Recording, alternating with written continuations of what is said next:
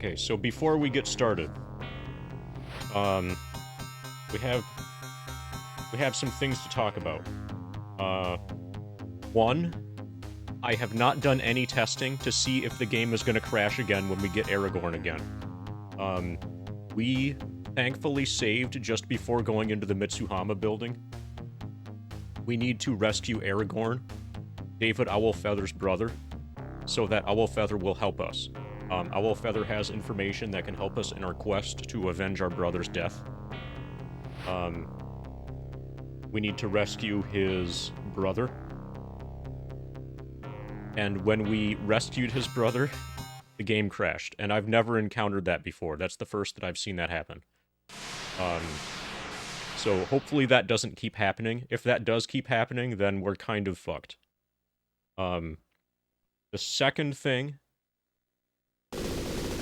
is that because of the game crash, we have some information now as to the workings of the Mitsuhama computer network.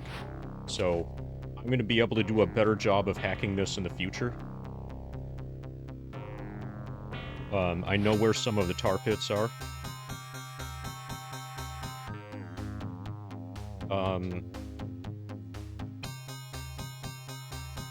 Actually, let's see.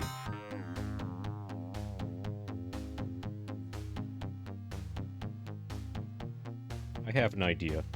Okay, yeah. I'm gonna try to hack into the Mitsuhama network from the second floor.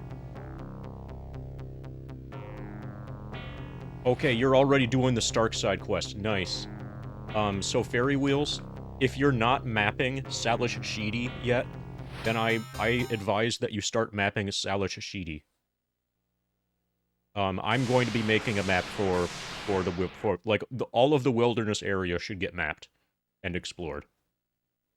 I'm going to be making a map for that during this stream. You do it mentally?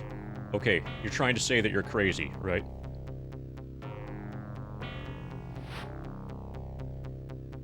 No, you're trying to say that this game is crazy good. I understand.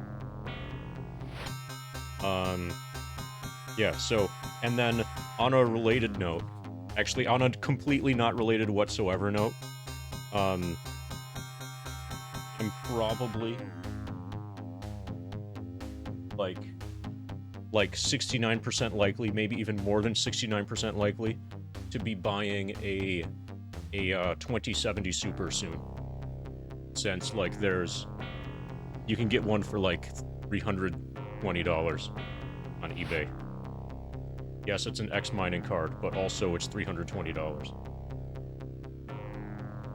I don't know how that's related to anything else here. Well, it'll actually make streaming FF7 Remake a little bit better. So, in that sense, it's relevant for the stream. But anyway.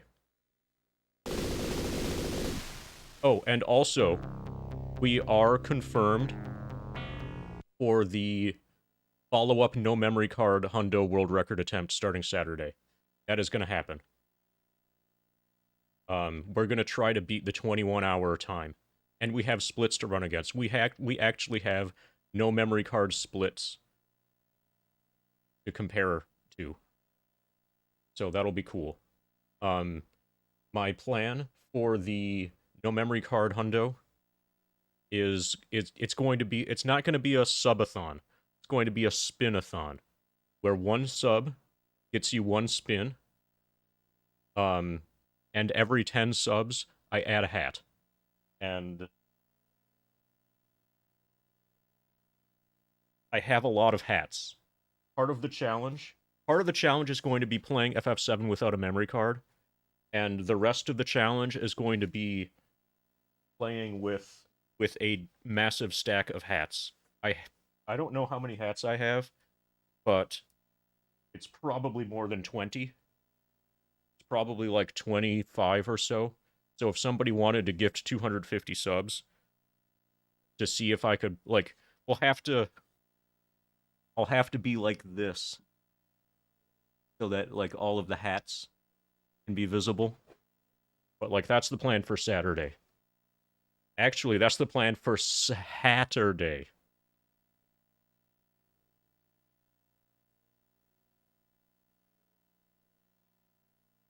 Get it? Saturday.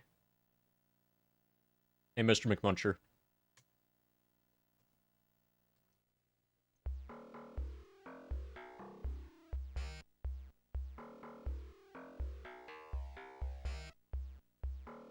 Okay. The correct Mitsuhama building is the one up here.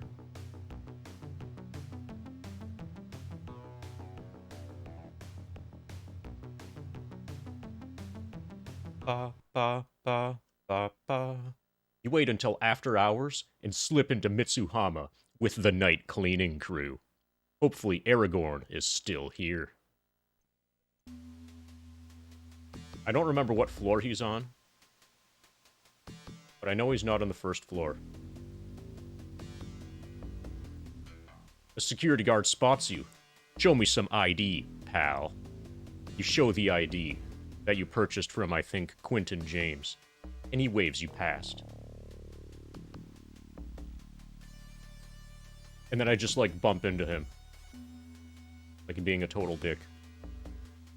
Okay, so there are 5 floors.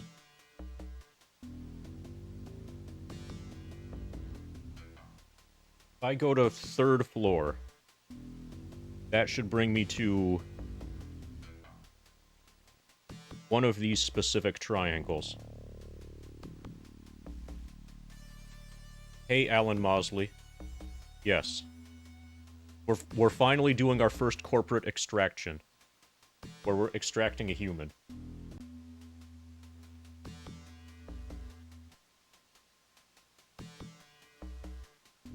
You are facing a sturdy door held closed by an electromagnetic lock. We purchased an L5 maglock passkey for 42,000 Nuyen, just so we can press the A button. Your maglock passkey quickly decodes the lock, so none of these locks exist.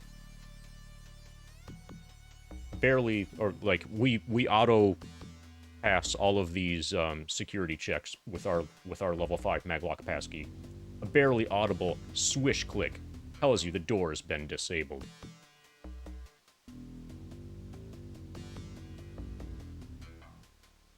Oh, so you found an OOB. Nice.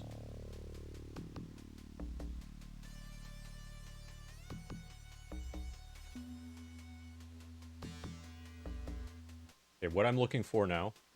Okay, good. A computer panel. The security guard spots you. Show me some ID, pal. You show the ID, and he waves you past. Accepted. Alright, let's kick some ass.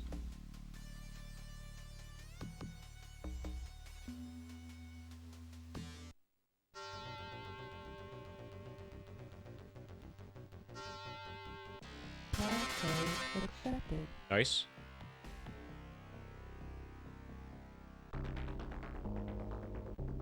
Red 5. Yeah, I know where we are, because I've seen the map before. And I know to avoid the tar pits. I'm gonna get as much data as I can from here. Oh shit. I think my deck is still full. I don't think I can get more... I don't think I sold the data from my most recent Matrix stuff. Rejected. I don't know if there's a tar pit here or not. Apparently there is not.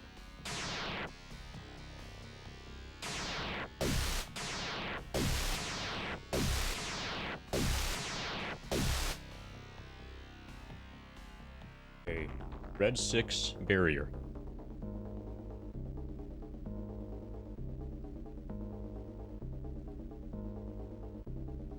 And there's another red 6 barrier right here.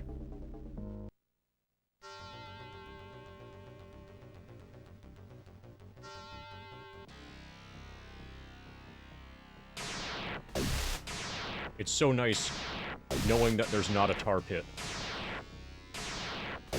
So I can just attack.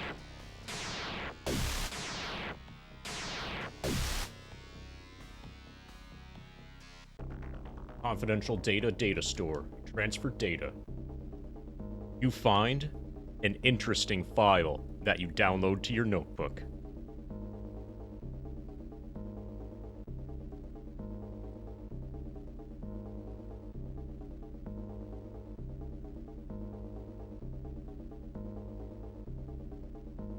Strike team orders.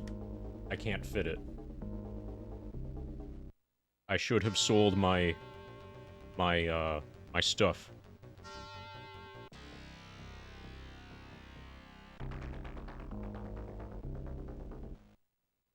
Okay, there's a black ice here. I will just fight it.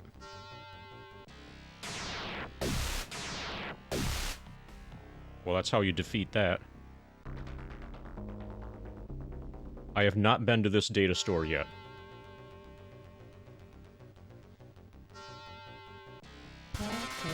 Okay, tar paper. Barrier and tar...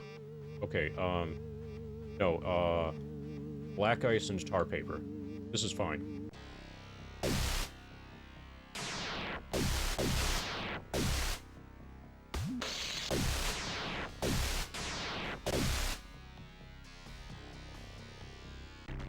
Financial data. Red 6.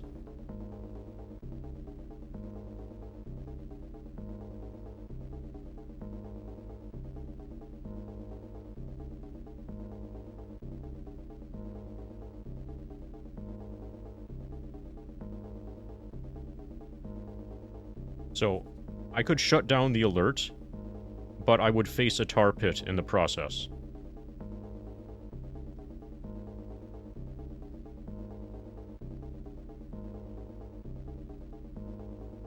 There are 2 more... Okay, I know what we're gonna do. See if there's anything here. Okay, nothing interesting. There are 2 more data stores that I'm going to hit. And then I'm gonna be done with this network. And the alarm is gonna be blazing when I make it back to meat space. Because of what I've done here. Because we have active alert right now. Passcode rejected. Passcode rejected. Passcode rejected. Passcode rejected. Passcode rejected. This is because of the alert. Rejected. Passcode rejected. Passcode rejected. Passcode rejected. There might be a tar pit here. Apparently there is not.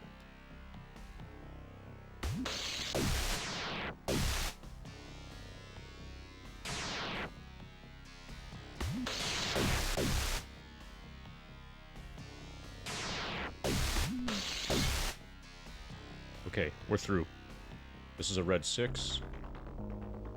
And both of these are safe. Both of these data stores I can access.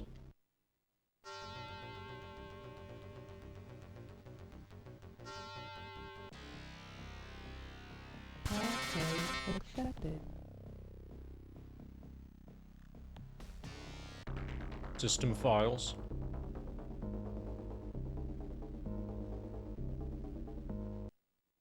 And then down here is competition data.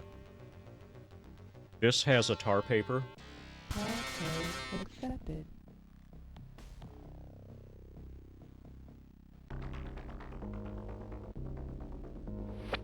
Okay. Yeah, we're done here for now. Now we're just gonna try to get Aragorn. Opening the safe, you find 4 trauma patches. You are facing a sturdy door, closed by an electromagnetic lock. Your maglock passkey quickly decodes the lock. A barely audible swish click tells you the door's been disabled. You would think that having the alarms on would, you know, increase the security measures.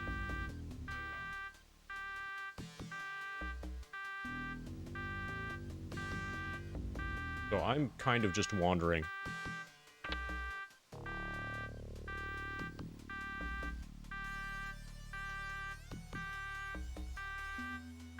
Opening the safe, you find 4 frag grenades. Okay, we got some combat.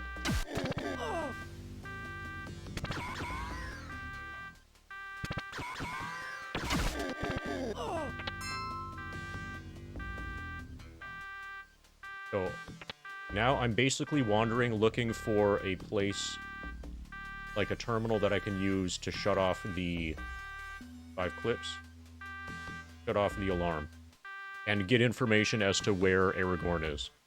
Opening the safe, you find 200 Nuyen.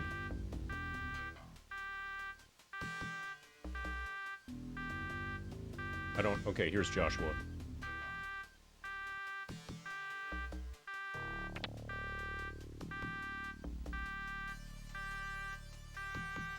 Okay, here. Use your Okay, you are facing a building security terminal. Use your electronic skill. You jam through the system, shutting down the alarm system and the security cameras. I'm going to keep doing this until I get information as to where Aragorn is held. You try to break into the security system, but fail miserably. Good thing we can try again.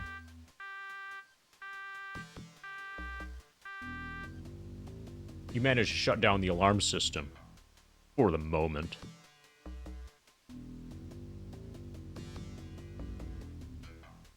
You jam through the system, shutting down the alarm system and the security cameras. You also find files that suggest you should search 5th floor.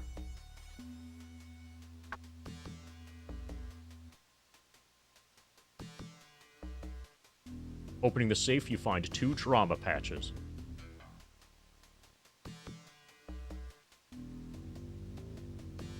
I don't know what floor I'm on right now. If we find an elevator, we'll get information about that. Okay, I was on 3rd.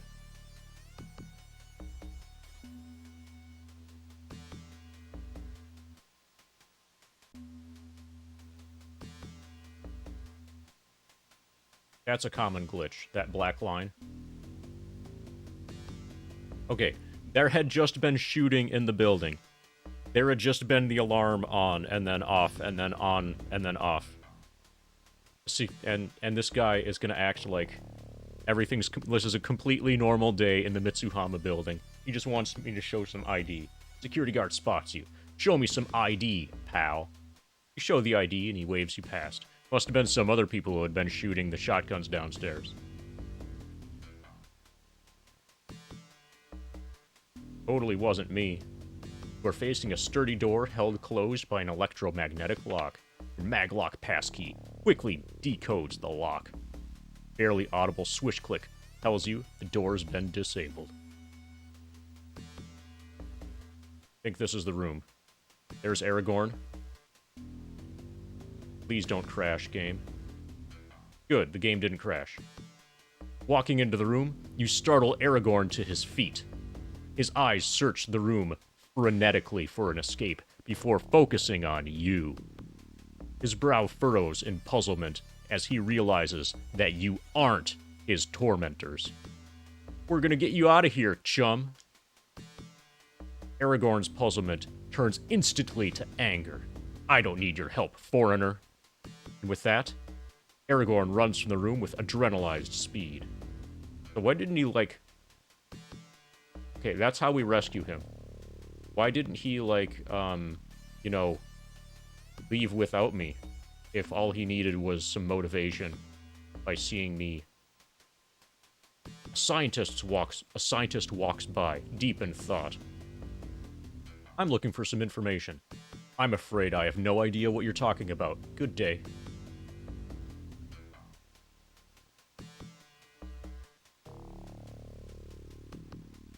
This is looking like it's going to be a lot easier than I expected.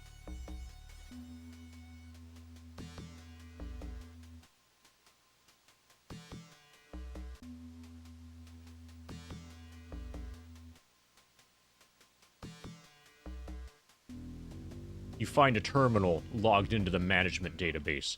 Perhaps searching the computer will provide information. No, we don't need that. We're done.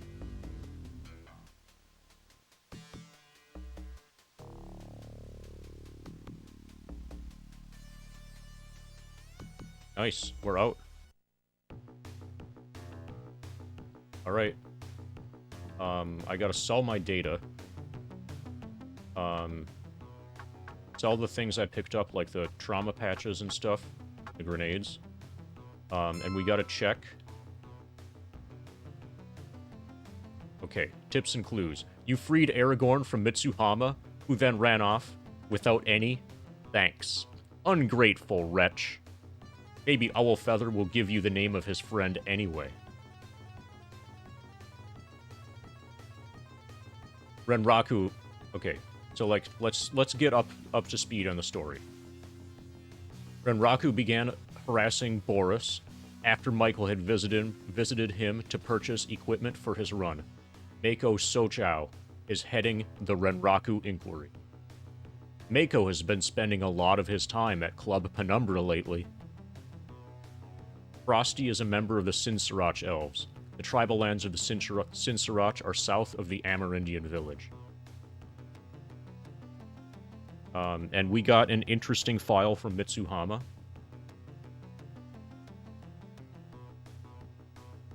I'm guessing it's... Yeah, this is it.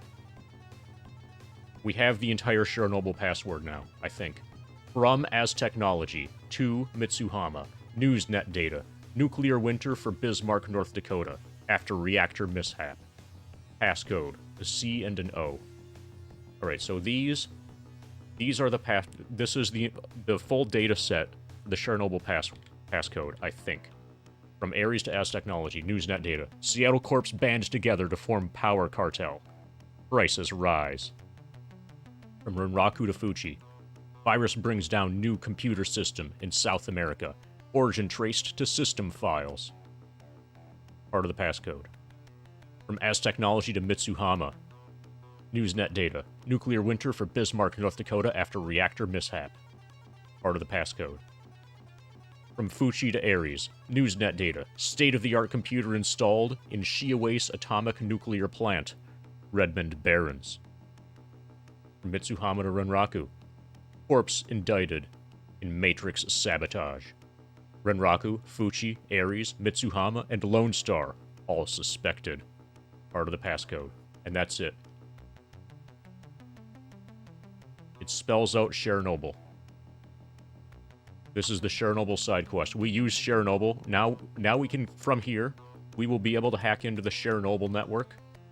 And that is by far the most devastating, like, completely ridiculous,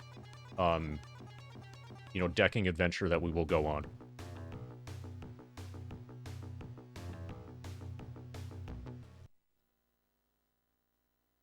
Like, the map for it is completely crazy, and the corpse, like Renraku, Fuchi, basically those are nothing compared to the Chernobyl network. Got some data I'd like to sell.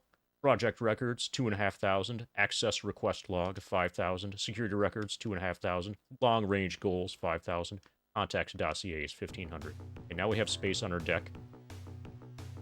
I want to sell the stuff that we just got from that run, like grenades and things like that. Now we've got to decide: do we want to hack Chernobyl right away?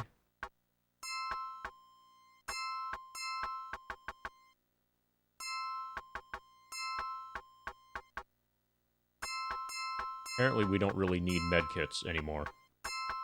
Not with our heavy combat armor.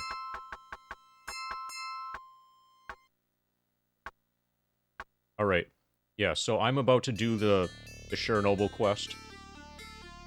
So if you watch this stream, I kind of remember how to do everything and where to go and stuff like that. So if you want to figure the stuff out on your own, you should... Oh, something you could do, Fairy Wheels? Leave the VOD open so that you count as a viewer. You know, pump up my numbers. You know, just like mute the tab and have it over on the side or something. I would appreciate that.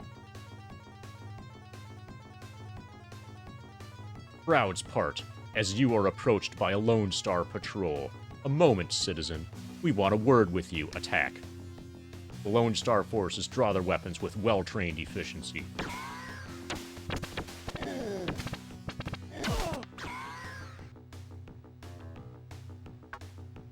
They just stole some of my ammo. I took no damage.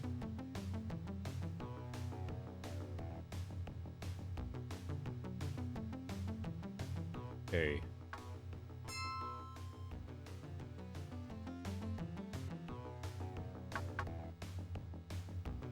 Passcode. Here we go, boys. Here's Chernobyl. Accepted.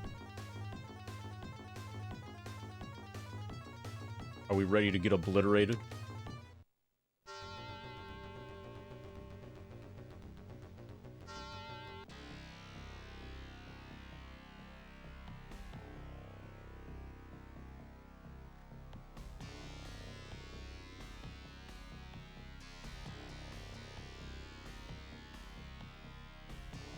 Passcode accepted. Nice. Every node is extremely dangerous here. Oh, it is the federal government. Okay. But it's a different network. It's got to be a different network than the UCAS. Oh, maybe.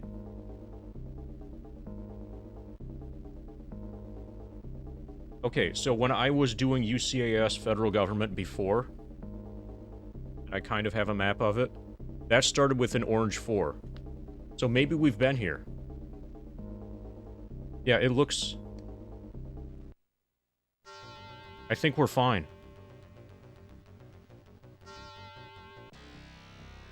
This should be a green 5. Passcode accepted. Yeah, this is a green 5. Yeah, we're good. Okay. This is easy. Okay. All of the hype just kind of fizzled. There is still, Ito Ogami's, private network, is also really dangerous. But apparently this is just UCAS, and I had mapped that earlier. Yes, this is gonna be easy. So this one, this is an orange 5 with access 6 and a tar pit 6. This could be bad for us. If deception doesn't work, then we're gonna have to... then we're fucked. Passcode accepted. Okay. Yeah, if that had failed, that would have been really, really bad. But we're fine.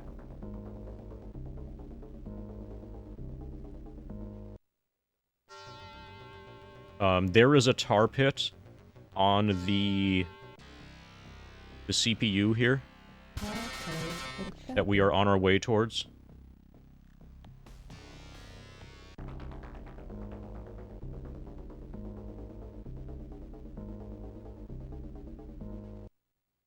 Okay, this is Access and Black Ice. Passcode rejected. Passcode accepted. Okay, here, there is a tar pit. Killer and a tar pit.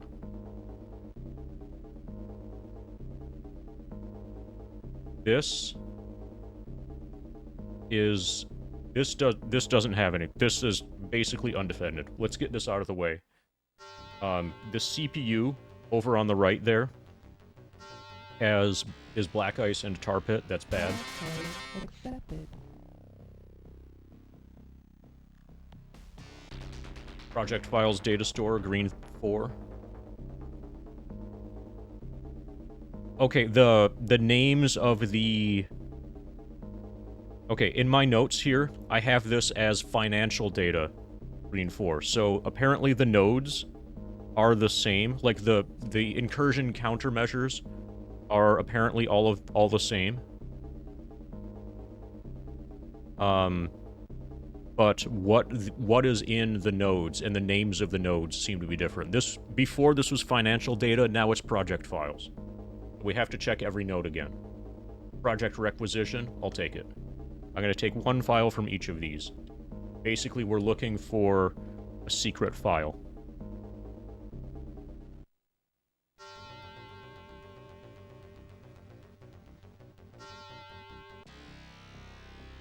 This coming up is Killer and Tar Pit.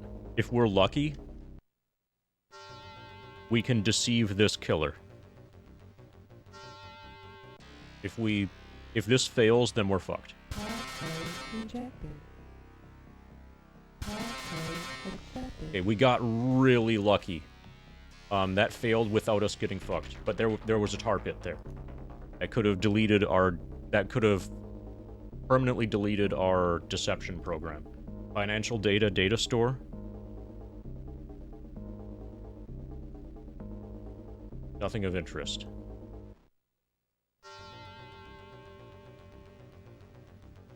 I don't know what is on this node.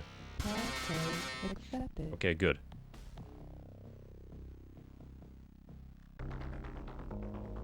Red 5.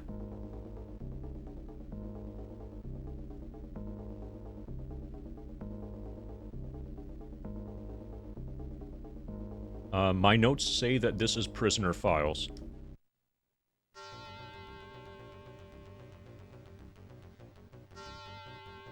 Passcode accepted. Maybe my notes were wrong before. Okay, maybe my notes were wrong. About that one, the one that I thought was financial data. Nothing of interest. Yeah, I'll just fix that.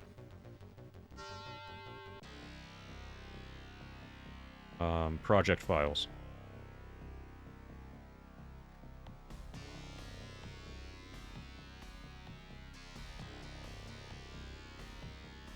Passcode accepted. This should be system files. Green 4. An interesting file that you down... This is it. This is it. Some of the... Yeah, this we just solved it. I remember now, one of the hint information things said that the virus... the location of the virus was isolated to system files, and we just got an interesting file that we download to our notebook from the system file data store. That's it. We got it. There are still 3 more data stores in this network that I'm gonna try to get into.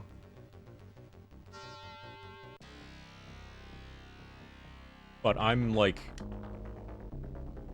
98% sure that we just successfully completed the Chernobyl side quest. We'll see when we jack out.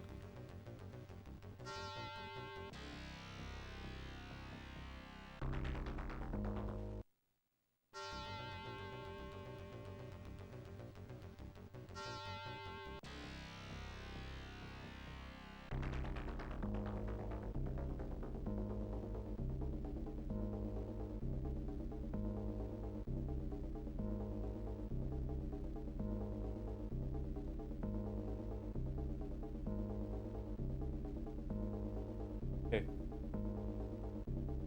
What's this game about? This is quite possibly the greatest cyberpunk game ever made. Hey hue hue. We are hacking into the federal government, and we just completed, I'm pretty sure, we just completed, a side quest that prevented a nuclear disaster from destroying Seattle. Okay, I don't know what's on... Okay, the rest of this, we're gonna be blind. Passcode accepted. Nice. No. Of course not. This is a good game. Okay, that's orange 4.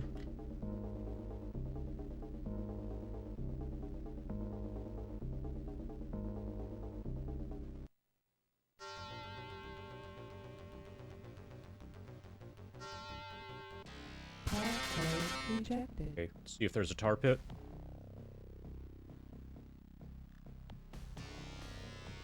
Apparently not.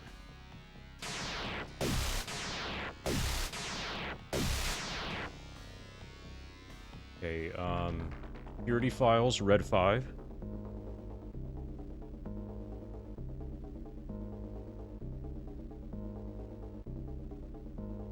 Barrier.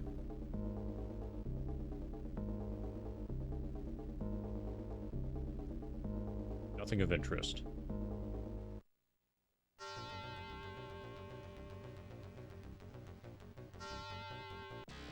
Passcode accepted. Nice.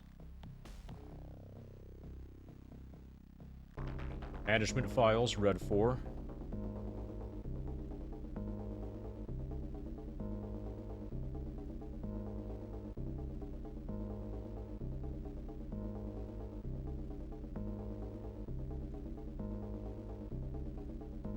Bank account numbers. Make it. Then I'm gonna... So...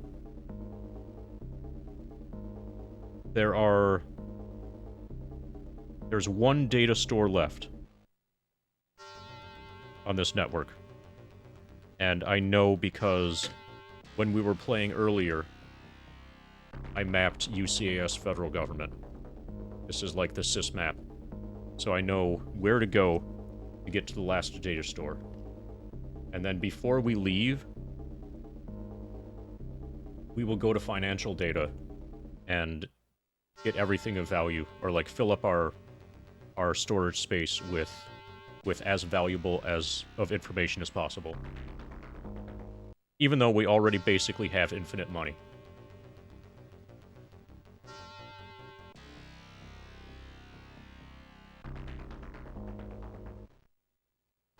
We have 3 nodes left before we're completely done. So even if there are tar pits on all of them, we're fine.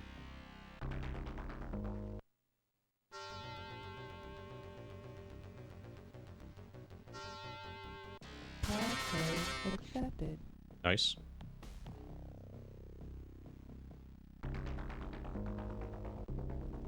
Red 4.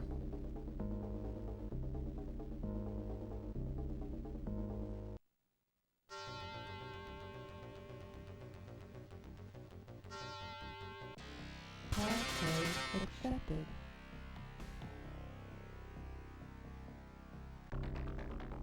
Orange 4. This is our last data store.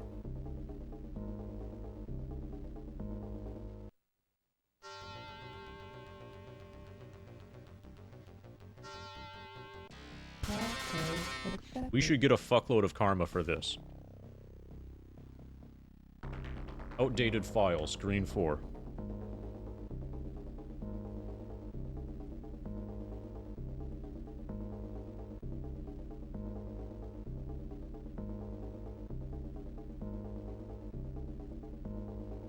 Okay. Nothing of interest. I'm gonna make my way... The data store in the bottom left is a red 6. And that should have the most profitable information. So we're just gonna make our way over there. I think we can fit like 4 more files.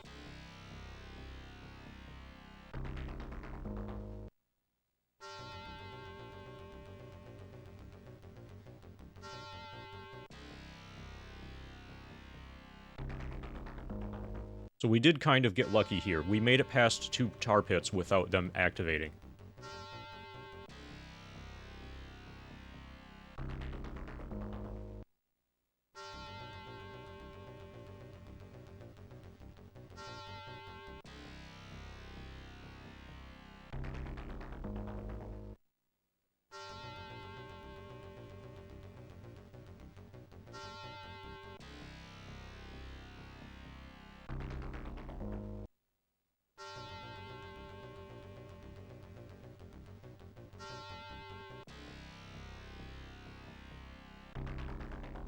Browsing the data store you find, nothing of interest.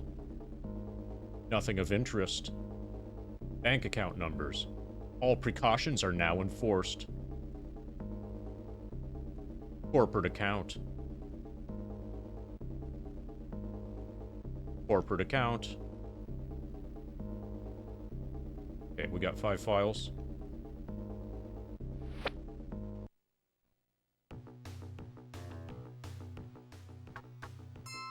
Alright, check it out, everybody. Notebook, tips and clues. What was the file we got? What does it say?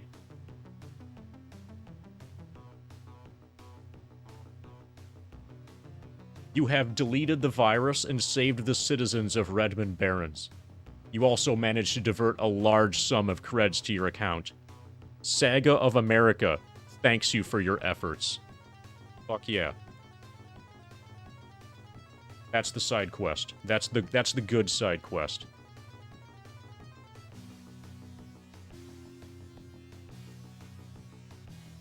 We are really hundoing this game. That's basically it. That's how you. This and the Stark side quest are how you hundo the game.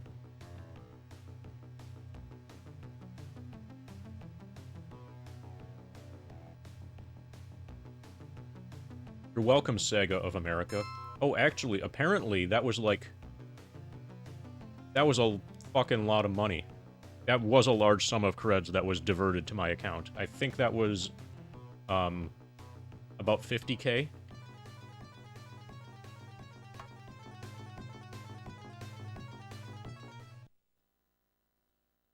Project requisition sells for 1,000. Bank account numbers 1,500. Corporate account 6,250.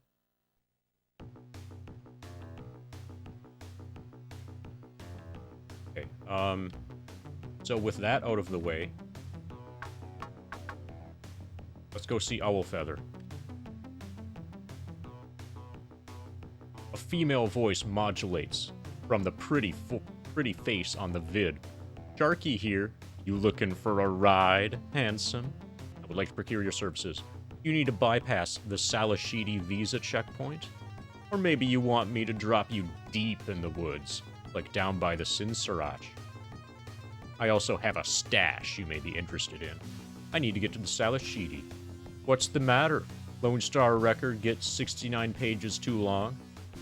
I don't really care as long as I get my payment. I own a chopper, so dropping you past the checkpoint undetected is a bit tricky, but I can do it for 3,000 large. Easy money, chummer. I'll pay. Okay, hotshot. I'll meet you there in 6.9. Climb aboard, and I'll have you there faster than you can say vertical takeoff and land. He arrives on schedule, and you soon arrive in the wilderness.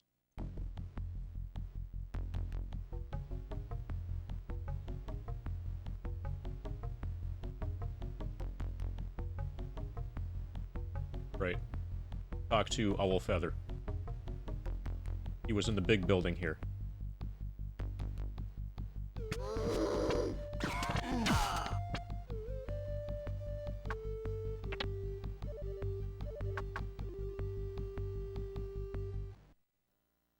Still no luck, eh?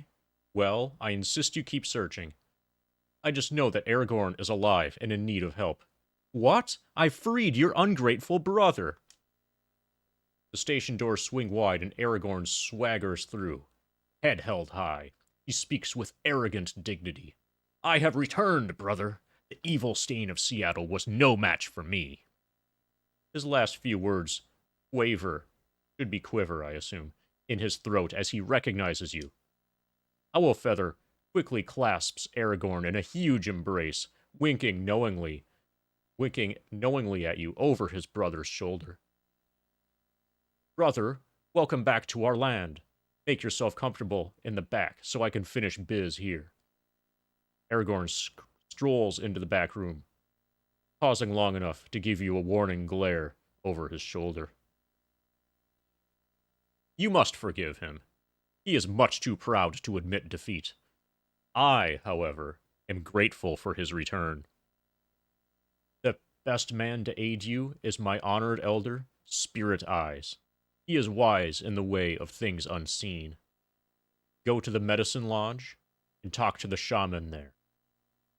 Tell him you wish to speak with our most wise one. Farewell, Joshua, and Godspeed on your quest. Thanks for the info, chum. Sure thing. You just keep your nose and these lands clean. Okay, I'm gonna start mapping the wilderness now. So the things that we have to do. Spirit Eyes Okay, Owlfeather tells you to seek out Spirit Eyes. He is a powerful shaman at the Medicine Lodge on Council Island. We can do that whenever. That's easy.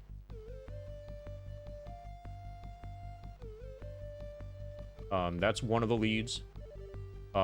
We can try to meet up with Mako Sochow at Club Penumbra.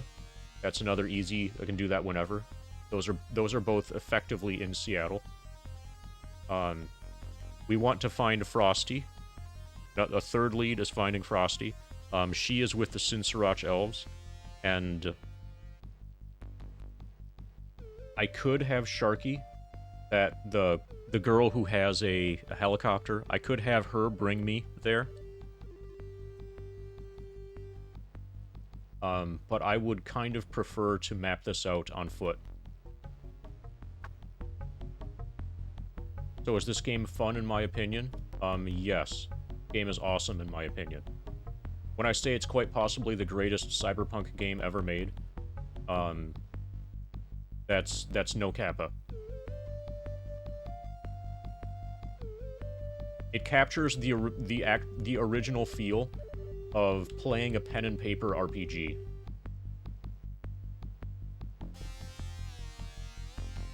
there any good competition? Yes. Shadowrun Dragonfall is also pretty good.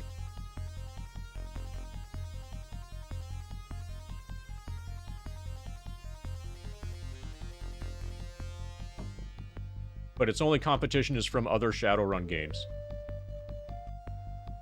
Well, I've heard that Cyberpunk 2077 has gotten significantly less bad over the since it it was released.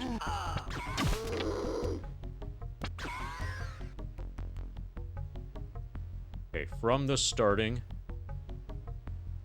point, there's a cave headed west.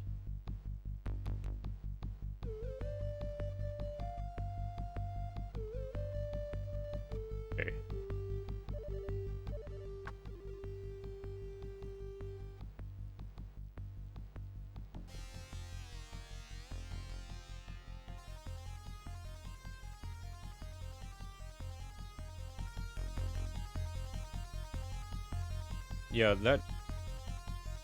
Yeah, I saw some of that. About how the QA was basically just fucked, and they were incentivized to report things that don't matter,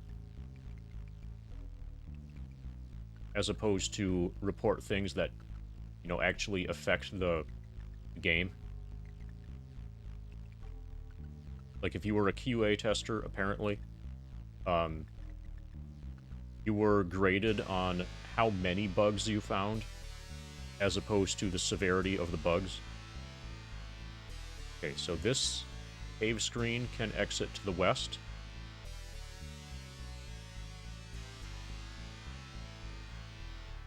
The hair on the back of your neck rises. You feel like you're being stalked.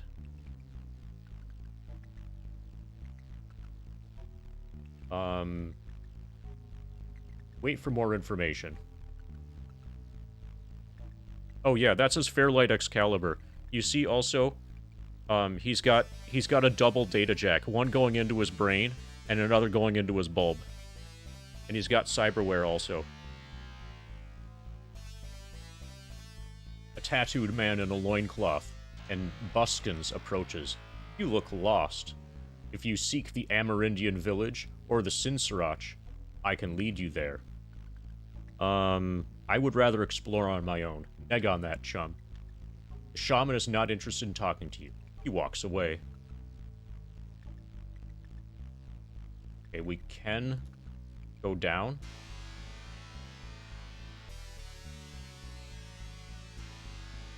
But every one of these screens, I'm going to do a full walk of the perimeter.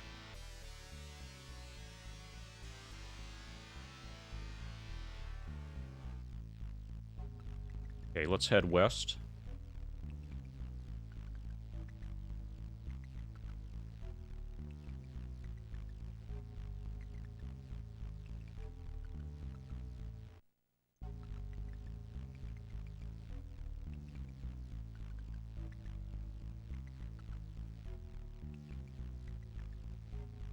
But more seriously, Samney, Shadowrun for the Genesis, this game here, is easily one of the best RPGs, probably the best RPG for the Genesis, and easily one of the best RPGs of the 16-bit era, in my opinion.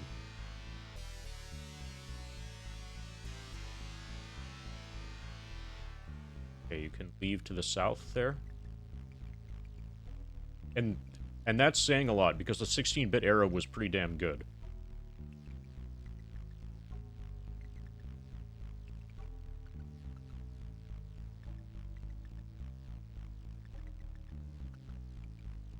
Mechanically, it is a faithful representation of the original Shadowrun pen and paper mechanics. So if you look at, like, attributes and skills, basically, you could take this right here, and bring it to your game master for Shadowrun, and, you know, you would be able to play this character exactly without having to modify it to, like, convert it into pen and paper mode.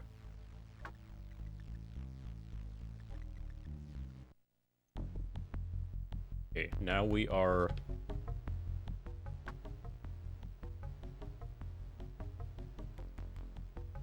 out in the open. Hair on the back of your neck rises. You feel like you're being stalked. Also, don't forget Shining Force, Shining Force 2, and Shining in the Darkness. The Genesis was really good at RPGs that started with the letters SH. Wait for more information. The ground trembles as Wendigo charge.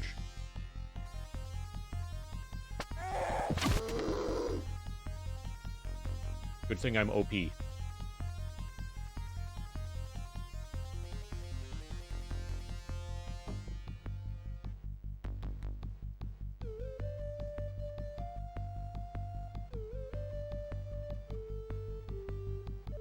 Bottom left part of this, there's a cave heading west.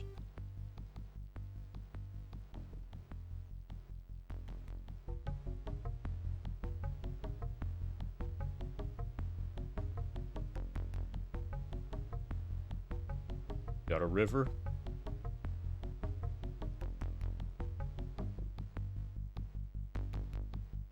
Oh, okay, gargoyles just attacked us out of nowhere.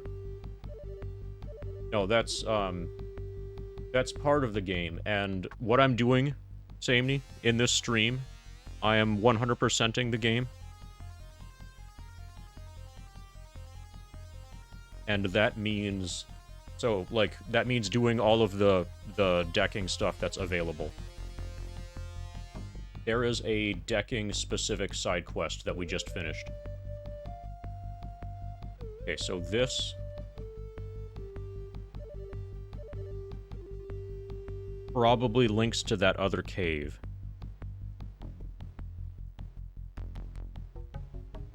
Oh, yeah, it turns out that I'm hundoing it. We're defining that as all contacts, all gang affiliations, and both side quests.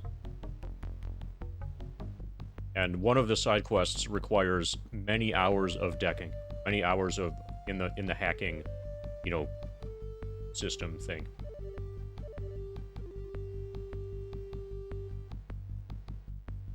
A group of young Amerindian boys are scouring the terrain in search of something.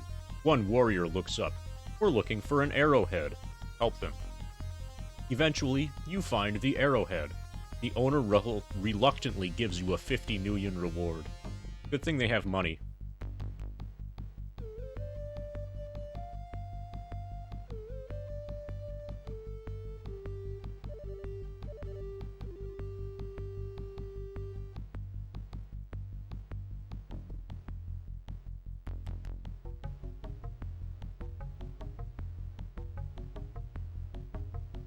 Okay, so this...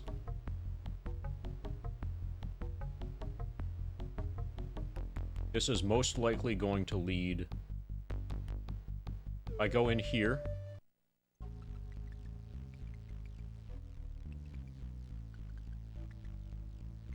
Yeah, we're actually... I'm exploring, like, so mostly it's set in Seattle.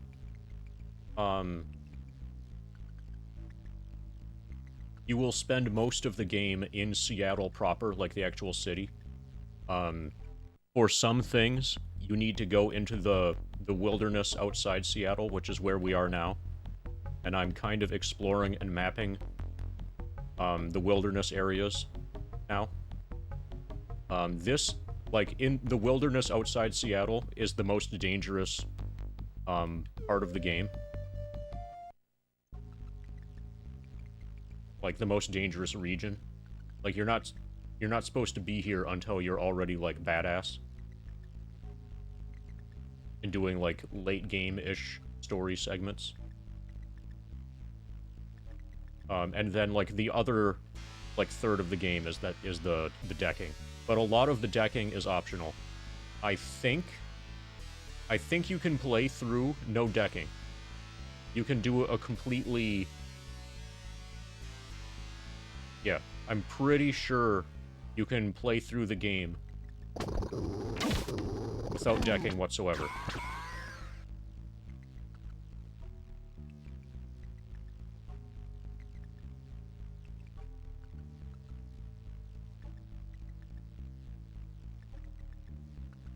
So, like, all of that is technically optional.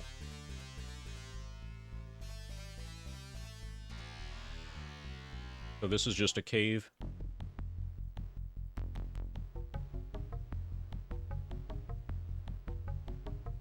And kind of a dead end.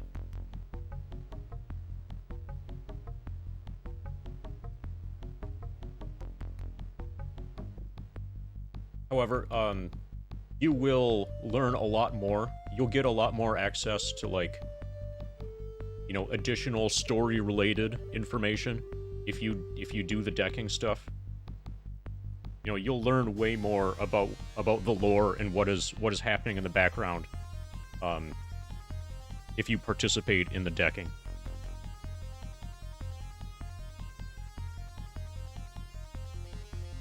Also, it's by far the best way to make money. A group of young Amerindian boys are scouring the terrain in search of something. One warrior looks up. We're looking for an arrowhead. Help them. Eventually, you find the arrowhead. The owner reluctantly gives you a 50 Nuyen reward. Must have been an expensive arrowhead.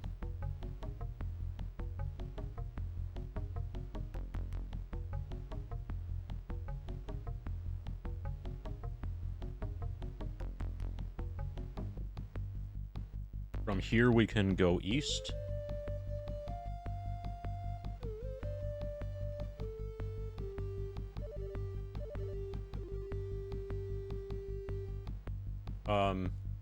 Yeah, that's kind of like watching a Blitzball stream and thinking that that's all of FF10.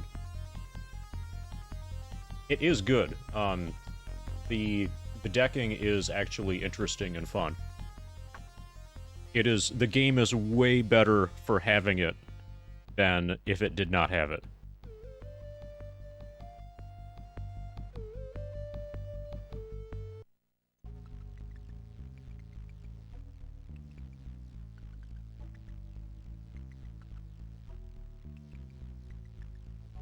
And I appreciate that they have a completely different, like, effective combat system for decking than for, like, actual Deep Space combat. So, like, the way that Shadowrun Dragonfall does decking is that they have it work all basically identical. So, like, decking combat in Shadowrun Dragonfall and in Shadowrun Returns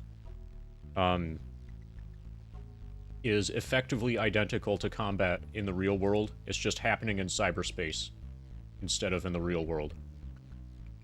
But here, they have a completely different system. Like, everything about it is totally different. So it feels more special. And it's clear that they actually cared about, like, making the decking good. It seems like every other video game besides this one that has hacking of some type or another has the hacking be just, like, totally terrible. Like some of the better hacking, possibly. Oh, shit. Okay. Yeah, those guys, they can breathe fire. And that pierces armor because it's magical fire.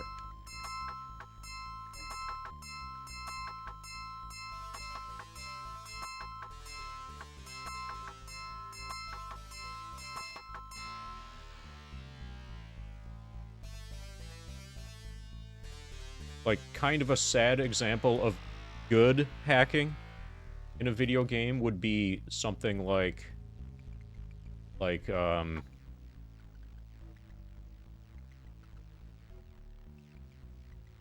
what's the thing? BioShock. You know, like, where you link the tubes together. But here, hacking is actually, like, you know, real gameplay.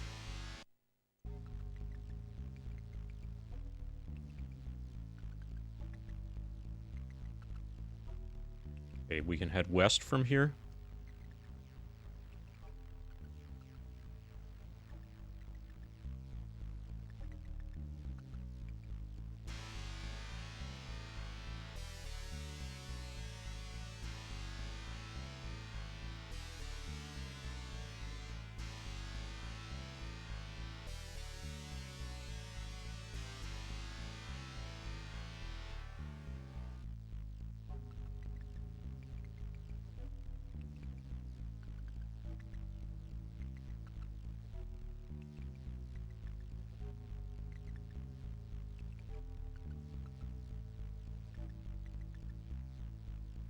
Okay, the only way to go here is west.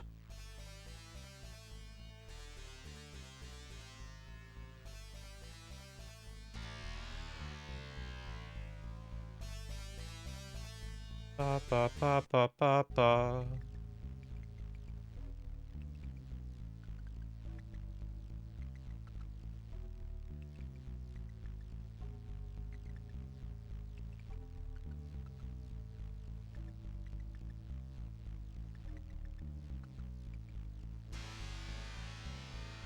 Ba ba. Ba. Ba ba.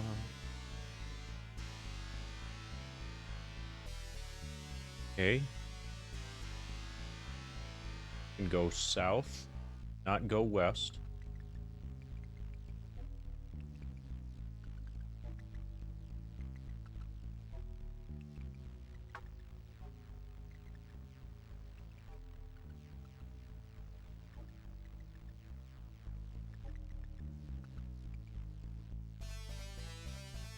Ba ba ba ba ba ba.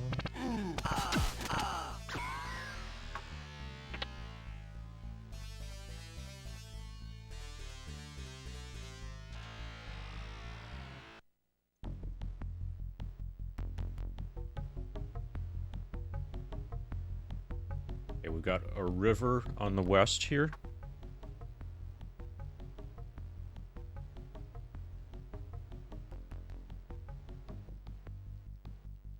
Yeah, I think it's less an issue about hacking, more an issue about subsystems and minigames in general. They're often very just half-assed throwaway, and it becomes obvious, especially in modern gaming. You like Blitzball, but even then it's quite obvious that, yeah, they did not do very much testing.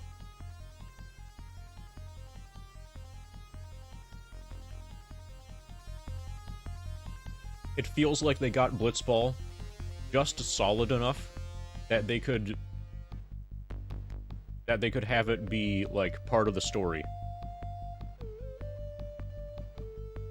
And that, technically, if you wanted to play Blitzball, you could. And they're like, okay, that's good enough.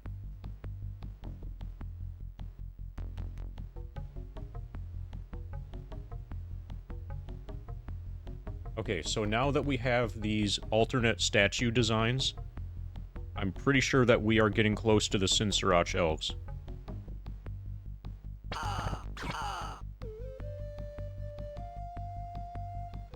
Okay, Okay, and there's a cave to the right.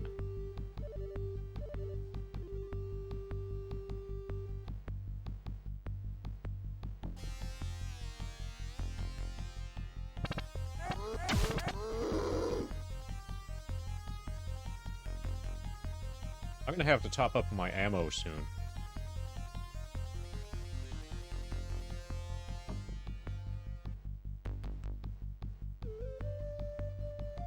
Exploring the wilderness really drains my ammo supply.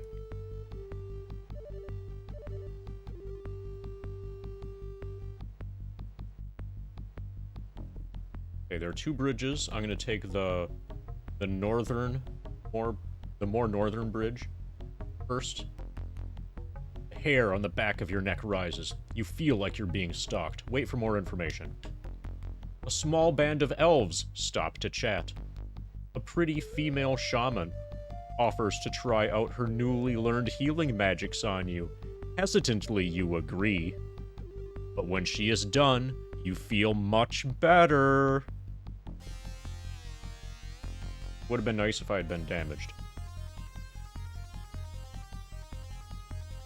So that helps suggest that we're in Elven lands. A group of young Amerindian boys are scouring the terrain in search of something. One warrior looks up. We're looking for an arrowhead. Help them. You search with the young warriors. Soon, you find a large, dull animal scale on the ground. A dragon scale! I heard there was a dragon around here somewhere. This is much better than a stupid arrowhead. Since you found it first, I'll offer you 100 nuyen for it. Having no need for a discarded dragon scale, you take the nuyen. So that's how you do foreshadowing in a video game. Or that's how you do foreshadowing in a video game well.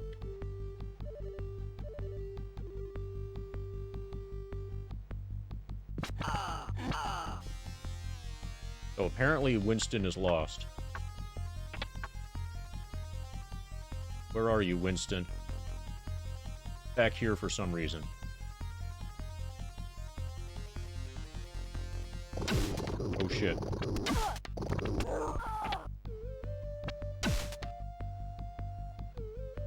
Okay, Rihanna died again.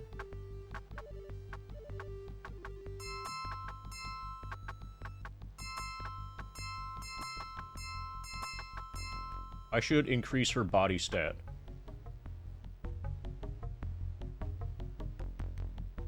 So those things, their attack ignores your armor.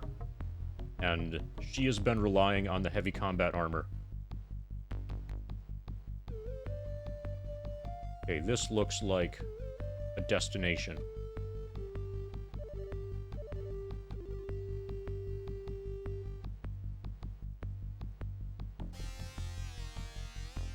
This looks totally like a destination. Oh, shit.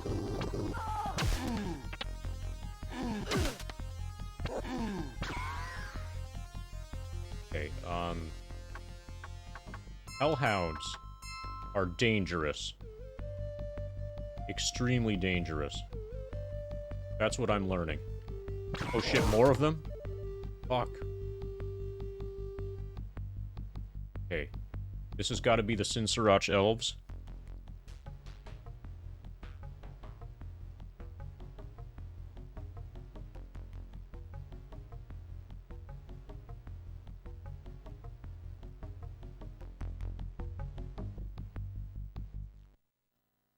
An elven guard. An armed elven guard. He has arms, that's good. Stops you at the gate. Hold it, round deer. This land is no longer UCAS. It belongs to the Sinsirach elves, and is governed by our tribal elders. You, Sura, are not a tribe member. So take your leave. I need some questions answered. Make it quick. I'm an extreme xenophobe with wired reflexes.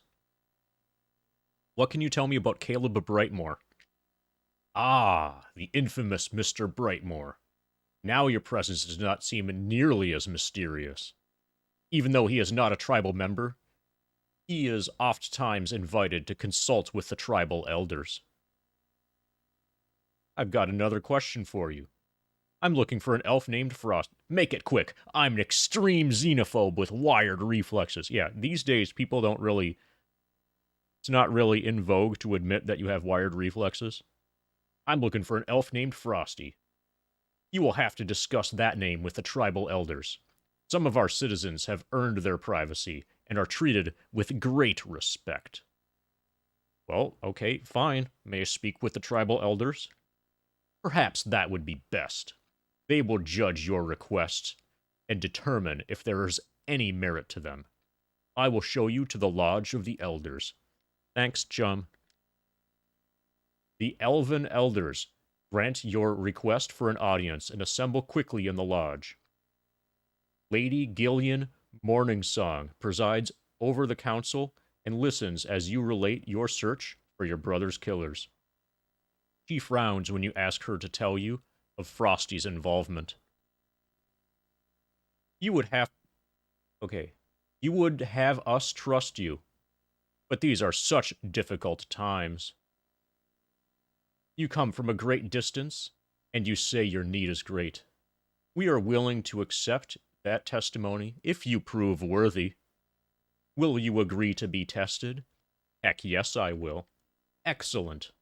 Although we may not see into your heart, we can see in its reflection. And we can then judge if you are worthy to be a friend of the Sinsaratch and learn its secrets. You must undergo the ritual of binding. This ritual has 3 parts. If you complete them all, you will have proven yourself to us and will become a member of the tribe. Only then can we tell you what you wish to know. First is the trial of friendship. Take this bundle to the Amerindian village. Deliver it unto the hands of Red Buffalo Woman. Thus will you prove your friendship. The guard shows you back to the front gate. If you wish, I could call off one of our cops off patrol, fly you back to the highway. It'll cost you 1,000 million, though. So, do you need a lift?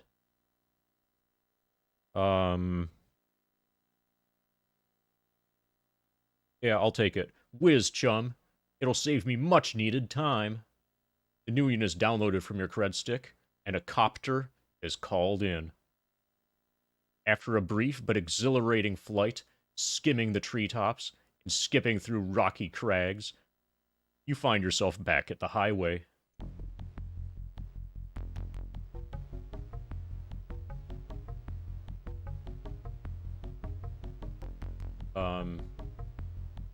So we're gonna do the Red Buffalo Woman thing. He was in here. This is the only other building. Oh, shit. Oh, fuck.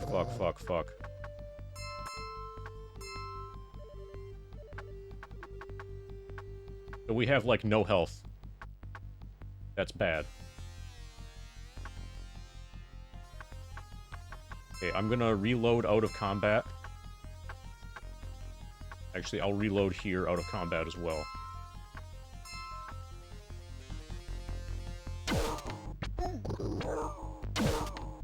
Okay, everybody's alive. Okay, good. We got lucky, I think. A lone Amerindian woman is knitting here. She looks up at you and introduces herself as Red Buffalo Woman. Thank you, elf friend. Please deliver my gift to Lady Gillian. Good luck on your journey. Okay, I'm gonna get out of here. Let's go back to Seattle. Let's get some medkits. Let's heal. Let's increase, Rihanna's body stat. Hey, turtle. The hair on the back of your neck rises. You feel like you're being stalked. I'm gonna duck for cover. You barely okay, you take a hiding position and wait. You barely make out a humanoid form whose color changes with the surrounding terrain. Bandersnatch walks on, unaware of you. Yeah, we gotta get back to Seattle.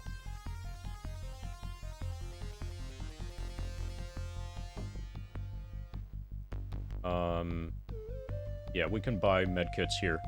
Need a ride, chum?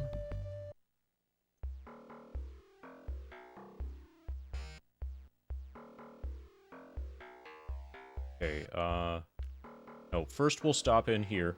We probably have a ton of karma now. The battered sign reads Stoker's Coffin Motel.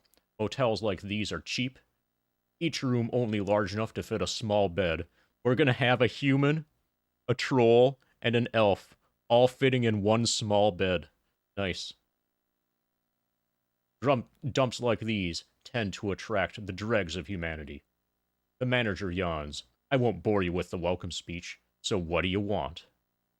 Just looking for a place to crash. I got a room for 20 million up front. You interested? Easy money, chummer. I'll pay. Hope you brought your own towels. I've been cleaned out this month. Enjoy your stay. Winston Mars needs medical attention. Rihanna needs medical attention. Steaming mug of soy calf would be just a whiz about now.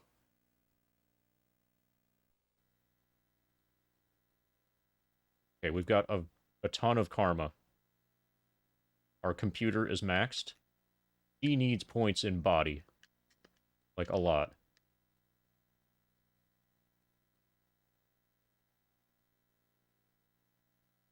His shotgun is maxed.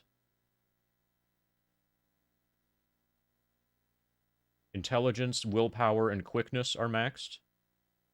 That's everything that affects combat for him, I think. So he should be, like, totally maxed on combat.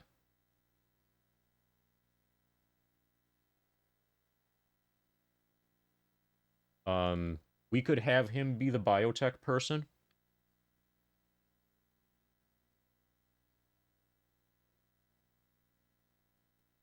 Okay, this,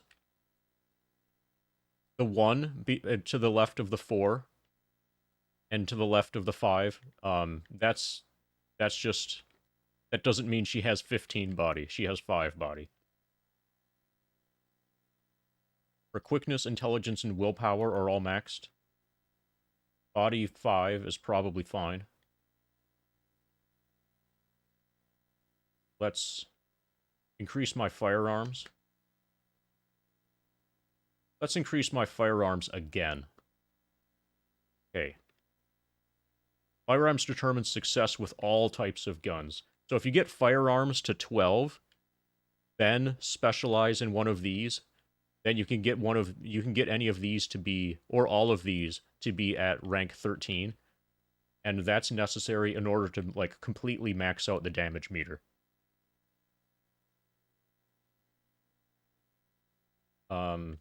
Okay, so if I give him, yeah, let's put a ton of points into biotech for him. Now we have a healer. Winston Mars is our healer. And she gonna get a little bit better at SMGs and a little bit better at electronics. Electronics determines success when attempting to force open a maglock.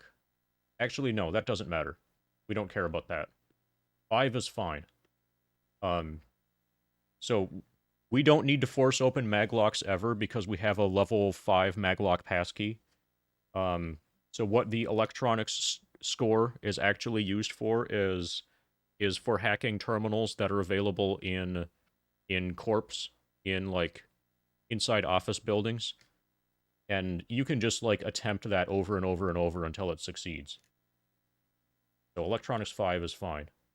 So I'm gonna... Okay, let's put more in SMG.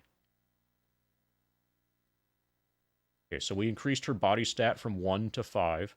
Put 2 points in SMGs. I brought my firearms in general for Joshua up to 10. We brought his body up to 10 and gave him 4 biotech. So we are way more badass now.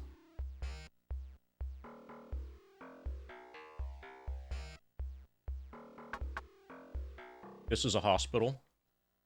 Little Chiba's Chop Shop is recognized as one of those most competent cyberware installers in Seattle. Their technicians and surgeons are extremely skilled, thus they have the ability to install powerful cyberware. A salesman walks up. I have a great amount of cyberware. Please, feel free to browse or buy. Our medical facilities are also available if you require treatment. I am in need of your services. Medical attention.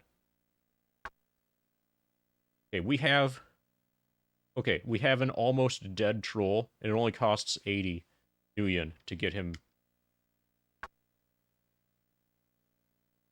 maxed. So here she costs almost 300.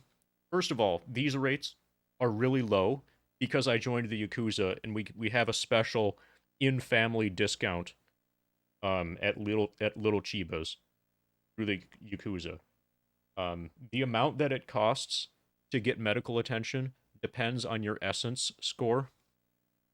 And because she has, since she has a fair amount of cyberware, that makes her more expensive. What does she have already?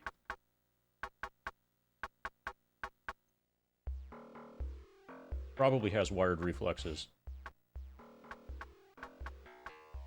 Okay, now she's doing more damage.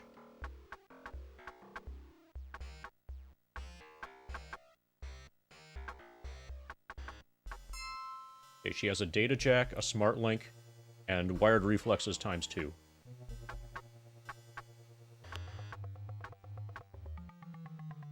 I think it's time to get him a proper shotgun. We're gonna go to the crime mall.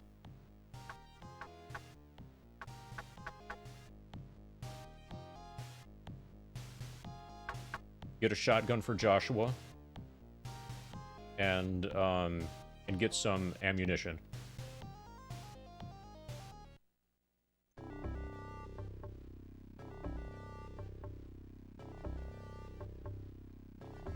Also, this is gonna sound kind of random. Okay, I have an idea.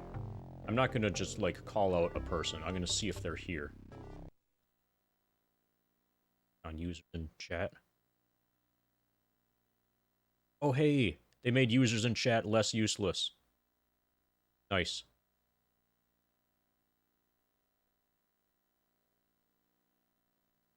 Okay, this abandoned mall was looted into desolation long ago. Now criminals have set up shop in the vacant storefronts to fence their wares. Lone Star regularly raids this place, but it's usually only the customers who get nabbed. Browse the weapons and equipment. You head over to the weapons stalls. The proprietor's lumpy overcoat seems to be concealing more items than are displayed. That sounds a little bit hyperbolic.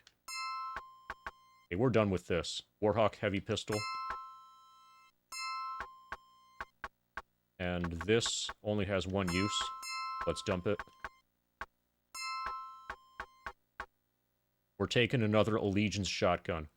The most damaging weapon in the game. This auto-loading shotgun is illegal. High damage, brutal power. The other shotgun is also illegal. High damage, high power. So the power is basically armor penetration. 3 less rounds per like, you know, reload unit, but you get brutal power. I always say yes to brutal power. Oh, they don't sell? Okay, here. Universal gun clips.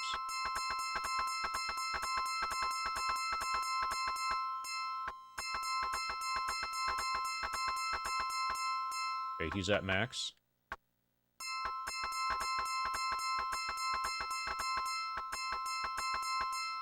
He's at max.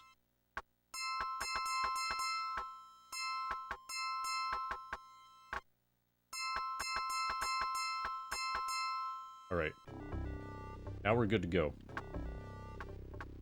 Equip the Allegiance shotgun.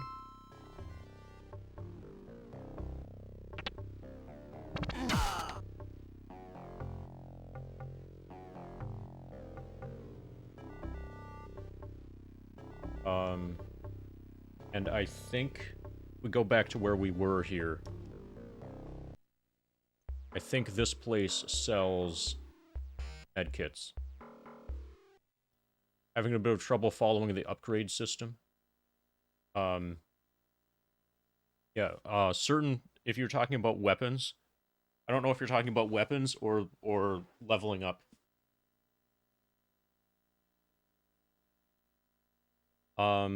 Money is hard to get unless you are a decker. If you hack computer systems, if you can successfully hack computer systems, you can get data that you can sell for a ton of money, and then you basically are rich. Then pretty much everything is fine. But if you don't do any decking, then everything ends up being expensive, and you have to be really careful with what you buy.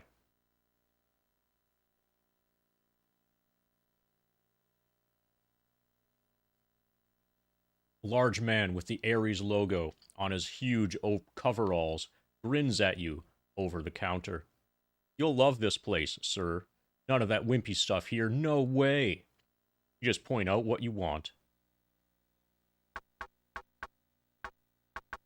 Okay, yes, they have medkits here. Which apparently we need a lot of.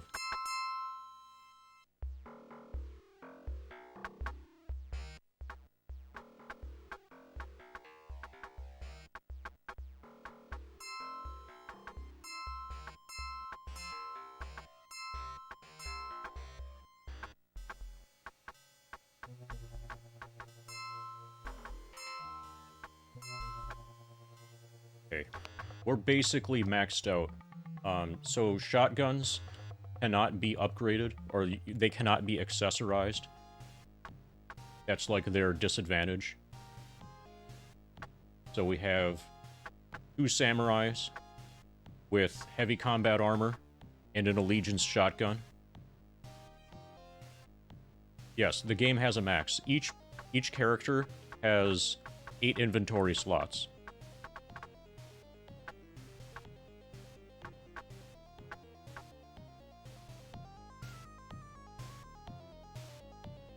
So if you do a solo playthrough, then it gets tight.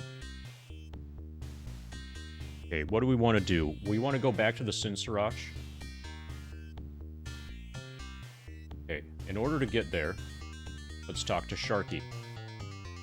Sharky here. Okay, a female voice modulates from the pretty face on the vid. Sharky here, looking for a ride, handsome? I would like to procure your services. You need to bypass the Salashidi visa checkpoint? Or maybe you want me to drop you deep in the woods, like down by the Sinsirach. I also have a stash you may be interested in. I need to get to the Sinsirach. I understand completely. That's quite a haul to do on foot. Quite a haul in my chopper also. So the fare will be 5,000 Nuyen. So normally, if you weren't decking, like if you hadn't done any of the hacking stuff, then there's no way that you would pay 5,000 for this. I'm paying 5,000 just for pure convenience. But since I'm rich because I've been doing a lot of decking, then you may as well. Yeah, I already procured her services. Now I'm procuring, like, we're getting deep. We're getting in deep with her now. Okay, hotshot. I'll meet you there in 6.9. Climb aboard, and I'll have you there faster than you can say vertical takeoff and land. She arrives on schedule, and you soon arrive in the wilderness. An armed elf. An armed elven guard stops you at the gate. Hold it, round deer. This land is no longer UCAS. It belongs to the Sinsirach elves, and is governed by our tribal elders. You, sirrah, are not a tribe member, so take your leave. May I speak with the tribal elders? I will show you to the lodge of the elders. Thanks, chum. The elders assemble, and Lady Gillian steps forward. You present Lady Gillian with Red Buffalo Woman's return offering. Thank you, Joshua. With the delivery of this package, you have completed the first test of the ritual. Next is the trial of fellowship. Long has Eileen Two Fists been away from us. She left 2 years ago to seek her fortune in the sprawl, but no one has seen her since. Return Eileen to us. By this you will prove your fellowship. The guard shows you back to the front gate. If you wish, I could call one of our cops off patrol to fly you back to the highway. It'll cost you 1,000 Danuyan, though. So do you need a lift? Yeah, let's do Eileen. Let's go ahead. Cost you 1,000 Nuyen. Well, I've got infinite money. Whiz, chum. It'll save me much needed time. The Nuyen is downloaded from your cred stick, and a copter is called in.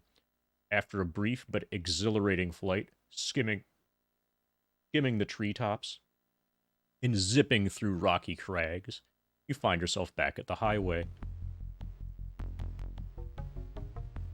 Okay, now we gotta find Eileen Two Fists. Need a ride, chum? Hop in, chum.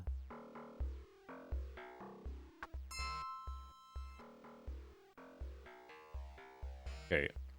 We have several leads. Owlfeather tells us to seek out Spirit Eyes, who is on Council Island. Mako Seichao is probably at Club Penumbra. The Sinsirach Tribal Elders, this is like the avenue that I'm pursuing now, will not answer questions until you've proven your trustworthiness. My current task is to find Eileen Two Fists and see her safely returned to the Sinsirach.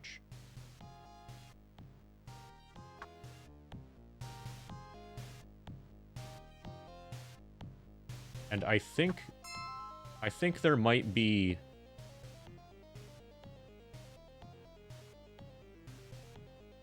information about her in some of the files that I'd gotten from decking. Okay, there's stuff here about the cybernetic heart. That's just about me.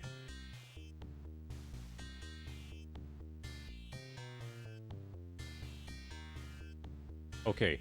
2, Head of Security from VP of Publicity. Due to the unfortunate nature of the recent security breach, we must give up this Eileen Two Fists to Hollywood Correctional. In the future, I suggest we cancel our contract with Lone Star Security and deal with problems like this ourselves. So this file here that I had gotten from decking, basically is saying that Eileen Two Fist is in jail. Which means we're going to have to break her out of jail, probably. So apparently there was a remake of this game, and considering the overview says it has a Counter-Strike buying system. Yeah, there have been a number of Shadowrun games. I think there was a... Okay, when you say a remake of this game, it's definitely not a remake of this. What you're considering is just another example of a video game that is set in the Shadowrun universe. Hey, DJ. The Jump House is a typical small bar inside the Barrens. Standard slime frequent it, and an occasional Shadowrunner sometimes slips in its entrance. You see a fat man licking his fingers in the far corner booth. If I recall correctly, Gunderson is going to know something about Eileen. Boy, friend, don't be so obvious. Old Stoker likes to toss my name around, but if you want to stay healthy in the shadows, you do well to just refer to me as Mr. Johnson. Looking for some information. Info, eh? Well, chummer, I might be able to help you there. Since you're pretty green, I'll offer some free advice. Most Johnsons don't mind telling you basic information, so there ain't a charge for that. But if you want some special contacts, the type that can help you out, well, that costs. Usually somewhere up in the thousands of Nuyen. Hurry up and ask, then. Okay. These are 2 new questions that I have not asked him before, so this is good. You know about Johnson named Vigor? Hear about the new blood, have you? He's the new man on the streets. His contract seemed just a little too good, if you ask me. His profits must be a serious shade of red, with the rates he's offering. Makes me wonder why he's been poking around in the rat's nest. Hey, are you thinking about making a deal with him? After all we've been through?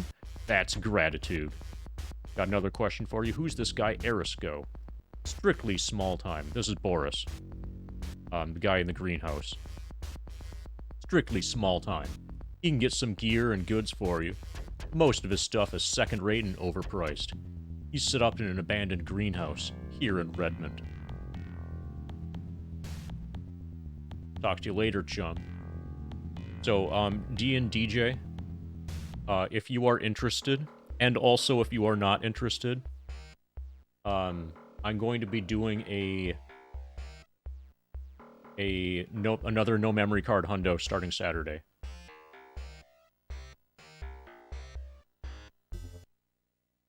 So to gather information, I'm just gonna go to each of the Mr. Johnsons and see if they know anything. Alright, cool. Yeah, we've got splits to run against. We're gonna try to get another world record in that category. This is Matchstick, a high-class nightclub that caters to the corporate clientele of downtown Seattle. A well-built and dressed human guards the door, checking IDs and cred sticks. I'd like to go in. Hey, Joshua, you've been on a lot of people's lips lately. I'd be careful if I were you, because some of those people are inside. Step this way. Yeah, Sammy, imagine if every video game ever that was set in that was based on or like any kind of adaptation of Dungeons and Dragons was just called Dungeons and Dragons.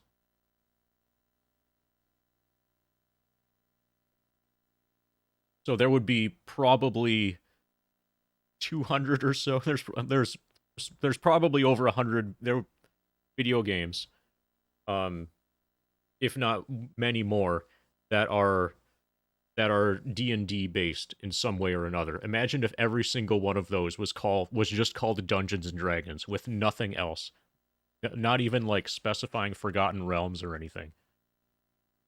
That's kind of what they do with Shadowrun.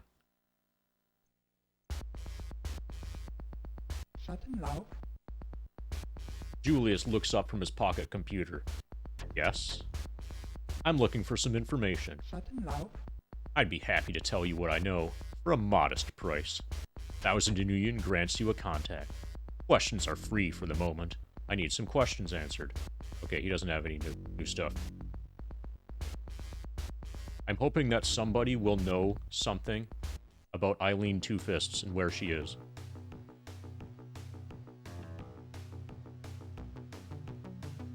Right, let's check Caleb. Icarus Descending is a high-class restaurant in the elven part of downtown. You have heard many times how culturally biased the management is against humans. Something only a prestigious establishment can get away with. Burly elven bouncer stands guard at the door. I'd like to go in. The elven bouncer sizes you up. So this is the Joshua that's tripping tongues? You should know that we don't like to serve your type, and you seem to know how to take care of yourself. Steps aside and lets you enter. Caleb is in his booth, going over some paper. It's good to see you again, Joshua Sib. How can I help you? Looking for some information. I need some questions answered. All you must do is ask. I will answer as best I can. Okay, good, he knows. I get new information all the time. Check back every once in a while, and I'll see if I can help more. Ever hear of Eileen Two Fists? Eileen? She's doing serious time from a botched run against Ares. She got set up by some of her buddies to take the fall while they got rich. She's on a cot somewhere in Hollywood Correctional. Talk about a different subject. See you later, chum. I look forward to seeing you later. Be careful out there, Joshua. Oh, actually, we should get a run against Mitsuhama. We should try to get a Matrix run against Mitsuhama. No. Go to Renraku. Nope. He should now be able to offer Mitsuhama runs. Nope, no Lone Star. There's still a few data stores in Mitsuhama that I have not cleared out. Top shows a moderate Matrix run. Nope. Hey, George. I have a Matrix run to contract out. Red flag for expert runners only. Is it Mitsuhama? No, it's Fushi.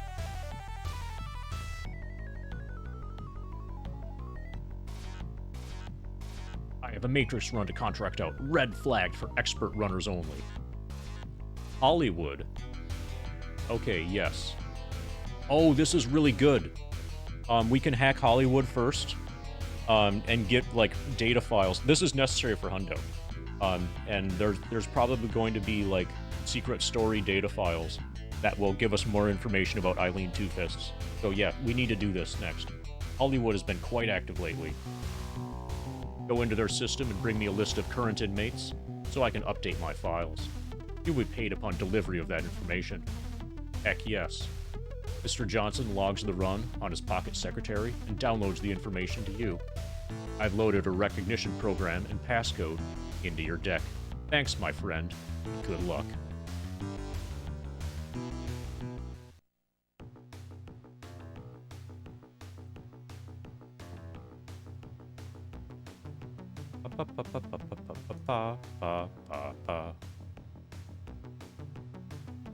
Shadowy image of a watcher, a phantasmal magical messenger, materializes in front of you. Come quickly, my master needs help.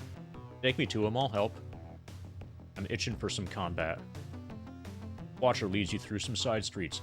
Points ahead, and you see an old man being brutally beaten by a group of I-5ers. The I-5ers see you and scatter immediately. The mage addresses you.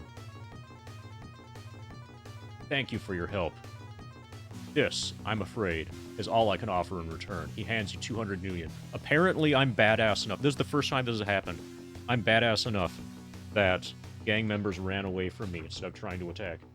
So, yeah, it's totally whiz right now, Joe Gruff. And also, Joe Gruff. Oh, wait, no. I was thinking... Never mind. Yeah, I thought I had a question for you, but apparently the question is for somebody else. Yeah, I was confusing you for somebody else. But anyway, just imagine that I had a question for you, but I actually had a question for someone else. And if you imagine that, then it'll be accurate.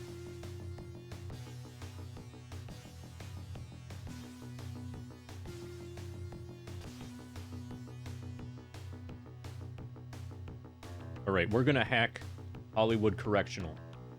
Hopefully we can return to this network later. So good news, we still have more decking to do. Passcode. Yes, good. There. Oh, and for some reason, the Chernobyl thing went away. We don't get to return to the Chernobyl network.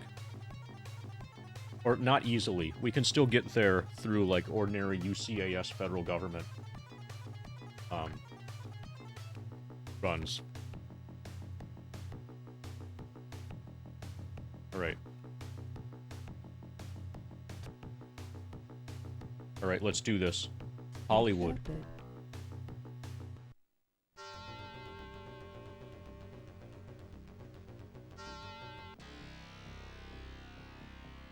Even better is that they decided to name the games they named the same with Edition, making this Shadowrun 2nd Edition. Passcode accepted. Oh, yeah, okay. Yeah, a lot of books seem to have 2nd editions. I don't know why. Orange 4. Hollywood Correctional.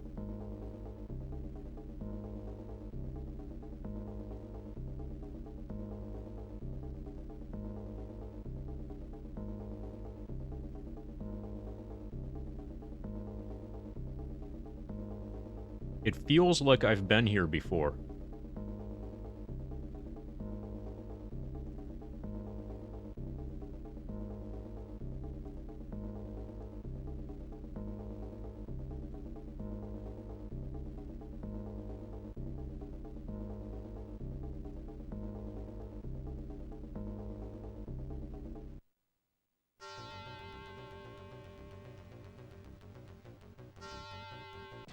Passcode rejected. Okay. We have a barrier. This is testing to see if there's a tar pit. Apparently there is no tar pit.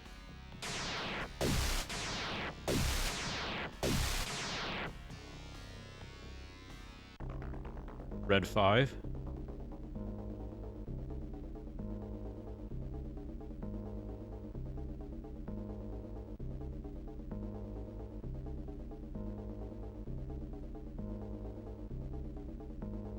Yeah, it feels like I've been in this network. This might be sometimes used as an unnamed high-level network.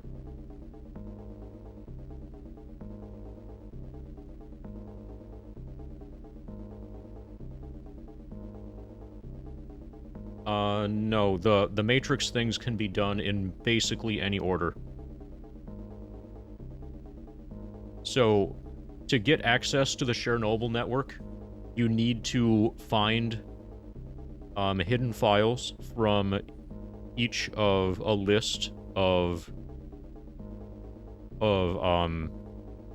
actual, like, each of a list of megacorp networks.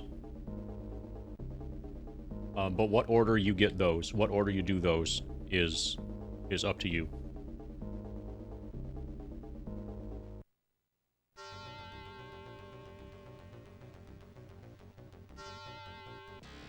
Passcode accepted. Oh, okay, okay, red 5, security files.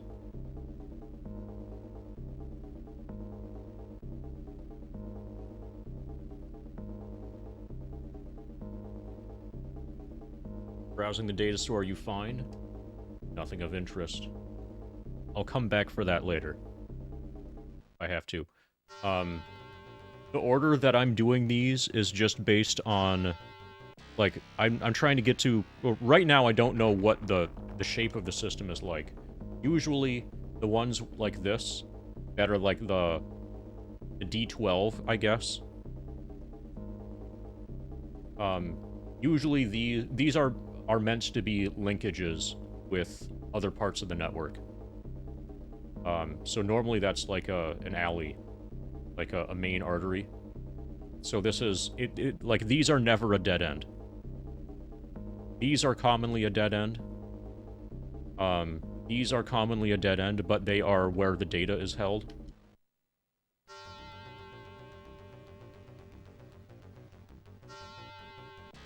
Passcode accepted. But what order you do things doesn't matter. Management files, orange 5.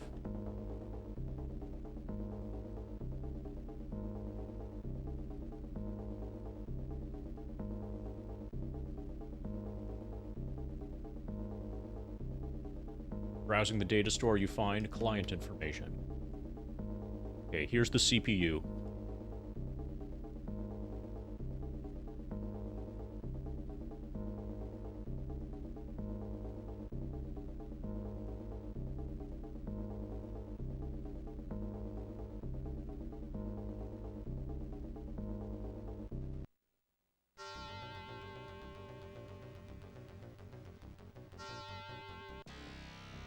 There's probably a tar pit here. Okay, there's barrier. And no tar pit, apparently. Not a very well-defended CPU. Hollywood Correctional Facility, Central Processing Unit, Red 6.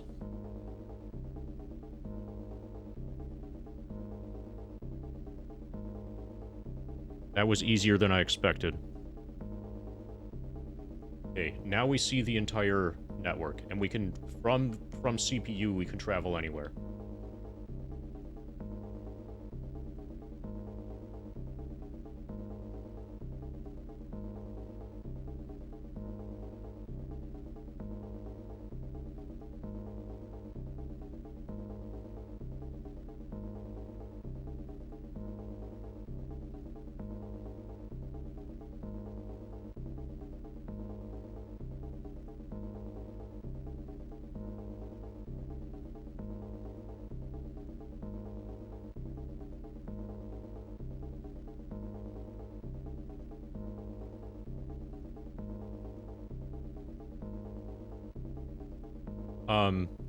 Yeah, my attack program is, or my damaging capacity when it comes to cyber combat is as high as it can possibly be right now. I have the best possible deck. I'm using a decker that has the highest possible computer stat, and I have the best possible attack program, the highest ranked attack program.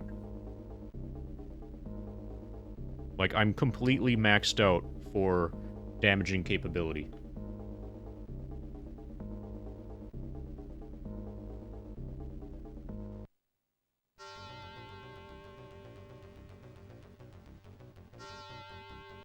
Passcode accepted. Prisoner files. I think this is it. The recog code rapidly scans and locates the file. Current inmates. Download file? Yes. Shadowrun accomplished. File download complete. Browsing the data store, you find an interesting file that you download to your notebook, probably about Eileen Two-Fists.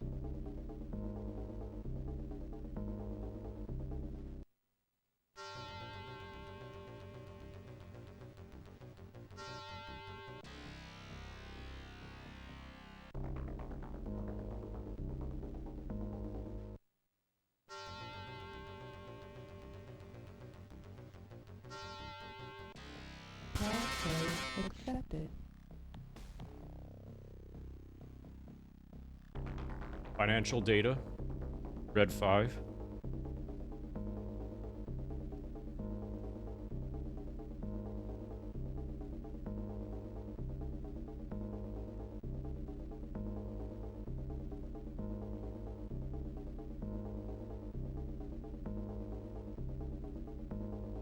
Okay, I'll take that. And then I'm going to warp from the CPU to where those other two data stores are. Yeah, either... So the other things here...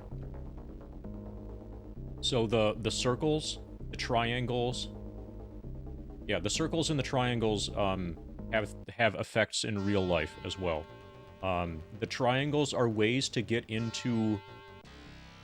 their local access nodes, ways to get into the program other than the front door. The rectangle is the way that you access the network from, like, from outside. But if we were to hack... If we were to break into the prison and then get into this network from the inside, then we would either start here, or here, or here, instead of starting here. And then these circles, one of these circle things is probably going to be for the... One of these is probably controls the cameras, and the other one probably controls all of the locks on the prison doors. So later, so when we break into prison, we could probably hack into this network and turn off the locks that way, if we would like. But we're so OP that there's not really a need for that. We're so OP for real-life combat that we can just go in guns blazing and everything will be fine. Passcode accepted. We'll just have to kill a bunch of prison guards. System files data store, green 5.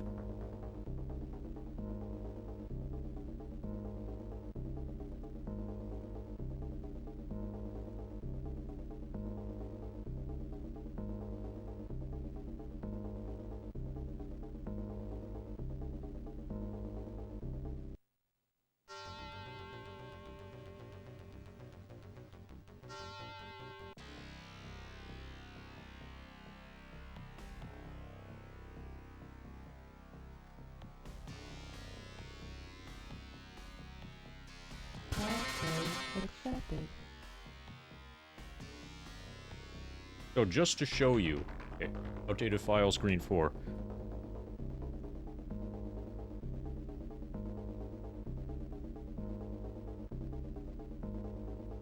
Just to show you, I'm gonna Oh, nice. An interesting file here. I was not expecting that. So that's part of Hundo.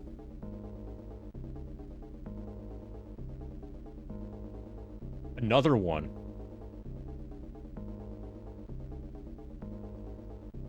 Okay, so that was really cool. We got three story-related files from this network. There's no more data. There's no more story-related data to collect here.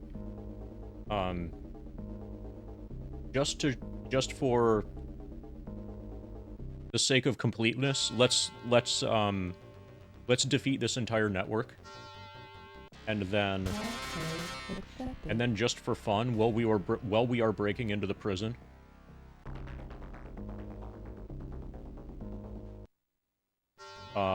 we'll try decking. We'll try like hacking it from the inside and using that as a method of. Okay, where's Black Ice here? We have an actual fight now. Apparently there's no tar pit.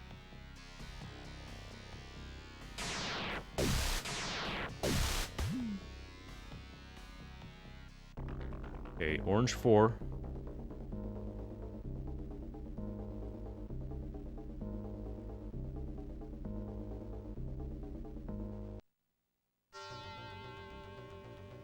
So one of these circle things is going to be the prison doors.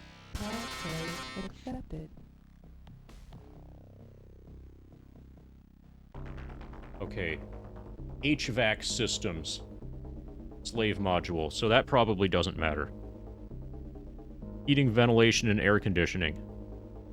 But if we want to shut off the air conditioning in the prison, we could do that right now with this turn off node thing.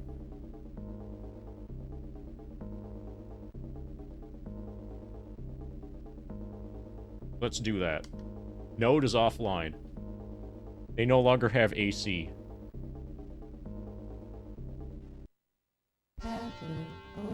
Okay, I'm gonna go back to the CPU and turn off this alert, and then we're gonna check the other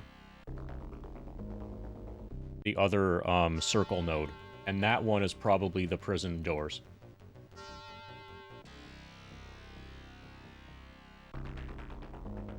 Yeah, what's hacking if you can't turn off their AC? Can you imagine how much worse this game would be if you could not hack into the prison system to turn off their air conditioning? Okay, there's a barrier here. And apparently there is no tar pit. This is not a very difficult system. Yeah, Maglock slave module. This is the prison doors.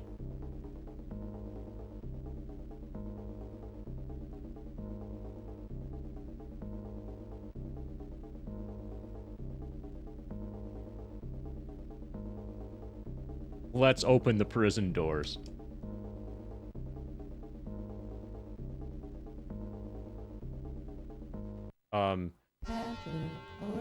So there are two types of tar things. Two types of, like, it's a kind of incursion countermeasure. If you get hit with tar paper, the incursion countermeasure will remove a program from your active memory, but you can just reload it into memory from your hard drive, and keep going, and it doesn't really matter. Tar pit, on the other hand, deletes a program from your hard drive. If you're facing a node that has a tar pit, and you use a program, and you trigger the tar pit, the program that you just used gets deleted. Like, it's gone. Like, totally gone. Even if you paid, 80,000 Nuyen for it, it's gone. And you basically need to leave to buy it again. It is by far the most devastating thing that can happen to you, while decking. So, what I've been doing, if I suspect the possibility of there being a tar pit, then I will use Analyze 1 over and over and over and over, in hopes that if there is a tar pit, it deletes my Analyze 1. And if that's already been deleted, then I will use slow 1 over and over and over and over.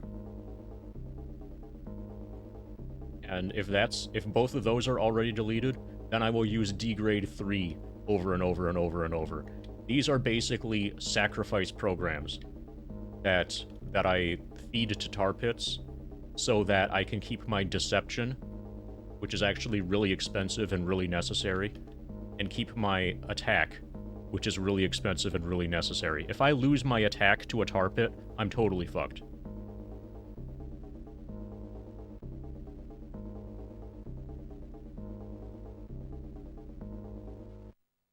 Alert.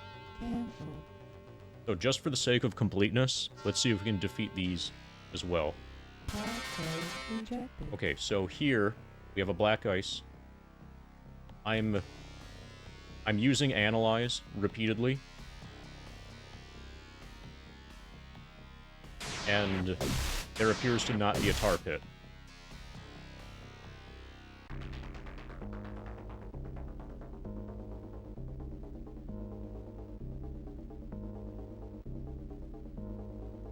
Orange 4, black ice.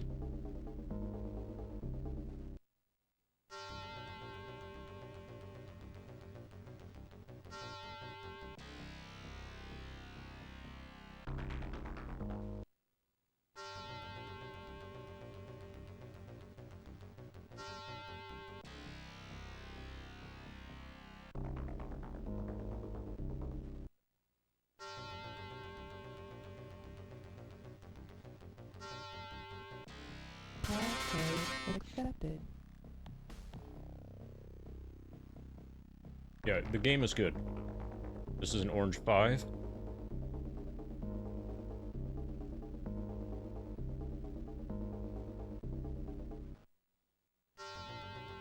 So, most of the incursion countermeasures, I don't bother recording, or I don't care about.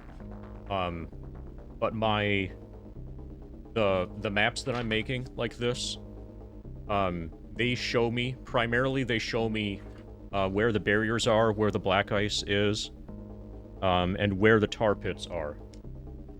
Those are the things, like the tar pits are what I care about by far more than anything else. Barriers into black ice only really matter in that they can never be defeated with deception. Deception always fails against barrier. This right here, this thing that I always try first. Passcode rejected. So that's black ice. That was guaranteed to fail because I was against black ice. Now that we're in an actual combat, I'm attempting Analyze repeatedly until I feel like it's safe for me to use attack.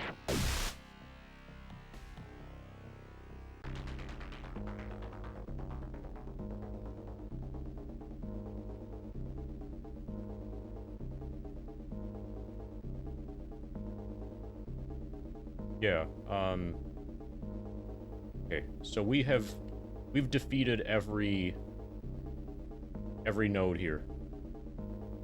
And this entire network has no tar pits. So it's totally safe. Client information's worth 800. Capital expenditure 2,250. System usage report 1,500. Canceled passwords 400. And let's hand in that passcode to... Let's complete the run. Caleb wanted, like, one of the files that I just got.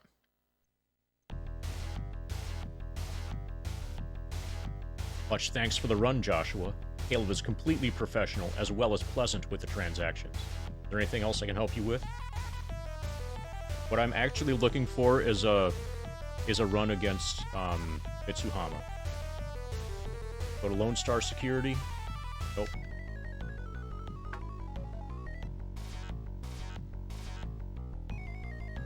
Moderate Matrix run. Nope. Give me a run against Mitsuhama.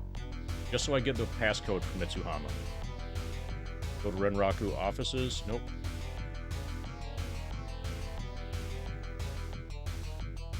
An employee of Ares. Nope. Do I have I run on? Yeah, okay. Yeah, I've cleared the Ares network. Renraku. Nope.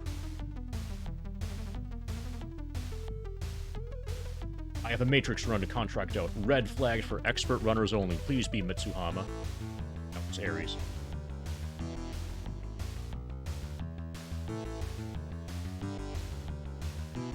Go to Ares. Nope.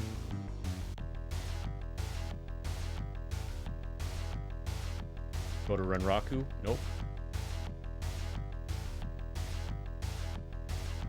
I have a matrix run to contract out. Red flag for expert runners only. Lone Star. Pretty sure I've already completed Lone Star.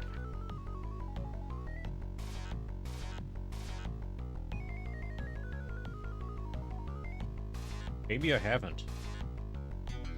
Uchi, Renraku, a Dread Pirate.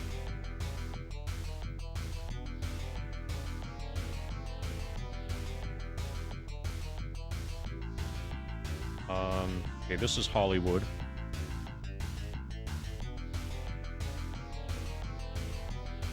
That's as technology. CAS, Lone Star. Yeah, I have done Lone Star. Okay. We're gonna say no to that. So, Dread Pirate, if you haven't heard, there's gonna be another hundo on Saturday. Another no memory card hundo on Saturday. And it's gonna be a spin-a-thon. Go to Ares. Oh.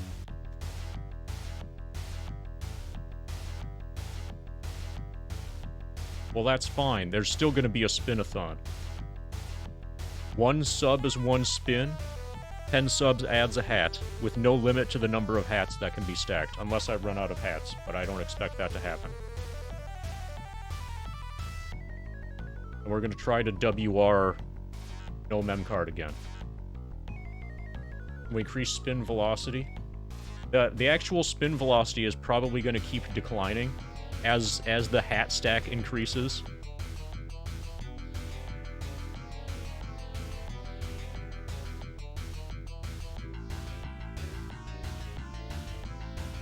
Like, if I have 15 hats, then the spin is going to have to be a little bit slower in order to retain the stacking of the hats.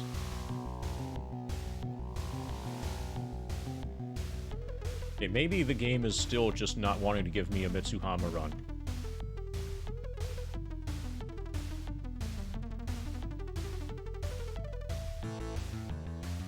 Okay, Ares, planning to kidnap someone. Give me a copy of their strike team orders. I don't care. I guess that person's gonna get kidnapped. Moderate matrix run? Nope.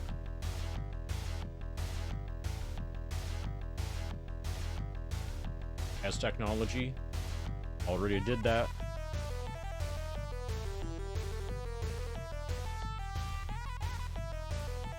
Oh, and the spin-a-thon. I've basically decided... That's a good trick. Oh, hey. Speaking of hats, yeah. Yeah, first we're gonna get a big spin. Thank you for the 10,000 bits, Turtle. Here's your big spin.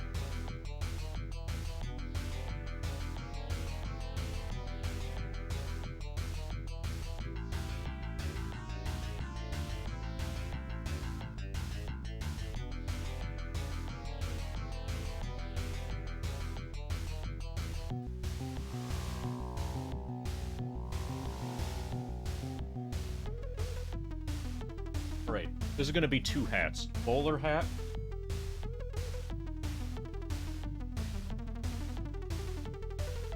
Is this bowler enough?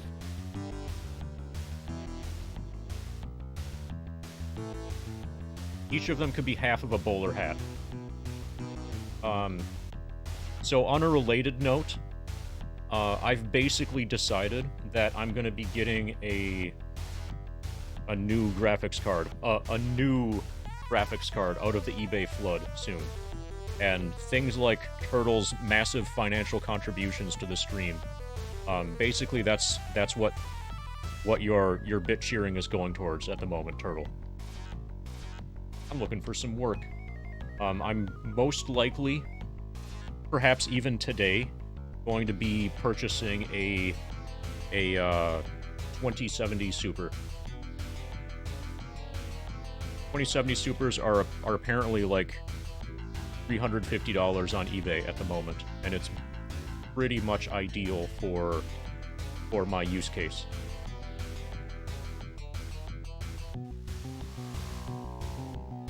Yeah, I know it's a used mining card, obviously. But also it's $350.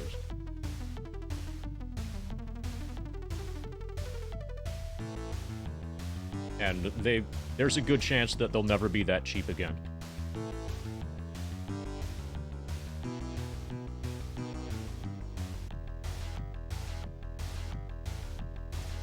Go to the Renraku offices in the Renraku Arcology.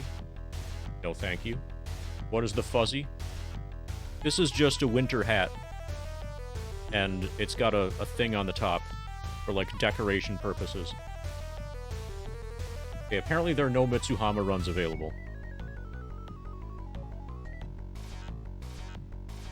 Okay, let's just move on with our lives. Ba-da-ba. Okay, we got 3 files from the... 3 interesting files that we got from the Hollywood Correctional Facility. Tips and clues.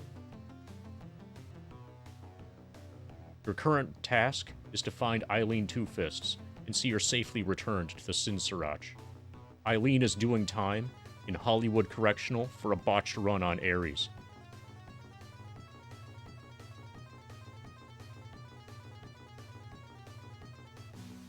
Okay, 2 cell reports from guard post number 12. I have received prisoner number 639946, aka Eileen Two Fists. She is located with the other women prisoners in North Block. On North Block.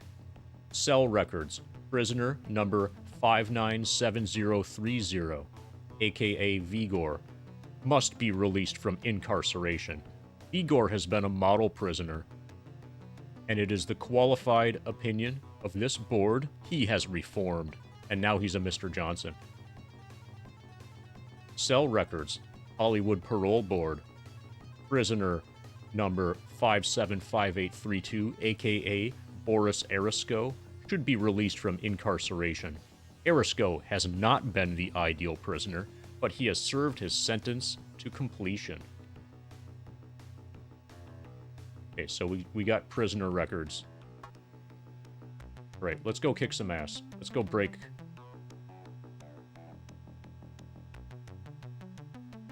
Yeah, you're talking about a Mr. Johnson, right, George?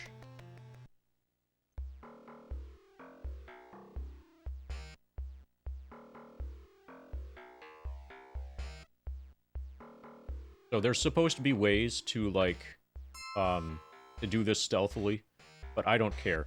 Let's go bust in through the front door.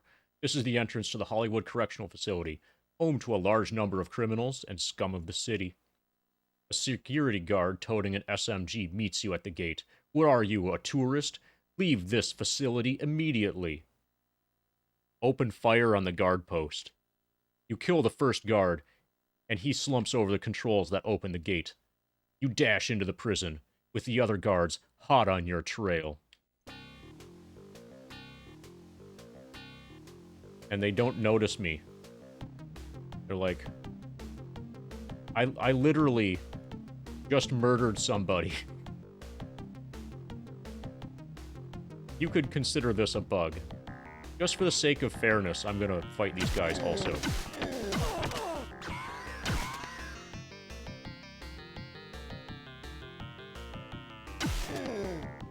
Oh, you see how the doors are open? That was from... Oh, never mind. Oh, yeah, yeah. Okay.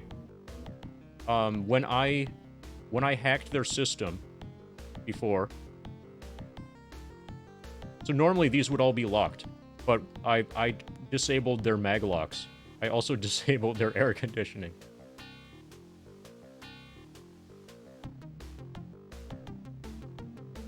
So me having done that decking actually helped.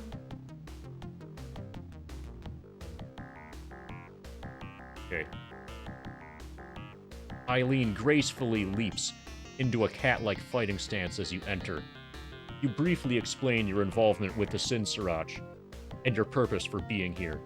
She smiles and reaches under her cot, pulling out a crude but workable homemade pistol. Love that prison shop class. He points to the ventilation duct in the hallway. Help him with this grate. I've got a few scores to settle. Between the two of you, the grate is dismantled in record time. Thanks, chum. When I get out of here, I have some biz to discuss with Gunderson. You want my help? I'll be at the jump house in Redmond. She scurries into the duct, which is too small for your bulk. Looks like you'll have to risk the front door again.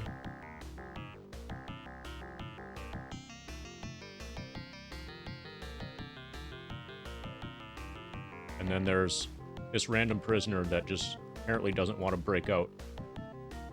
Yeah, somehow there's no alarm. I don't know if that's because of what I had done with decking also. See if there's anything else here. There's no alarm because they're all too hot and sweaty. I shut off the HVAC system.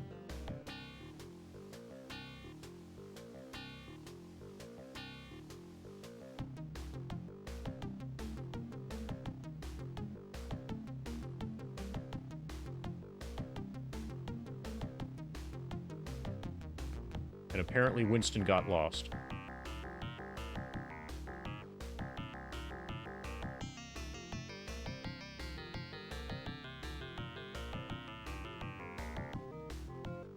Oh, it's a bar, Polypolno. Killing people is one thing, shutting off their AC. Yeah, we are hardened criminals.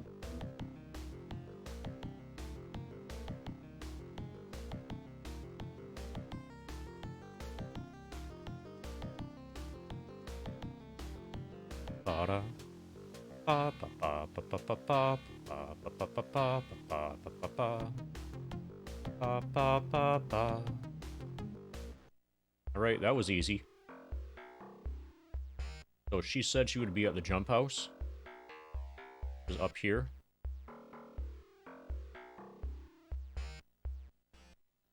The jump house is a typical small bar inside the Barrens. The standard slime frequent it, and an occasional Shadowrunner sometimes slips in its entrance. You see a fat man licking his fingers in the far corner booth.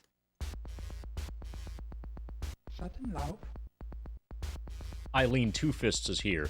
What can I do for you, Joshua? I'm looking for some information. Sure, what do you want to know? What's your story, chummer? I went to the Barrens to find some action. At the time, I thought my life needed some adventure. Anyway, I get involved with these Joy Boys who tell me they know how to get their hands on some serious Nuyen. So I hook up with them on this run against Ares, and what do you know? My buddies set off the alarm while I was checking ahead. Before I knew what hit me, corpse strike teams were swarming all over and I end up in Hollywood Pen. I'll always be grateful to you for pulling me out of that hole, Joshua. I need some questions answered. Regarding what? What do you know about someone named Thon? Word inside was he's new to Seattle, and he came here looking for something, but nobody knows what. He was rumored to be working with Renraku on something, maybe related. I also heard one of Thon's lieutenants is named Vigor. He did some time in Hollywood, but I stayed out of his way. Need some questions answered regarding what? What can you tell me about Alicia? He was a hero to my people. His deeds are legend, but they are spoken of by someone but they are best spoken of by someone more gifted than I in his lore. The elders believe his name still carries power, but most of the young doubt it. Talk about a different subject. Looking for a good runner. Care to sign on? I suppose I'd be interested in another run with you. Looks like you already got your hands full, pal. Come back when you can free up a spot for my talents. Talk to you later, chum. No sweat, chum. Good luck in your struggles. Let's see if Gunderson knows anything different now. Information. Questions answered. Okay, nothing new. Later, chump. Alright, let's go back to the elves. Vidphone. Sharky. A female voice modulates from the pretty face on the vid. Sharky here. You looking for a ride, handsome? Yeah, max of 3 at a time. I would like to procure your services. I need to get to the Sinsarach. I understand completely, that's quite a haul to do on foot. Quite a haul in my chopper also, so the fare will be 5,000 Inuian. Easy money, chummer. I'll pay. Okay, hotshot. I'll meet you there in 6.9. Climb aboard, and I'll have you there faster than you can say vertical takeoff and land. She arrives on schedule, and you soon arrive in the wilderness. An armed elven guard. He has arms. That's really cool. Stops you at the gate. Greetings, Sir Joshua. How may I accommodate you on this fine day? He definitely does not sound very xenophobic anymore. Actually, since his demeanor changed, I'm going to ask more questions. Okay, nothing has changed for that. May I speak with the tribal elders? Perhaps that would be best. They will judge your requests and determine if there is any merit to them. I will show you to the lodge of the elders. Thanks, chum. The elders assemble, and Lady Gillian steps forward. We have received word that all is well with Eileen. We are very gracious, but there is the last part of the ritual to complete. Thirdly, will you promise to aid, defend, and respect the Sinsarach, both the land and the people, for the rest of your days? Simply answer yes. Thereby you will prove your faithfulness. Yes. Heck yes, I will. Your answer pleases Lady Gillian. She leads you outside, where an initiation ceremony has begun. The entire elf tribe of Sinsarach has assembled outside. They hush as Lady Gillian begins. This individual known as Joshua has proven himself worthy to be called a friend of the Sinsarach. We grant him honorary status in our tribe. May Alicia, our first chief, watch over Joshua as he watches over the actions of all the tribe. The tribe begins an elvish chant, then silence fills the air. Slowly, they each come up, rest their hands on your shoulders, and call you brother. Lady Gillian then invites you back to the elders' chambers. Now that you are an honorary member of the tribe, I can answer your questions. What can you tell me about Alicia? He was the first chief of our tribe. His ideals are what all members of the Sinsarach attempt to achieve. His known deeds are recorded as object lessons, and his life is an example to all elves. You would do well to study him. What do you know about someone named Thon? Little is known of this disgusting individual, except that he has taken a great interest in the Sinsarach. His purposes cannot be benign. But as of yet, we cannot fathom his true intent. We only know his two toads, Vigor and Jarl, have been desecrating our land for over a month now. We have gathered that Thon is a powerful fighter, but he is intelligent enough to let others do the fighting for him whenever possible. This also appears to be true with his bidding.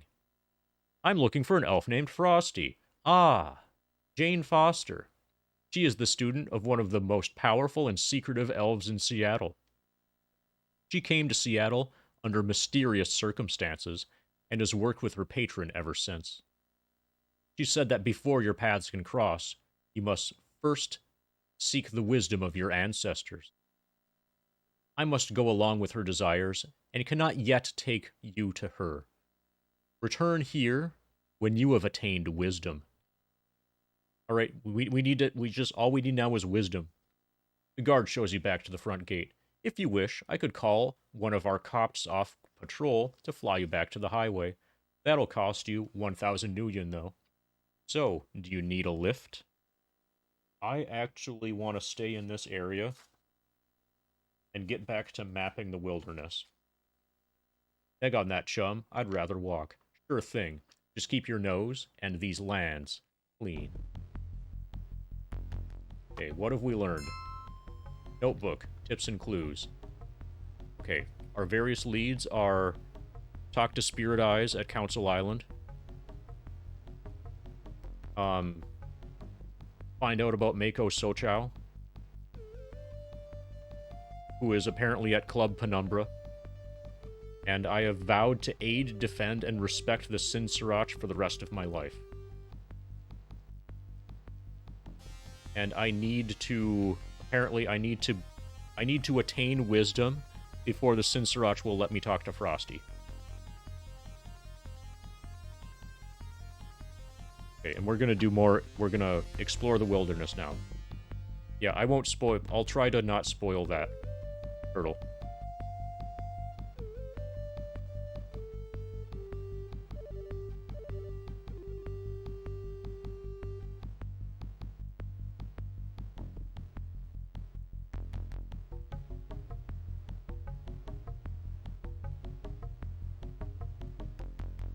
Okay, you can head to the west from here.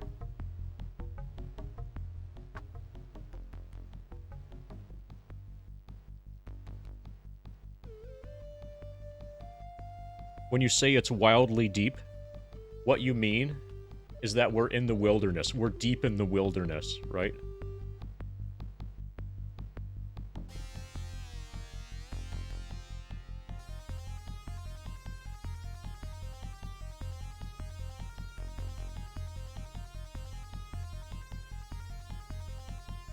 Yes. Oh, the fact that there's a wilderness at all. Okay. Let's go west first.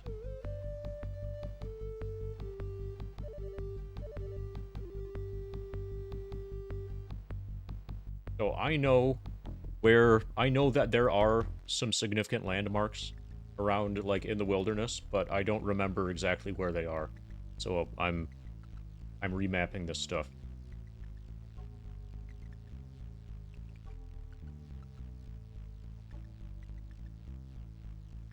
Yeah, this game is good.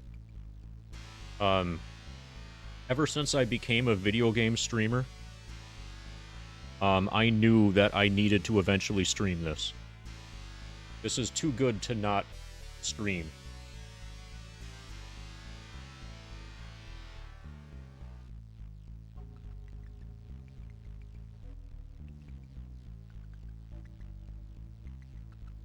The hair on the back of your neck rises. You feel like you're being stalked.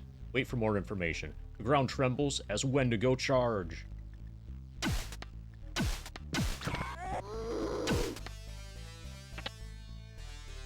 Okay, so from here we can only go west.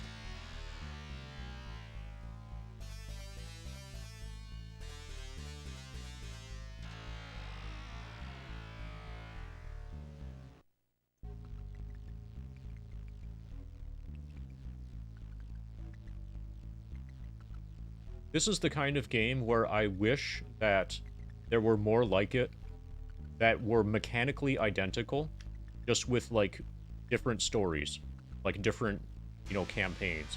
Like, you're no longer Joshua trying to avenge your brother's death. You know, you're somebody else with, like, some other story. But, like, you know, they can keep the game, like, mechanically identical. Like, have combat work the same, have cyber combat all work the same. Like, that would be... This is one of those games. Kind of like how it would be really cool if there was a Ninja Gaiden 2 that was mechanically identical to Ninja Gaiden 1, only with the only difference being being like just new levels and new bosses.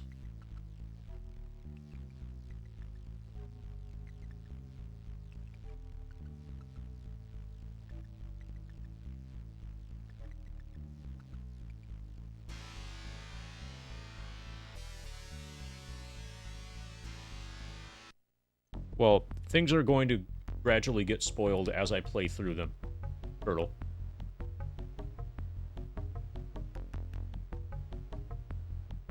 But I'm not going to talk about the future. I'm not going to spoil things before they happen.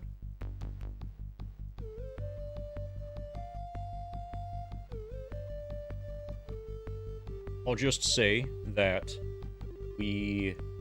I'm looking for more things in the wilderness. Now, I don't even want visual upgrades for Ninja Gaiden. I want, like, exactly the same game, mechanically. So one of the problems that I have with Ninja Gaiden 2 and 3 is that they play differently. The mechanics have been changed. So, like, every wall can be climbed without having to do the... without doing the flip off the wall and return to it wall scaling technique. Like, every wall is a ladder. And, like, the way that, like, if you jump off of a wall in Ninja Gaiden 2, you jump off of it at a different angle than you would if you jumped off the same wall in Ninja Gaiden 1. They changed the power-ups. The power-up system is completely different. They changed, like, so many things. But it was perfect in the first place. In my opinion.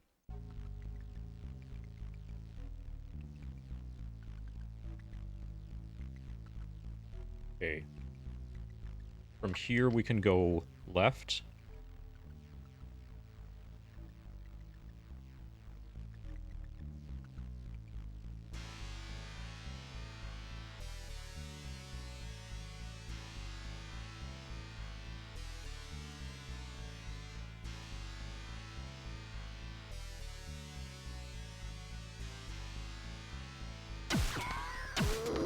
Gargoyles.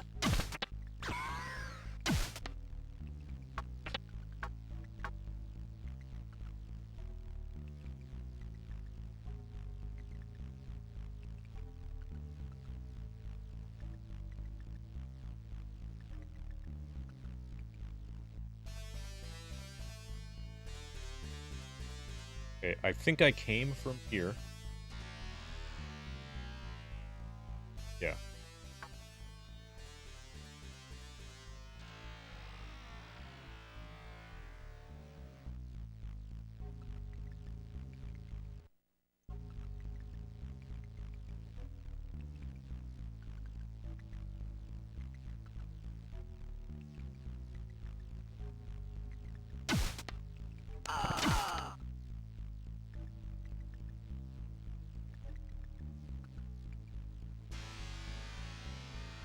Papa. Papa.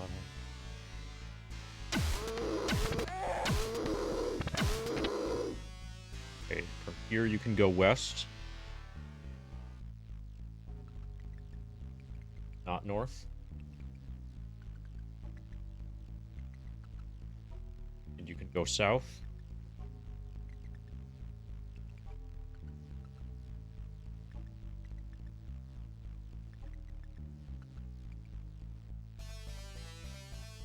Ba ba ba ba ba ba. Where I started. Go west first.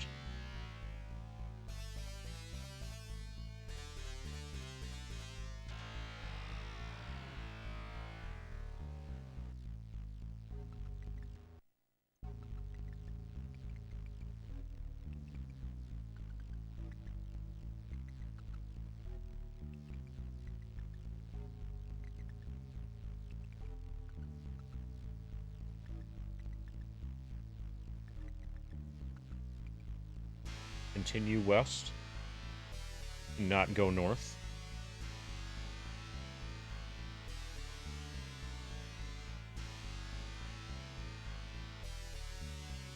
Looks like you can't go south either from here.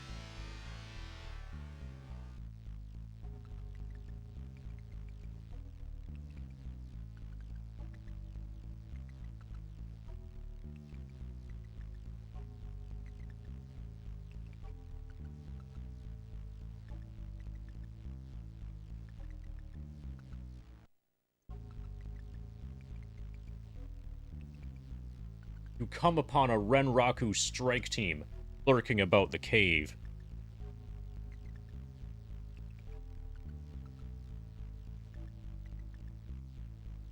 Kill them quickly before they slot this operation all to Drek. They unholster their weapons and come at you.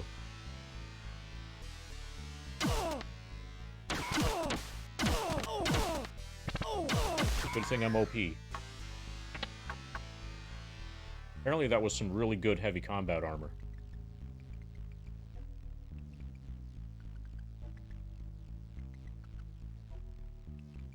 So what was the Renraku strike team doing here?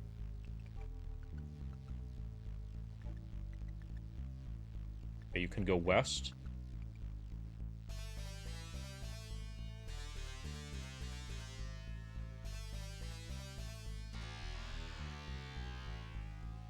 I'm starting to think that Renraku are the bad guys. Anybody else get that impression? Like, even more bad guys than the other bad guys?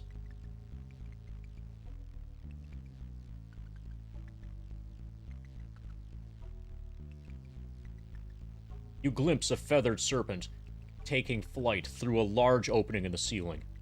Most likely, it was alerted by the commotion of your battle with the Renraku strike team. Okay, so there's a dragon there, which just flew away. So basically, I'm here too early to interact with the dragon.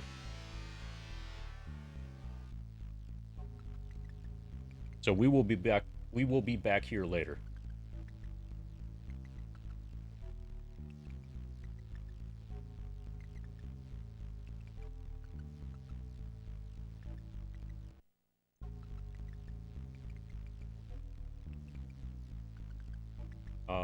On the first opportunity to go south, we will.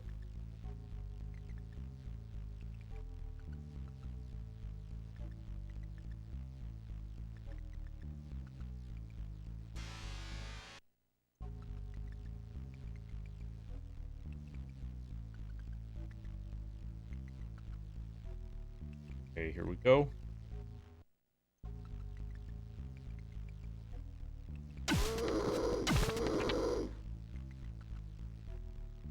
Okay, from here we can go west.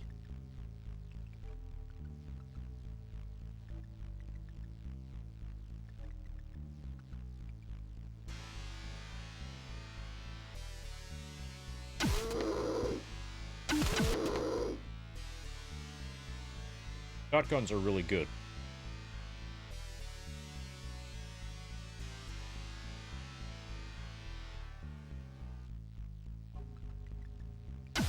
Oh, fuck. Okay, kinda got lucky. That we didn't get... That was not a full party wipe.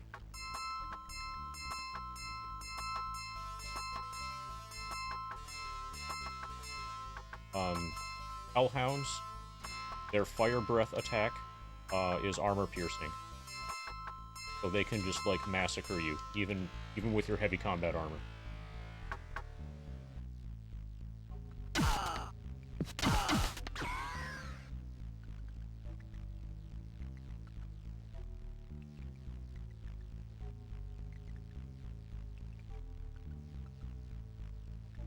Okay, I might be a little bit lost.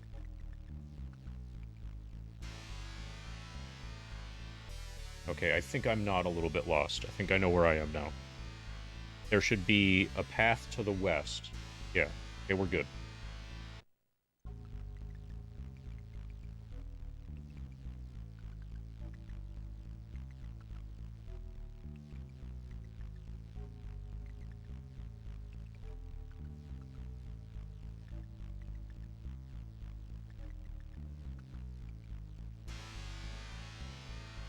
Papa. Papa.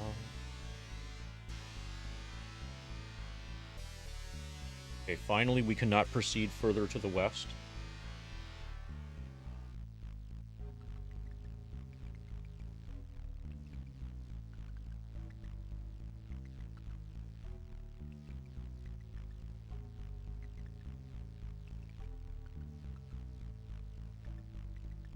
Okay, that's a dead end. Okay, from here we go north.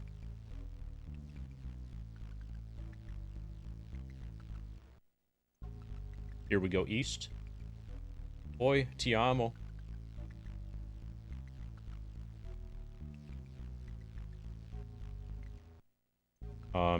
Here we go north.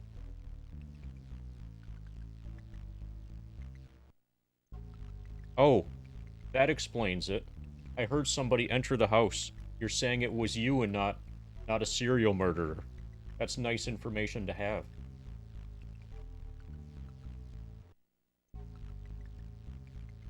Okay, this is a new cave screen.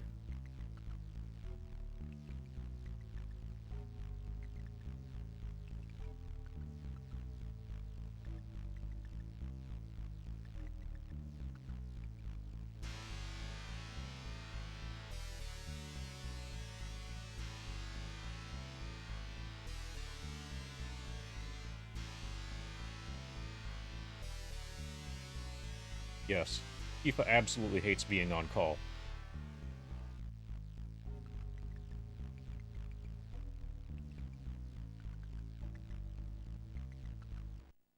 Okay, if it is a burglar, is the burglar bleeding?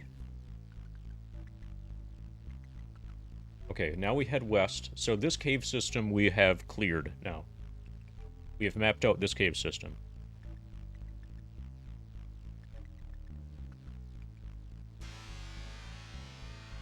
This should take us to outdoors.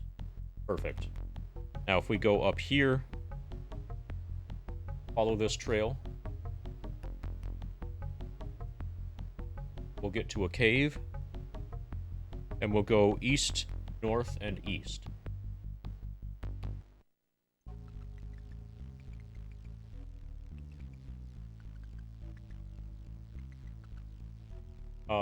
Yeah, I can take your calls, but I can't go into the hospital. Oh, I can! I totally can. Because I'm a doctor. That's right. I'm a doctor and I have the same last name as you.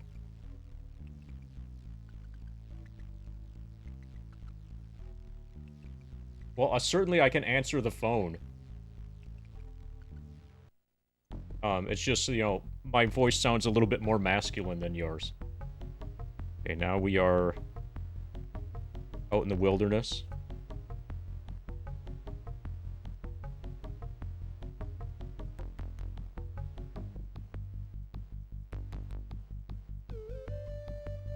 There's a river.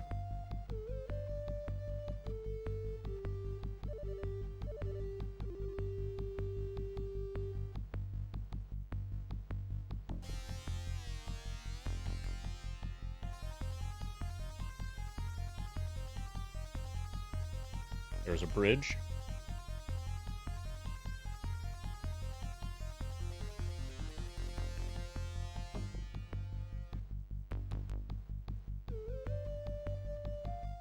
There are enemies.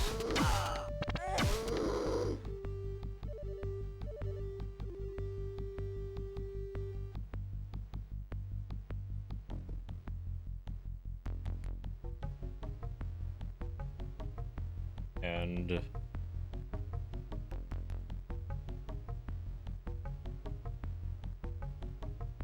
go up there.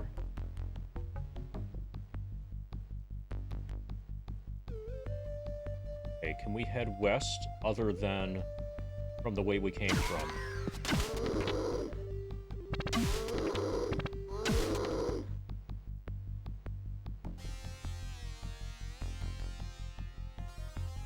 Probably not. Okay, that's where we came from. There's sudden disturbance up ahead. Elven warriors pour forth and attack. Didn't you guys notice that I, like...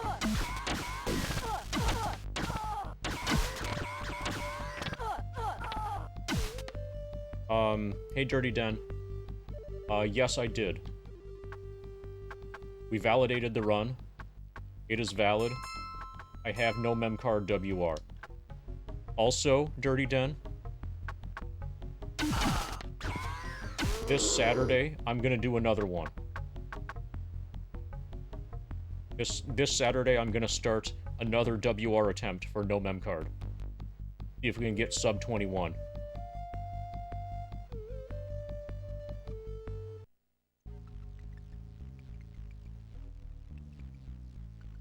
We have a cave system.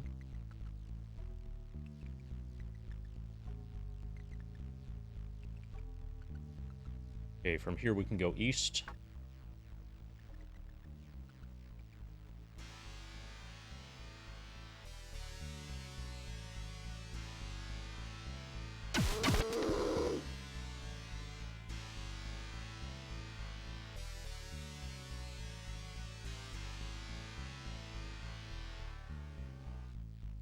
Yeah, Turtle had requested a bowling hat, and this is the closest I have.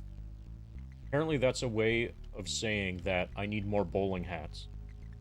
I mean, I need more than 0 bowling hats. Yeah, if I get nicer chocobos, and in chocobo breeding that actually works, if I can successfully count to 11, that saves a half hour right there. And there is massive potential time save on chocobo racing.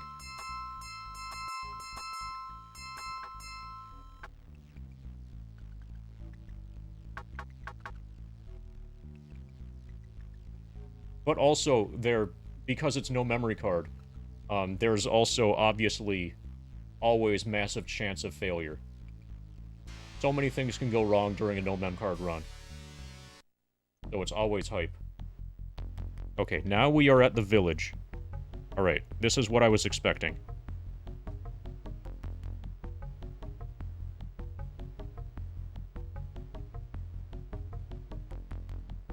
Okay, there's the river.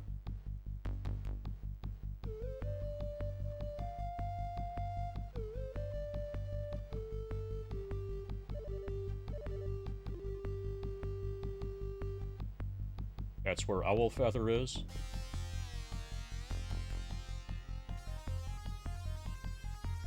See if there are any caves up here. I don't think there are. Okay, looks like there are. There's a cave up here.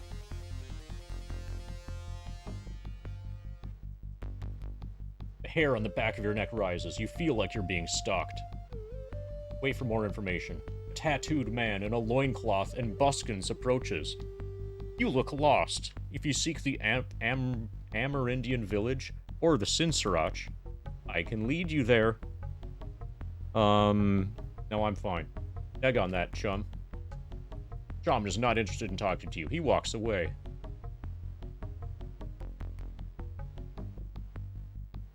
Yeah, it's cool having there be that hype that at any moment a critical error can end the run. And like a single mistake being able to completely destroy perhaps 20 hours of work, adds hype.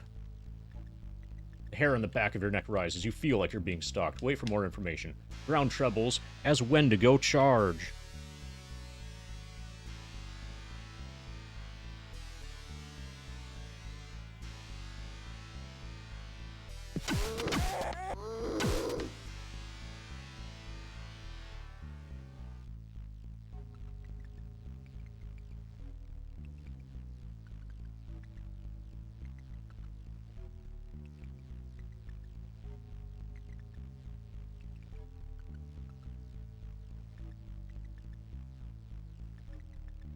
So apparently this cave is a dead end. Okay, yeah, there's nothing up here.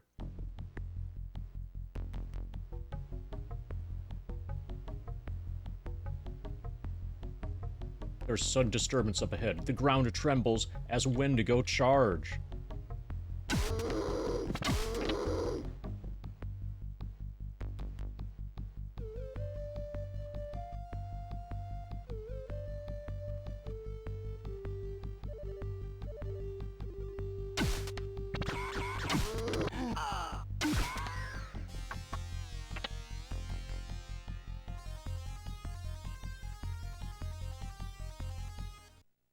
Okay, from here, if I go south, I get to another outdoor section. And there's a river to the east with a bridge.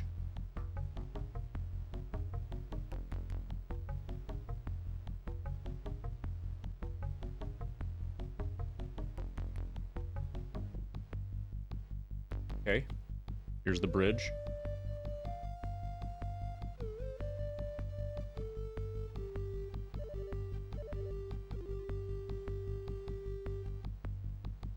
And another bridge. And a thing. You enter a large, dim building of Amerindian design.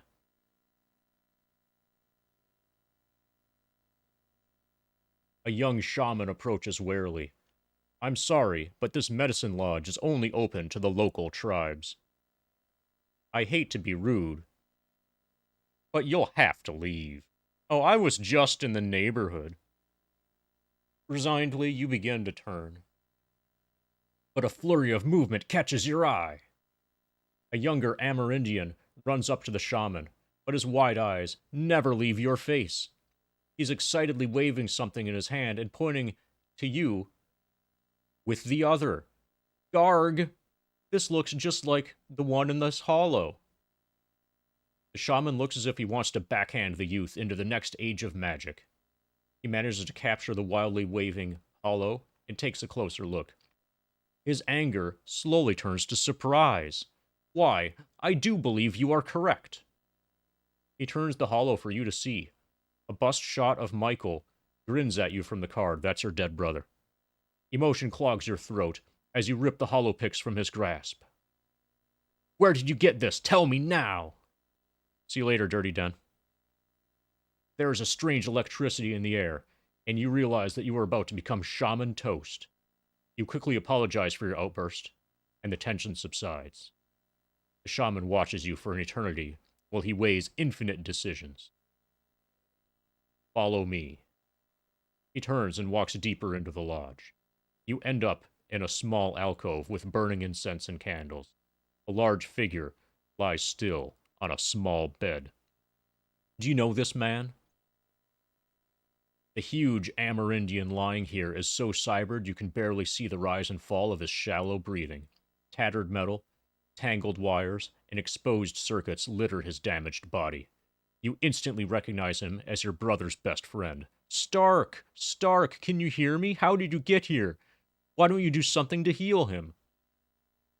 One of our tribe members found him in the wilderness like this. As you may see, there are a few bite marks on him, but the creatures of the forest prefer meat over metal. This is also how our magic works. We can only heal the flesh. He is beyond our help. Our magics have been able to keep him alive this long, but he dies a little more with each setting of the sun. We are quite isolated here, and to move him without technical assistance would surely kill him. If you could fetch help, he may yet live. Otherwise, he will join his ancestors here in this lodge among his brothers. Alright, we need to save him. That's Michael's best friend. He was on the Shadowrun team that was attacked along with Michael. Apparently, he is a survivor. So far, kind of, sort of. Not dead yet. Since this is a video game, I need to save his life.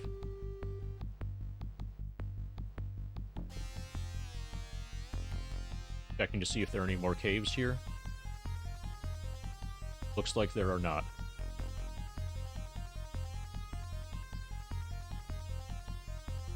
Okay, we've fully mapped the wilderness area now. Oh, not fully. There's still one, like, cave network that we haven't completed. But I think we found everything that matters. Also, my party members decided to not be able to keep up with me. There they are.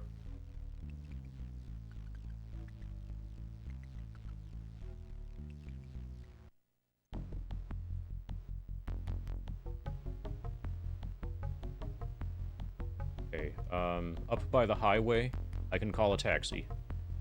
Actually, first, let's talk to Owlfeather, see if he knows anything. Council Island, Amerindian Lands.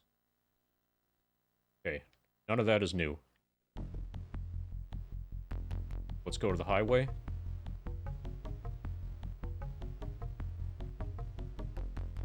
Yeah. Okay.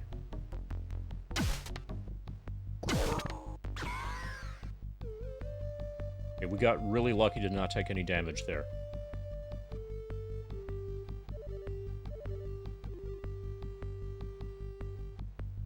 Call taxi. We need to save Stark. Let's go to Seattle General Hospital. Dr. Ivana Haversheen, is like super close friends with your brother, with your dead brother, and she has to know Stark, so she's gonna give a shit for sure.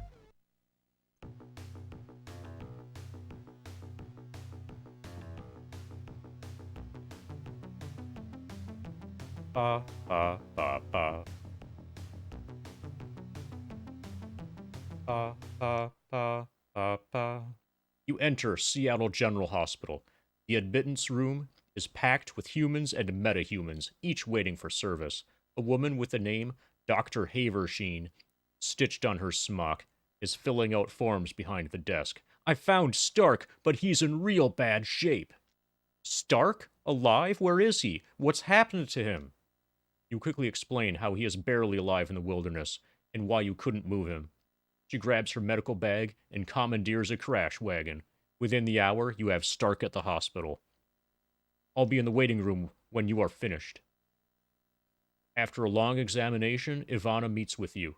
We have him on life support, but he was in such bad shape for so long, it has taken a deadly toll. Stark's heart is failing rapidly. Preliminary tests show that, because of his heavily cybered body, a transplanted heart has very little chance of success. Hope in the form of your abilities as but there is still hope. Hope in the form of your abilities as a Shadowrunner. I'll do whatever it takes, legal or not, to save Stark. I understand that, but it is still not an easy thing for me to ask. My contacts in the medical world tell me that Fuchi has just completed a prototype cyber heart. That heart would be strong enough to power Stark's body. It is being stored in the Fuchi building in the Penumbra district, awaiting clearance orders from Japan. If you could get your hands on that heart before it ships, we stand a good chance of saving Stark. Guess I got my orders. Talk to you later, chum. As you wish. Be careful out there. Alright, let's take down Fuchi. Kick some ass. Shadowy image of a watcher, a phantasmal magical messenger, materializes in front of you. Come quickly, my master needs help. Take me to him, I'll help. Alright, let's kick some ass.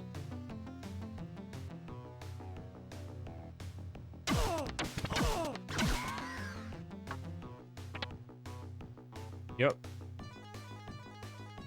Let's keep at it.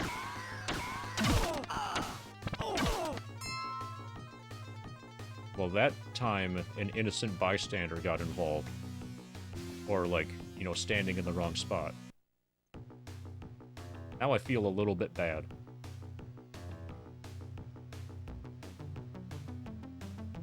Ba, ba, ba, ba.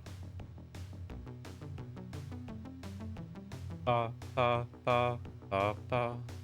So here's the Fuchi Corporation.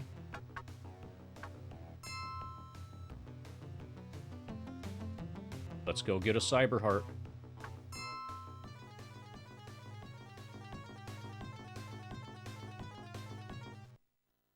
You enter Fuchi just prior to their closing. The receptionist seems to have left early today. You smile at your good fortune and slip into the office area. Now to find that cyber heart.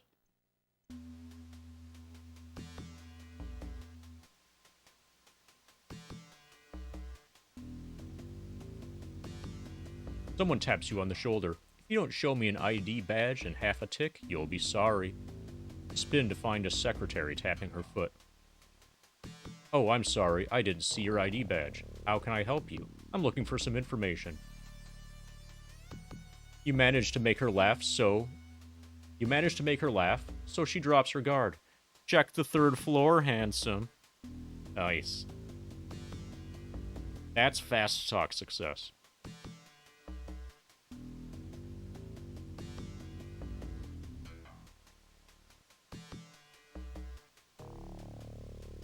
Okay, this is gonna be easier than I thought. Show me some ID, pal. You show the ID and he waves you past. So the heart is on the third floor, probably. Ba-da-ba-ba.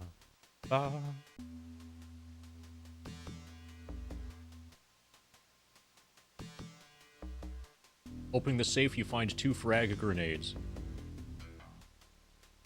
Today is Kira's birthday? Awesome. Someone taps you on the shoulder. If you don't show me an ID badge in half a tick, you'll be sorry. You spin to find a secretary tapping her foot. Oh, I'm sorry, I didn't see your ID badge. How can I help you? I'm looking for some information. You flirt with her a bit, but do not succeed in getting anywhere. Okay, so I think these doors... Opening the safe, you find 2 scatter grenades. I think these doors are all supposed to be locked. I think we're inadvertently using a glitch. But it's fine because we have a level 5... Yes! We have a level 5 maglock passkey anyway, so even if these were all locked, we would be able to get through them regardless. So there's no functional difference between having the glitch where they're all unlocked compared to just having a level 5 maglock passkey. Inside the safe, you find the prototype Cyberheart. You hope Stark can hang on long enough to use it. There's a huge contingent of guards. Want to not interact with them. You notice an open security panel. It looks like with some rewiring, you could switch off the cameras, walk away. Too high of risk.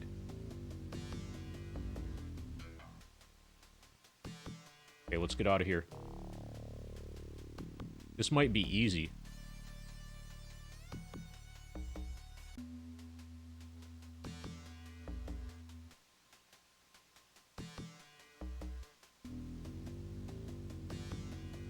No combat, no alarms. Heck yes. We got the Cyberheart. Group items. Prototype Cyberheart.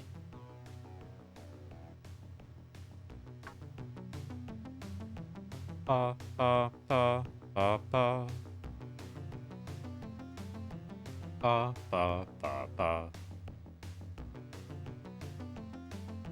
Pa, pa, pa, pa, pa.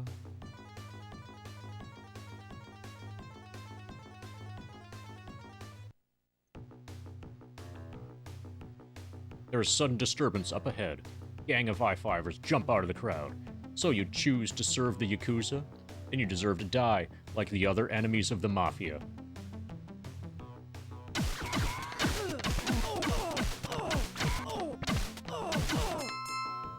It looks like, in fact, it is you who have died.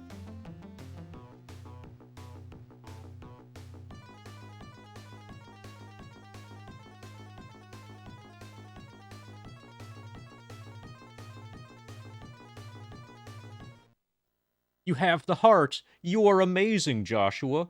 She rains kisses all over your cheeks and lips, then quickly composes herself, taking the package. I'll get him into the OR right away. You return much later to check on Stark. Joshua! The heart works just whiz! Too good, in fact. Stark was in recovery scant hours before he just got up and walked right out of here like one of those Trivid stars. Said he had too much to do to lay around in a hospital. He did say, though, that if you needed to find him, he would eventually be at Underground 93 in Puyallup Barrens. I think I'm a little bit damaged, so, yeah. Ba-da-ba. Alright, let's go to Puyallup Barrens. Underground 93. think that's right here. Now there's the Wanderer. It appears that one of these fights is happening now. You are swept up in a wild melee that moves outside the bar.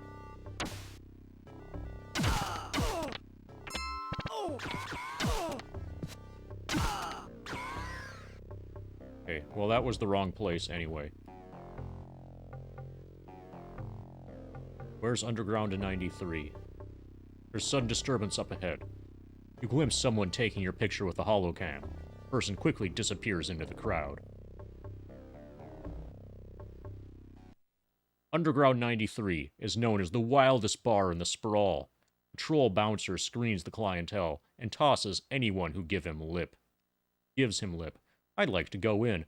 I know you. You Joshua. You got good rep. Step inside.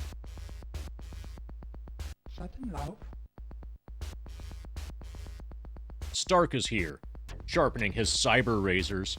Joshua, any news of Michael's murderers? I'm looking for some information. Whoever I can help, I will. What's your story, chummer? I was raised in the Amerindian lands, and I have spent many years as a tribal warrior. I love my Amerindian heritage, and I will allow nothing to mar it. When I heard strangers were entering our land for some unknown purpose, I went to the city to dig up some clues. It was there I met your brother. We became fast friends, and in the end, he was a blood brother. Looking for some information? I need some questions answered. I know very little. Tell me about Michael's last Shadowrun. We were looking for an old elven tomb. Inside, we hoped to find a map, or at least part of a map. Michael knew why it was important, but he would not share the reason with us. Okay, that's all the information we can get. I'm looking for a good runner. Care to sign on? It would be an honor to join you in avenging Michael's death. Okay, somehow he just overrode Rihanna. I was expecting him to say that he couldn't join. Okay, so we have Stark in our party. We'll have to dismiss him and take Rihanna. So he has the best possible. He starts with the best possible SMG with a lined duster, frag grenades, 2 medkits, and smart goggles. So the interesting thing about him is he's cybered all to fuck. He's got cyber eyes, spurs, muscle replacement, 3 layers of dermal plating, and 2x wired reflexes. His essence is 0.1. He's basically a robot.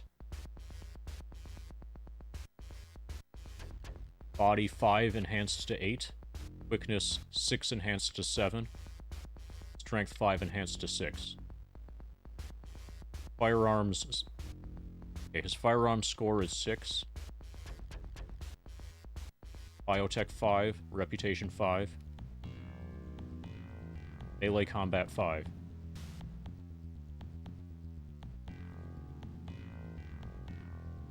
I thought he started out better than this. I mean, he's alright. So, what the speedrun does is recruit Stark, like, as early as possible. And then use Stark for all of the combat in late game. Basically, he does, like, all of the actual heavy lifting when it comes to combat encounters in late game in the speedrun.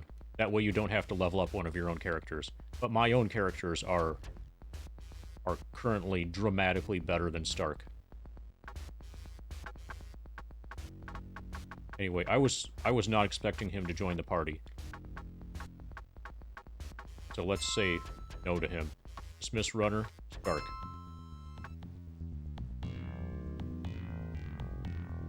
And now let's re-recruit Rihanna.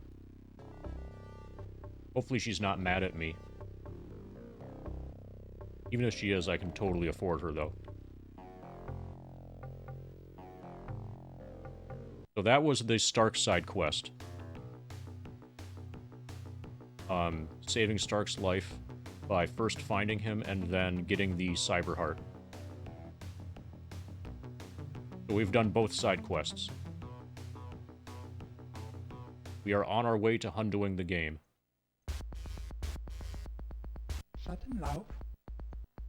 Heartpain tosses her hair from her eyes and gives a wink. Hey, handsome. Our tricks. Shadowrun.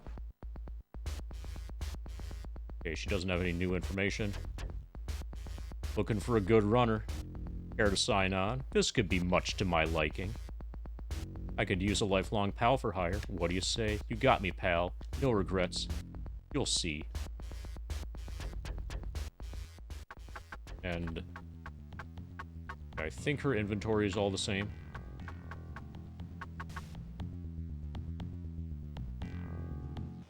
Okay, now we've got other leads to follow up on.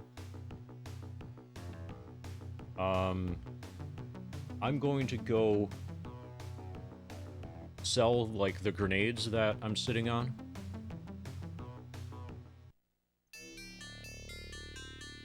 And do that here. Berlin's Lore is a premier magic shop in the latest addition to the Renraku Arcology. And they buy my grenades that I had gotten from safes inside the Fuchi building.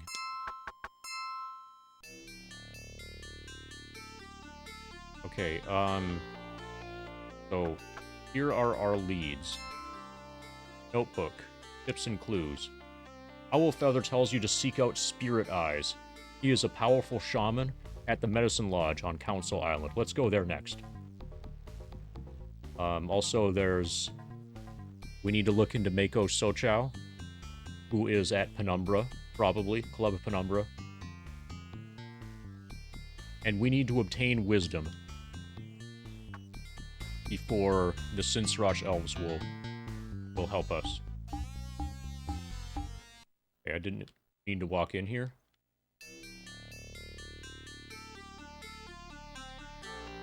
Shadowy figure of a watcher. Alright, let's fight.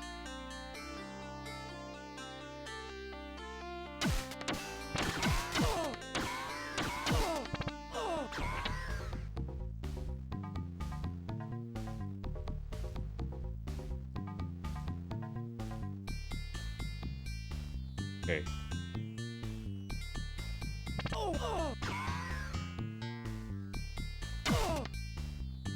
That it? Who's next?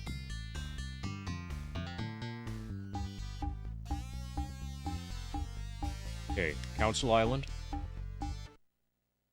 We want to talk to Spirit Eyes.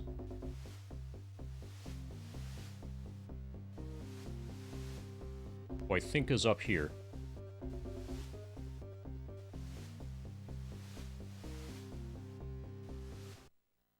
The Medicine Lodge is filled with many shaman, as well as curious hermetic mages and mundanes, also known as muggles. You weave your way towards the presiding shaman, Chief Running Stream. He waits patiently for you to speak. I wish to speak with your most wise one. I see. You will find him outside the door to your left.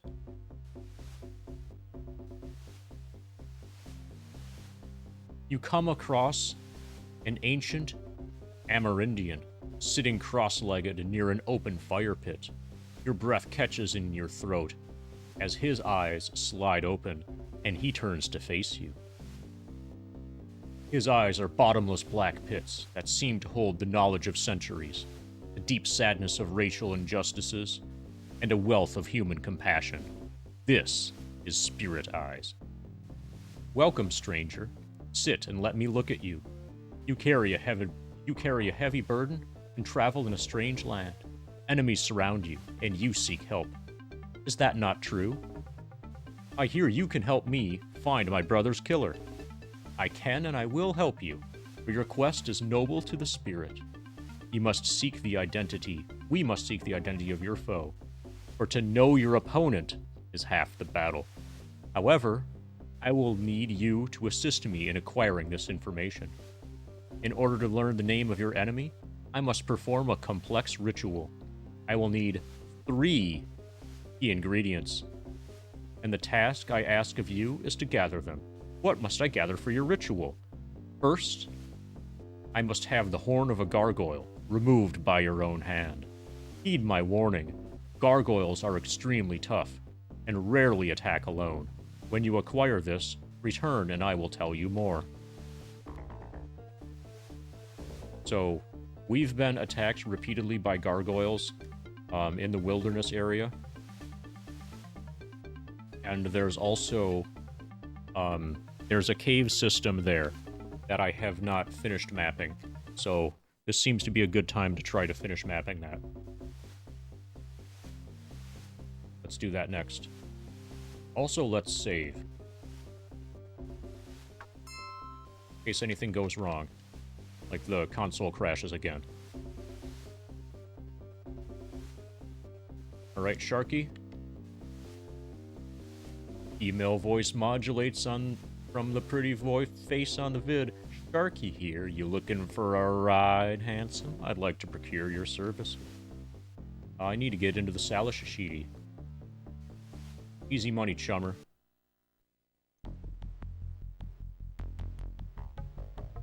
Okay, from here...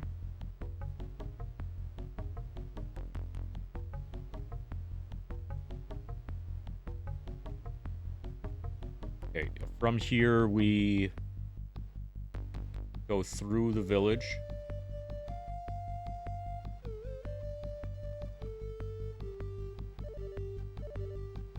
Okay, cross a bridge.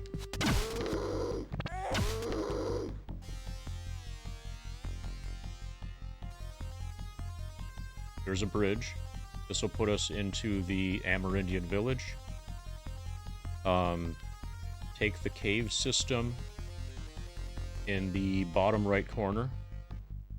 Right here. And then we're going to go to the right. Then we will be on a screen that we have not mapped yet.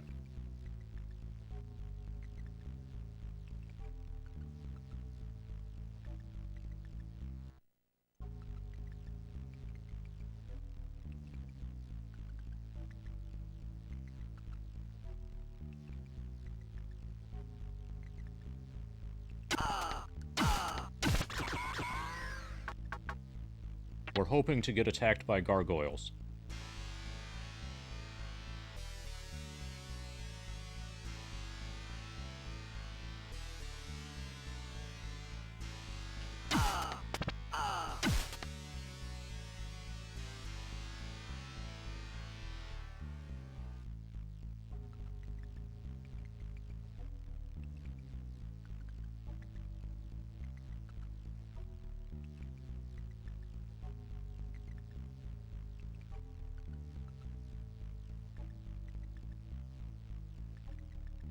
Okay, so that's all that was.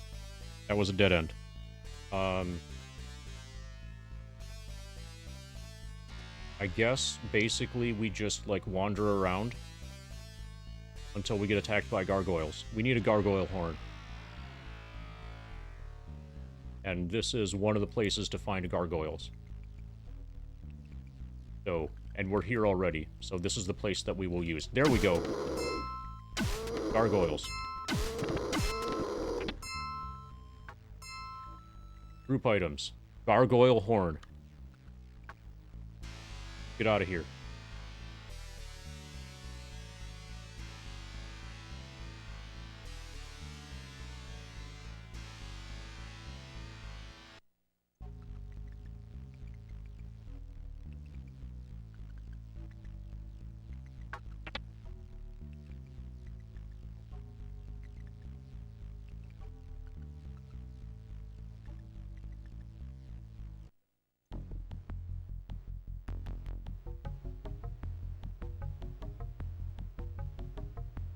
We go back to Spirit Eyes. Find out what the next ingredient is. The hair on the back of your neck rises. You feel like you're being stalked. Wait for more information. The ground trembles as Wendigo charge.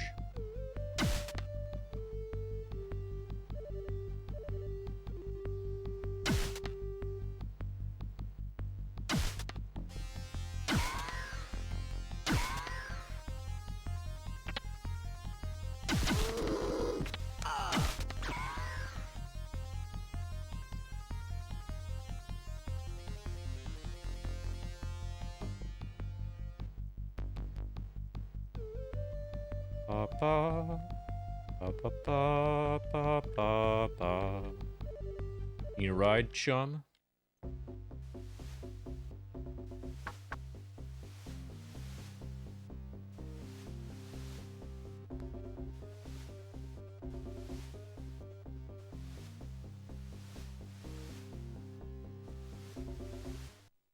I wish to speak with your, most wise one.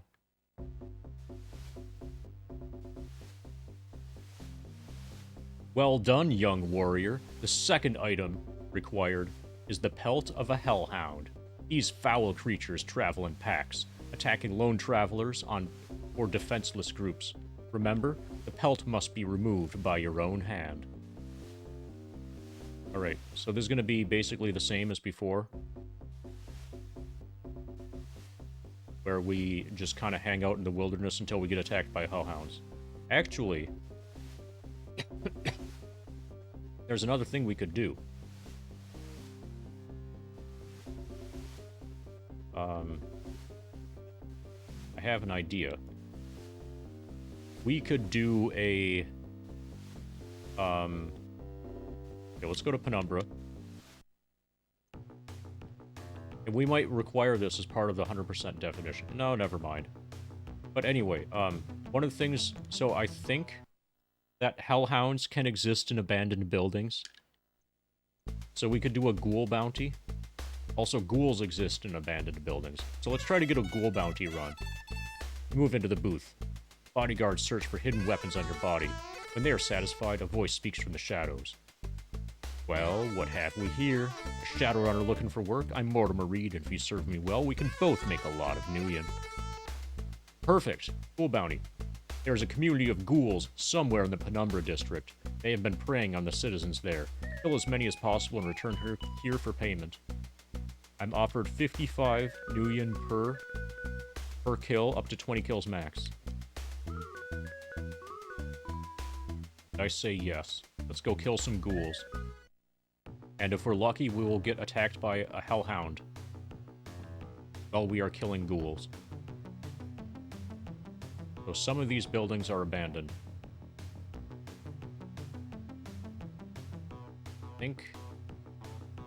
I think this is the I-5ers. Actually, this... We might get attacked right here. Boss has been... Oh, okay, never mind. So that was really weird. They should have changed that. The leader of the I-5ers apparently didn't have any problems with me. When in reality, I'm his sworn enemy because I joined the Yakuza. Crowds part as you are approached by a Lone Star patrol. A moment, citizen. We want a word with you. I have a shotgun. The Lone Star forces draw their weapons with well-trained efficiency.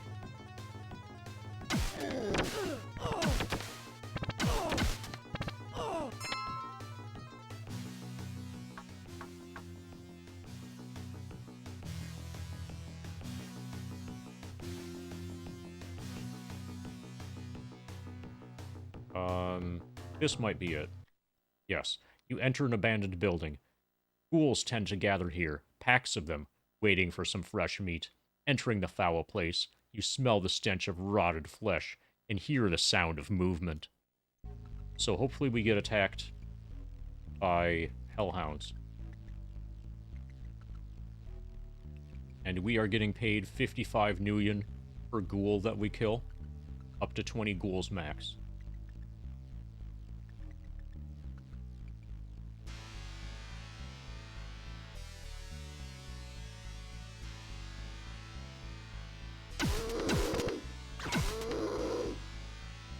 Okay, they got gargoyles here.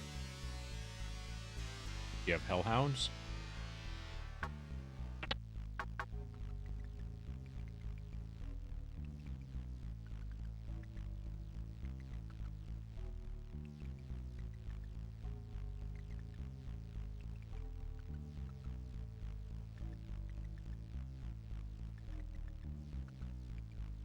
Ba ba ba ba ba ba ba ba ba ba ba. Okay, 5 ghouls.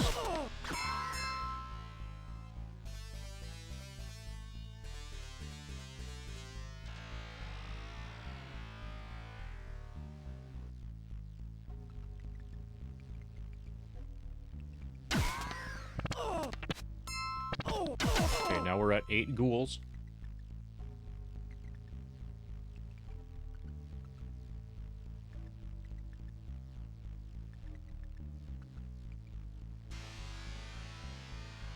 Papa.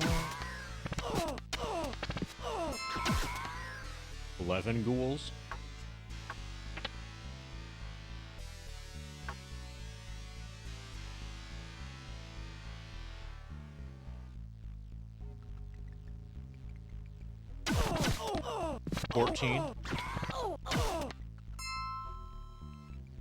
The mage doesn't count as a ghoul.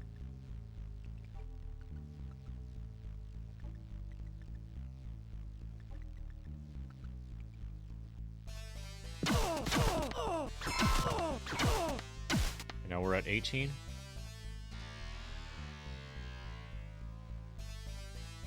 Come on, hellhounds.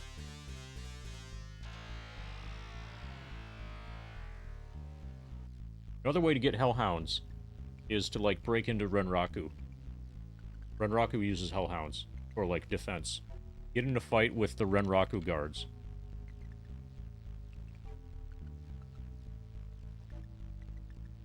Probably the best way is to just hang out in the wilderness, though. What I'm doing is probably not ideal. I just wanted to do a ghoul run. Ghoul bounty.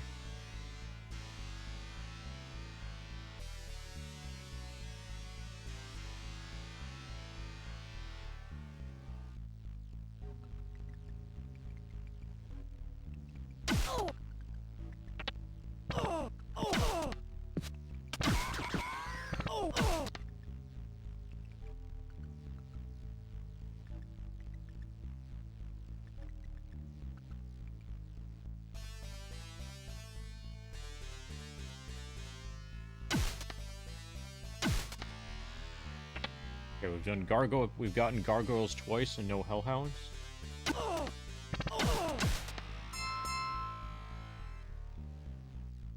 Okay, let's just go to the wilderness. This is not being awesome.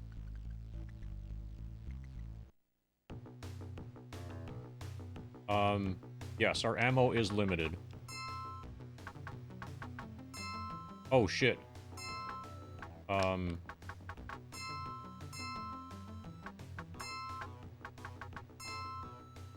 Yeah, let's... So, my main character is almost out. Using shotguns makes you run out of ammo really fast.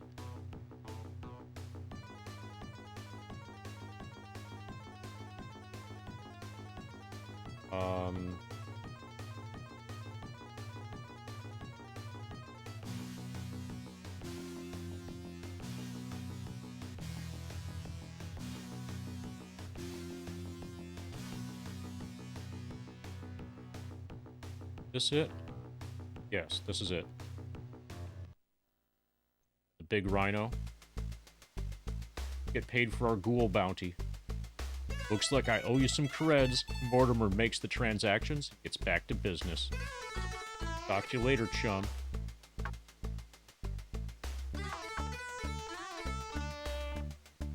Yeah, we need to buy some ammo. And then we'll head back to the wilderness and hope that we get attacked by... We'll just hang out until we get attacked by, hellhounds.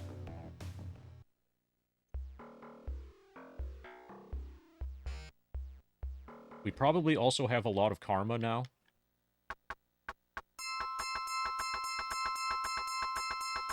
You can hold up to 20 of these universal gun clips per party member.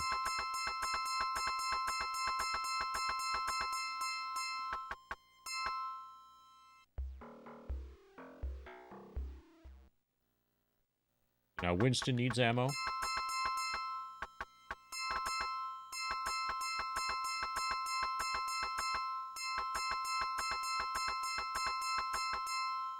that max?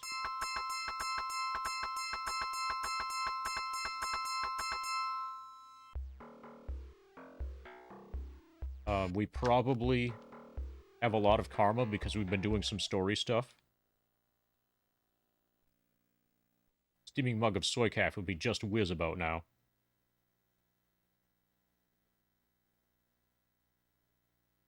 Okay, well, let's raise our biotech. And almost raise it to 6.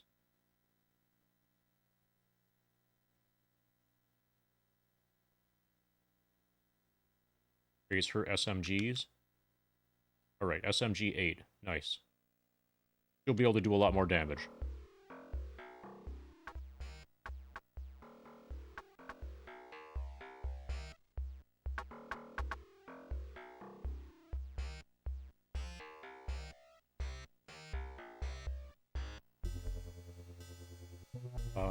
Good phone, Sharky. Like to procure your services. Need to get into the Salashidi. Easy money, chummer.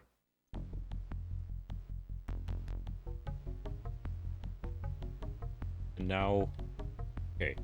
The hair on the back of your neck rises. You feel like you're being stalked. Wait for more information. The shimmering forms of vicious Bandersnatch come screaming to the attack.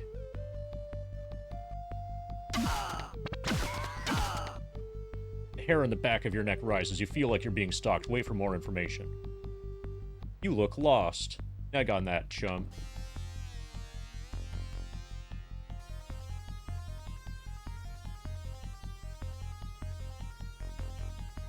I don't know if they're more common outdoors or in a cave. And I don't know if you'll get them on average faster if you are moving around, or if you just wait. Hair on the back of your neck rises. You feel like you're being stalked. Wait for more information. Yeah, you're the same guy. I still don't need an escort anywhere. I just need to get attacked by hellhounds. Got any hellhounds?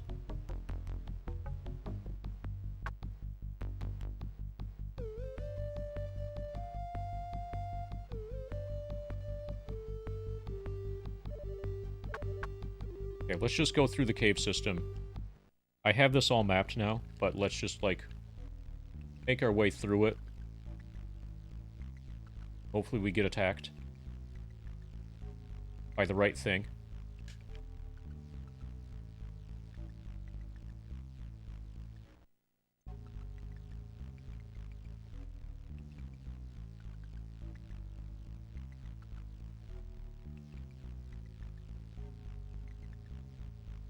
Mapping this when I needed to get combat probably would have been ideal.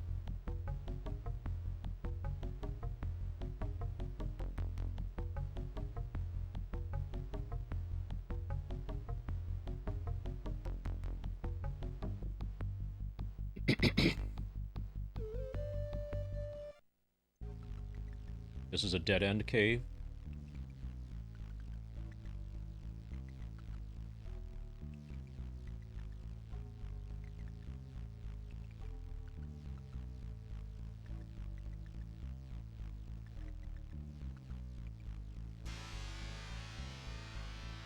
Where are you guys? They're... Oh, fuck. Okay. Okay. Here we go. That's what we needed. Hellhound pelt.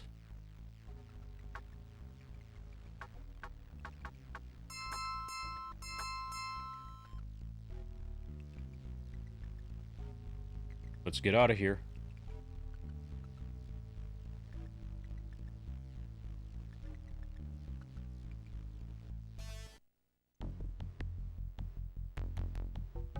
And then up here...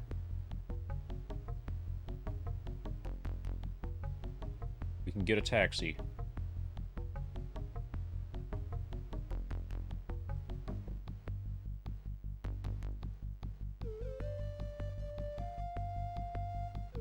I think. Oh, no. Not yet. We go over. There'll be another cave entrance up here. And then from here, if I go right, then I will be on the starting screen. By the highway.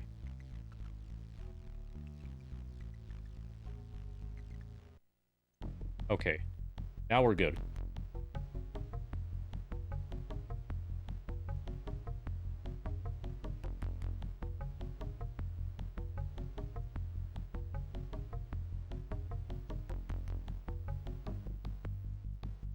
Alright, let's go see Spirit Eyes again.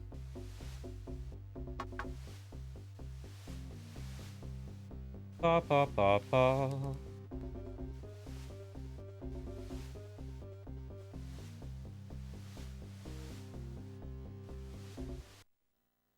I wish to speak with your, most wise one.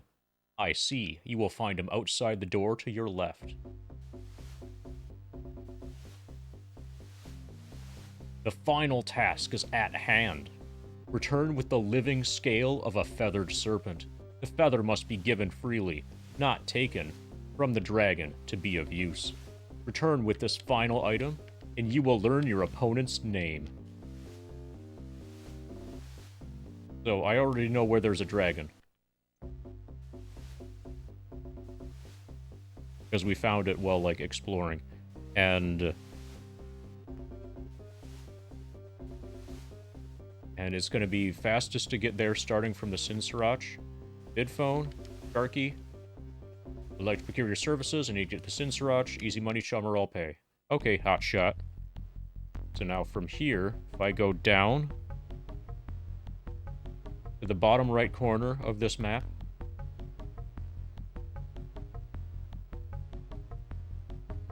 a group of young Amerindian boys are scouring the terrain in search of something. One warrior looks up. We're looking for an arrowhead. Help them.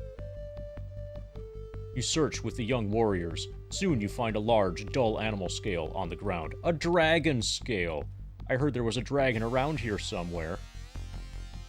This is much better than a stupid arrowhead. Since you found it first, I'll offer you 100 Nuyen for it. Having no need for a discarded dragon scale, you take the Nuyen.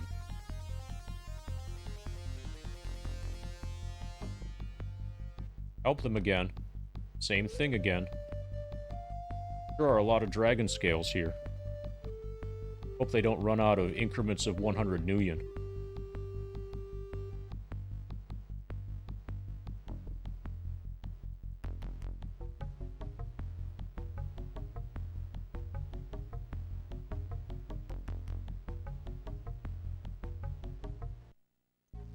Okay, from here I go down or south. And now we just go all the way west. We just keep going west and we will reach the dragon.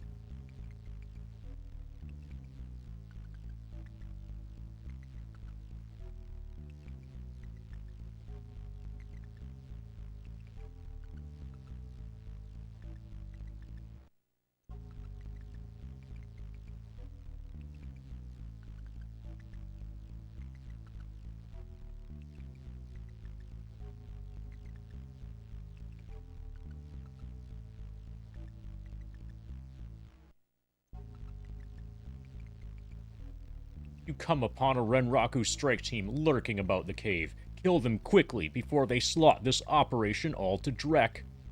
They unholster their weapons and come at you.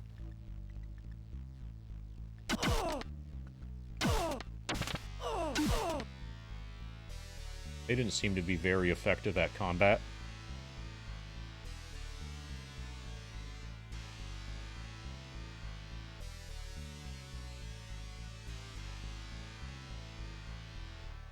Entering this antechamber, you see a Renraku strike team attempting to kill a feathered serpent.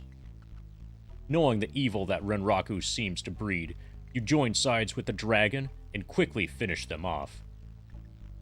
With the last of the Renraku strike team dealt with, you find yourself face to face with the feathered serpent.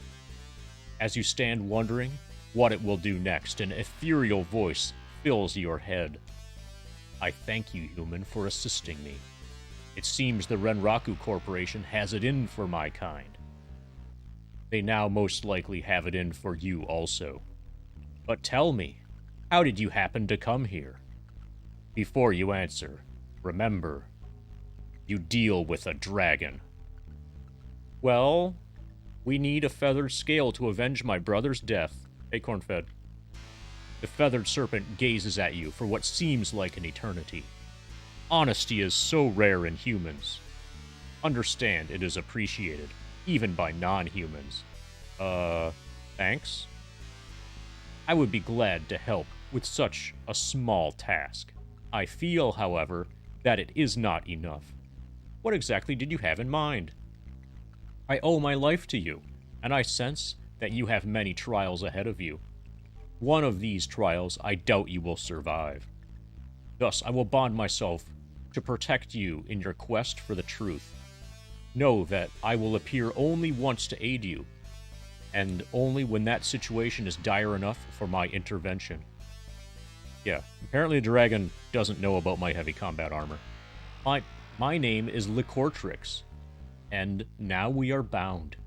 Fare thee well, human, until fate brings us together again. Licortrix shakes loose a scale from his hide as he flies away. Excitement barely contained. You snatch up the final item for the ritual.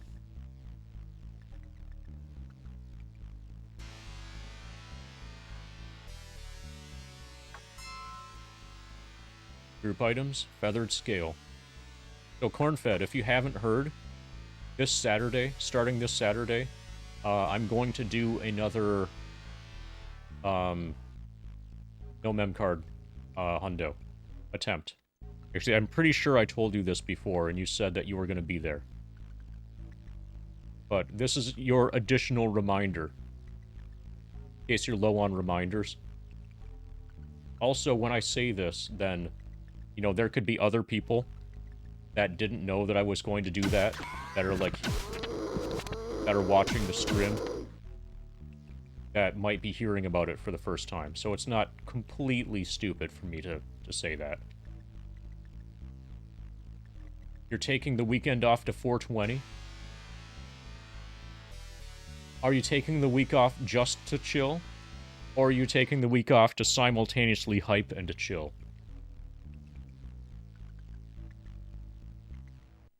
Because I'm going to be simultaneously hyped and chilled.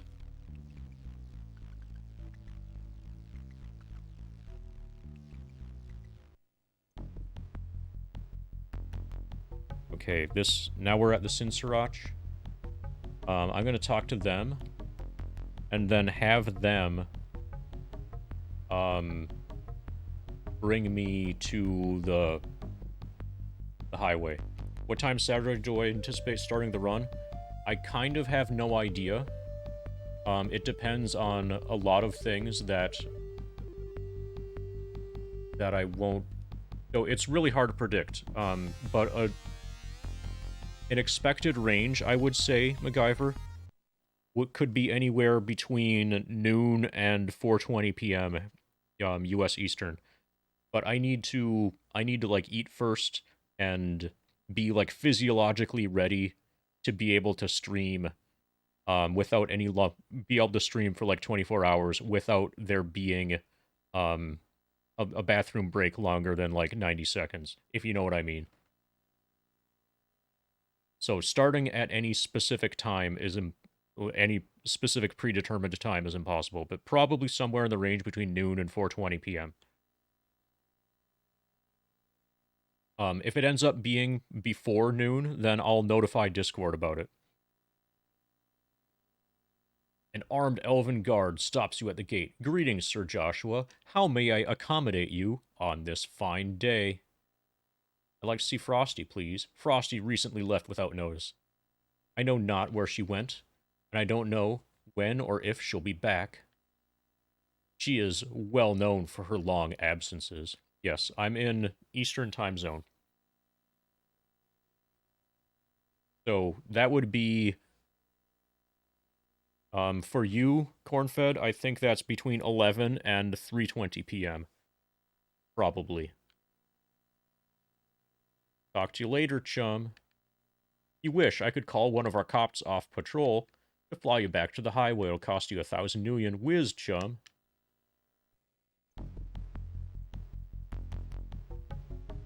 Alright. Let's complete the ritual. You need a ride, chum?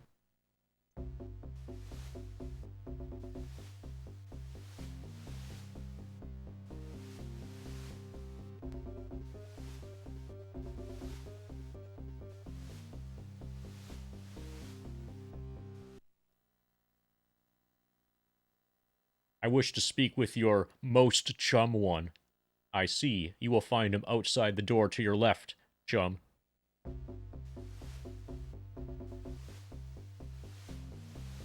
You have completed your tasks, chum. Rest while I call upon the chummers. In return for the gifts you have provided, they will guide me to the answer you seek.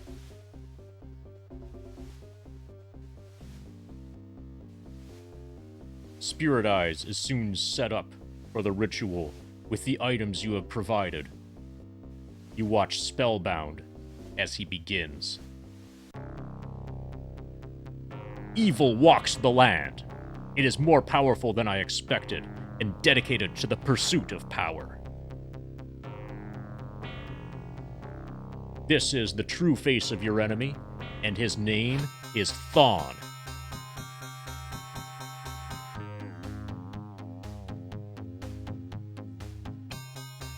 No, it's Thawne, not Thong.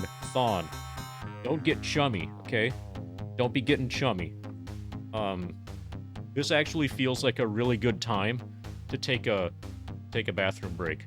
So I'm gonna crank the music, and then I'm gonna remember to uncrank it when I come back, because I forgot to do that last time.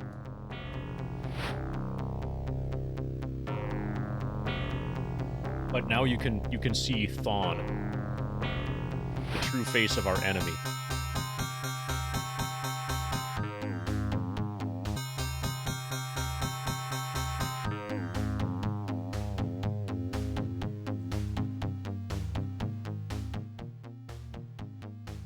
Okay, music is back down to normal. Thawne killed your brother, and he has linked himself to you. I sense he has already begun shaping the events of your life from afar. His lust for power is boundless. You must stop him.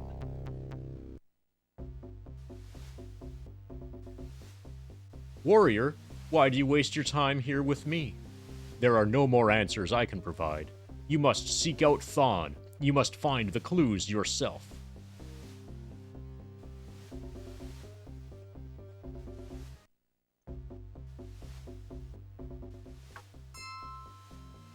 Notebook, tips and clues. Your enemy is an evil being with the face of a jackal. His name is Thawne. He is the one who had Michael killed.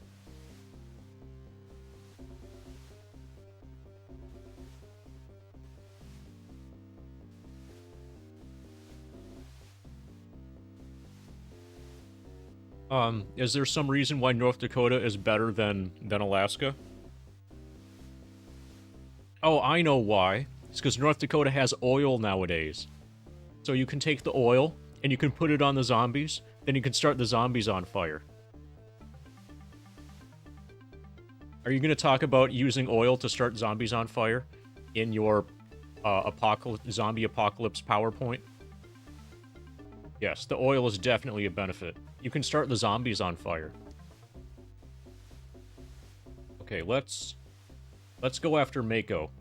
Mako Seichao. Renraku began harassing Boris after Michael had visited him to purchase equipment for his run. Mako Seichao is heading the Renraku Inquiry. Mako has been spending a lot of his time at Club Penumbra lately. Alright. Let's go fight Mako. They also have a lot of solar power equipment. Nice.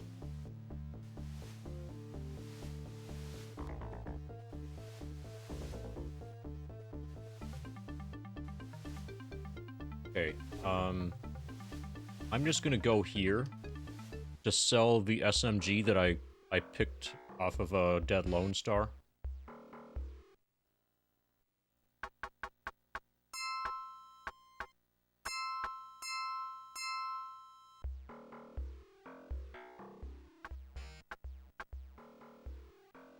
Okay. Looks like I'm ready.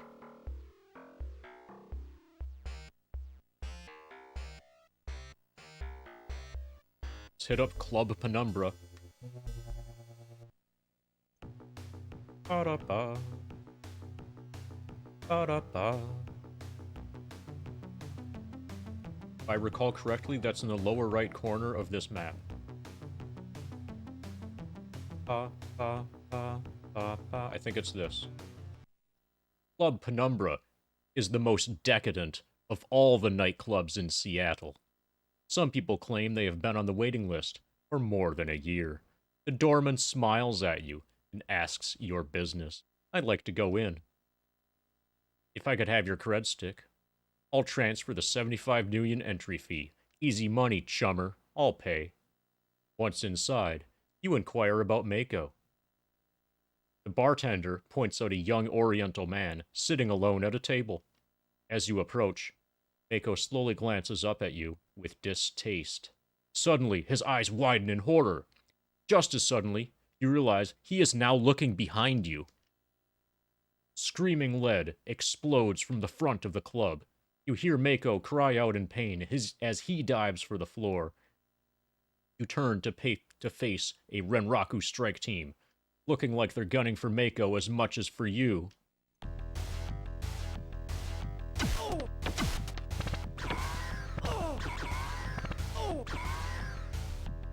On the floor, Mako lies unconscious in a pool of blood. You rudely wake him from his crimson slumber, and immediately he begins to whine. I'll tell you whatever you want, but you need to get me to a doctor first. Get me patched up and I'll tell you everything. I'm just a company man. I follow orders, that's all. Talk now and bleed later, fragger. I want to know what happened to my brother. Mako winces at your onslaught. My orders were to track the runners and report on their activities. My team lost them in the forest just before they were killed. Renraku had nothing to do with their deaths. We wanted them alive. What can you tell me about Caleb Brightmore? Mr. Johnson of your brother's team was an elf named Caleb Brightmore, but I'm sure he was taking orders from another. He deals exclusively with big-time Shadowrunning talent. He hangs out at Icarus Descending. If you want answers about your brother, go to him. Why is Renraku involved? I was the project director of Operation Thawne, searching the caves and forests for clues to some sort of tomb.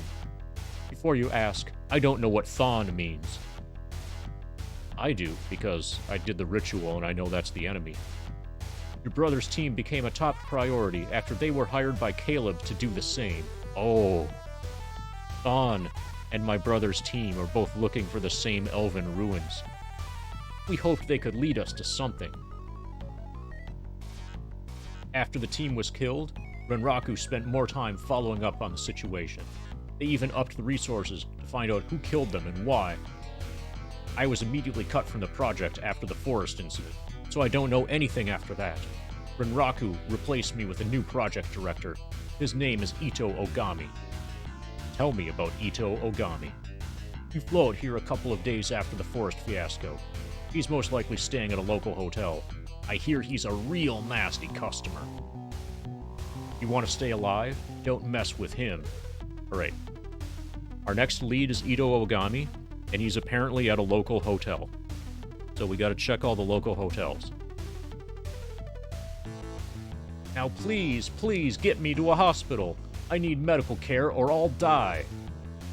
Listen, that was a Renraku strike team that perforated you, and they'll surely find you in a hospital. Besides, I've seen people survive much worse than that scratch. Mako looks quite pale, but manages to give you a venomous glare. You shake your head in disgust and leave him to his own recourse.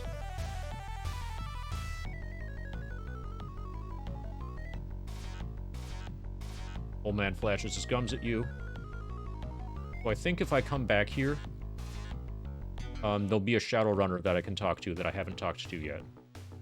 Let's do that. I'd like to go in. Easy money, chummer, I'll pay. Enjoy yourself, sir. Hey, they cleaned up all the dead bodies. Nice.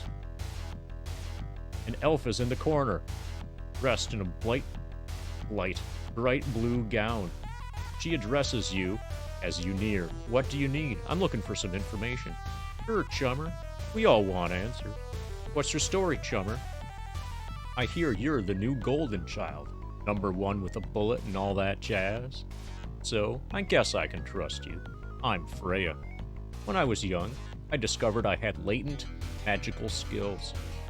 My tribe, the Cascade Crow, viewed hermetic mages as blasphemous, so I ran away and fell in with a radical political group. They trained me to become an assassin, using magic as my weapon, with corporate officials as my targets. I did my job, no sweat. I was a magical assassin. But I grew tired of their control over me and escaped into the shadows. Been running them ever since. I need some questions answered. What's on your mind, chummer? What do you know of a Johnson named Vigor? He's too slick for his own good. The contracts are good. There's no doubt that the Nuyen is good, but there's more going on with him than meets the eye. Be careful of that one. I need some questions answered. You know of any Johnsons in the area? Well, there's Julius Strowther, who I like to do runs for. He's got a booth reserved over at the Matchsticks in downtown Seattle. He's as close to an honest dwarf as you'll find in this sprawl. Fair with your contracts and your pay. Sure, chummer, we all want answers. No sweat, chum. Good luck in your struggles.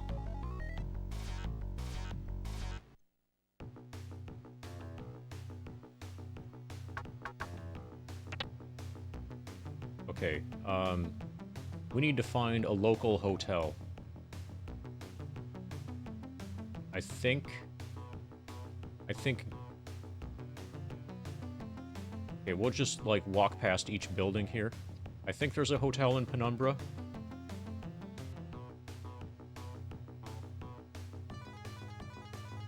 And if we don't find anything here, then we'll go to Seattle. Like, downtown Seattle.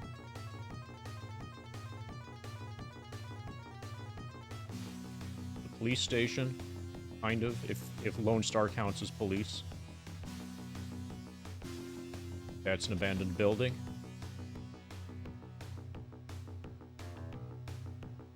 That's another abandoned building, I think.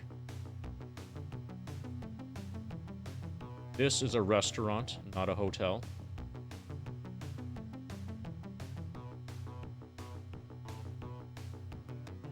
This is a hotel. Willie's Gala Inn is a rather stark hotel in the center of the Penumbra district. Well, quite safe to stay in. It is rumored that the inn is owned and operated by the Mafia. Hello, young fellow. Need a room for the night? Okay, he doesn't have any information. Let's hit Seattle.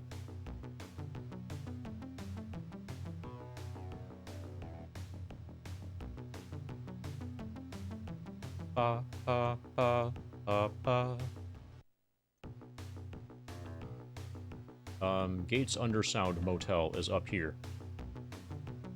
That's the Space Needle. This is the Gates Undersound.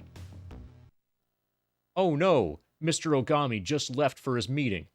His private car was headed for Matchsticks. If you hurry, you just might make it. Right. That's down here. This is Matchstick, a high-class nightclub that caters to the person I'm about to murder. I'd like to go in. You push your way into the club. Ito and a group of corporate types are having a meeting around a large table. Ito sees the deadly intent in your eyes and calls warning to the others. The suits scramble from the booth, fumbling amateurishly for their guns. Ito produces an Uzi, expertly handling its bulk as the others move to his defense. Even though you just wanted Ito, it seems these other guys are looking for death by association.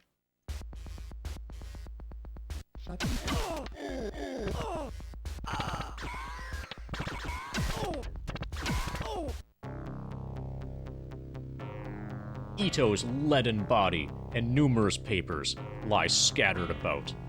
Being a soft mark for opportunity, you grab all you can. You find a holopix of Michael and a heavily cybered Amerindian. That would be Stark. The holow's composition suggests it was shot without their notice. A date and timestamp on the lower corner reveal that it was taken on the morning before Michael's death. A holopix labeled Crime Scene.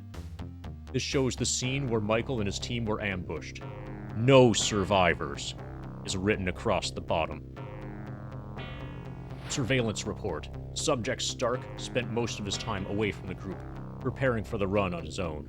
Once underway, he was most at ease in the woods.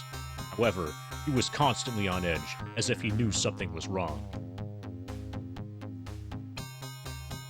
Surveillance report. Subject Vigor was extremely hard to follow, as he is expert at covering his trail.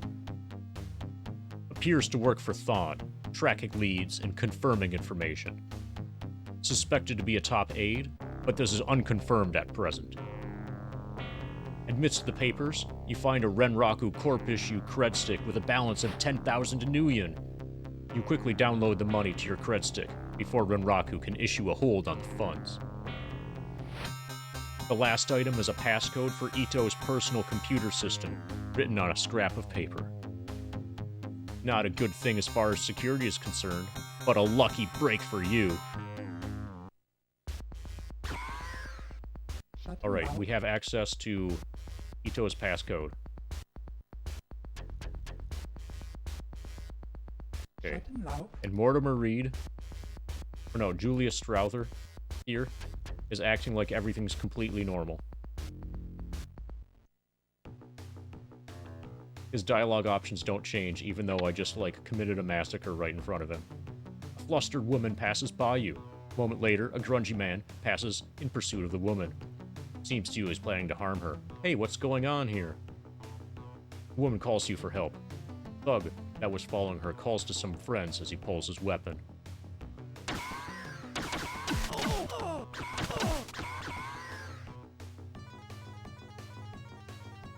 Okay, let's get decking. We've got Ito's passcode. Passcode. Here we go. Accepted. This, I think, is the most difficult network in the game. Like, it's gotta be. Ito's system, no ice, screen 4. I think it's small, but, like, every node is extremely dangerous.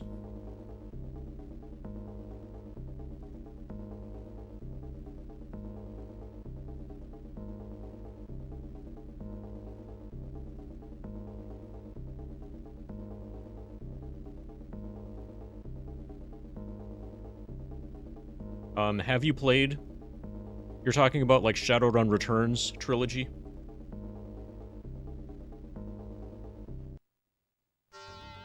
I assume. Dragonfall is really good. If you haven't played it yet. Shadowrun Returns is... So if you haven't played... Okay, the first one. Think of the first one. You know how it's really short and you play solo? Think of Shadowrun Returns as being a tutorial for Dragonfall. With Dragonfall, you have a party. You have an actual, like, party. And instead of it being like a 15-hour game, it's like a 45-hour game. And each of the characters has, like, actual backstory and actual, like, stuff for them to do.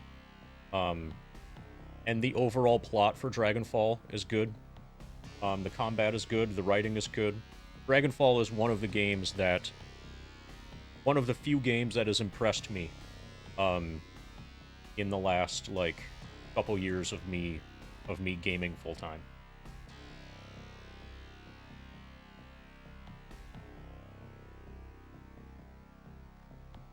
And then if you really want to, you can try Hong Kong.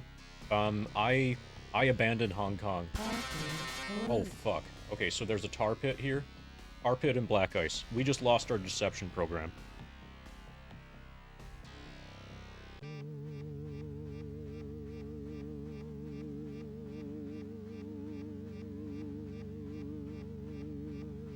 Alright, so that's gonna be expensive. Yeah,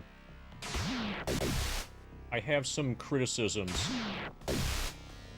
of Shadowrun Hong Kong. The biggest problem with Shadowrun Hong Kong, in my opinion, the biggest problem with it is is that they completely changed the decking. The decking in Hong Kong is changed for it is completely changed and for the worst. It's made so that it's supposed to be like stealth.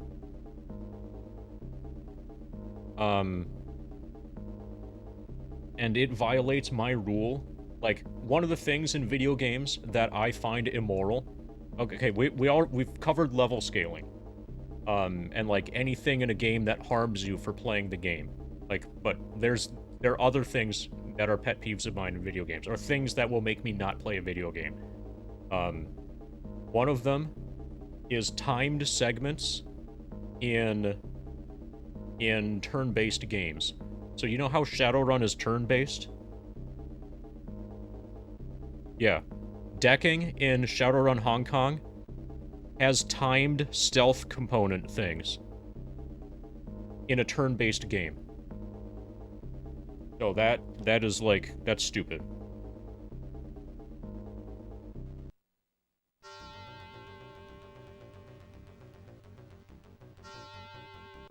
Okay, I'm going to assume there's a tar pit here. Yes, there is. Probably every one of these nodes has a tar pit. Another black ice tar pit.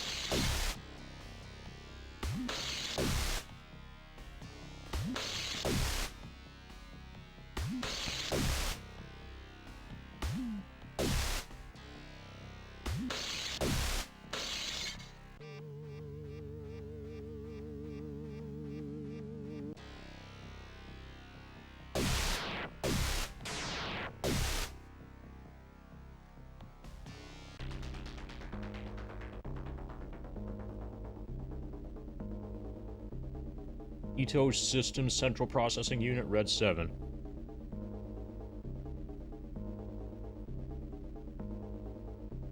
Cancel alert.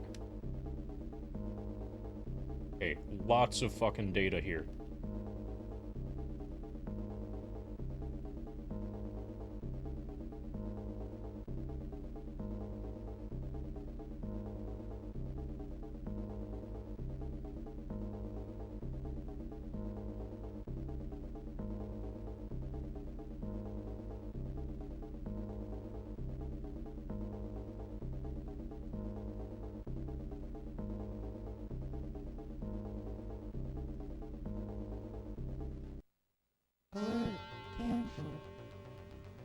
There are some other criticisms that you can make about Hong Kong, but by far the biggest one, the most serious one, is the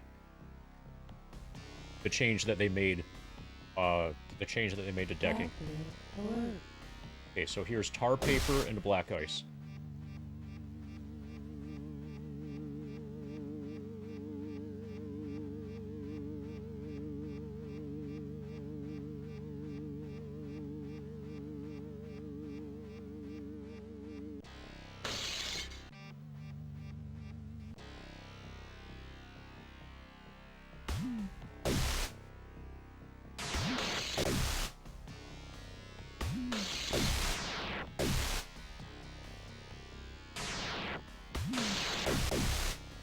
And what's annoying about the change to the decking, what's really annoying is that it was totally fine for Shadowrun Returns and for Dragonfall.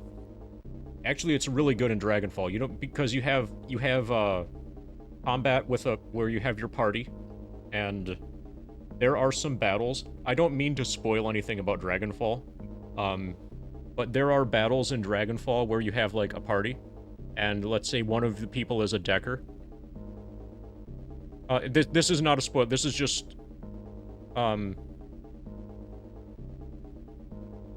okay. I'll let you just go ahead. And be completely blind. But the way that they handle decking... Okay, alright. So, imagine that you have a party of, like, 4 Shadowrunners working together, and one of them is a decker. You will be in fights later on, in, like, combat situations later on, where you have, like, your 3 people fighting in meat space, and your decker jacked in, and your decker is doing cyber combat, which is relevant to the fight that you were that your meat space people are experiencing right now. And so like your, you know, character 1 gets a turn, meat space number 1 gets a turn, meat space number 2 gets a turn, meat space number 3 gets a turn, and then your decker does a 1 turn worth of decking. And that pattern keeps cycling. So like what your decker is doing actually matters. And also, because your decker is literally physically present, your decker is also in meat space. If the enemies attack your decker while he's in cyberspace, you're completely defenseless. So you need to protect your decker. You know? He becomes like a weak point in the battle. We're gonna head back here to cancel the alert.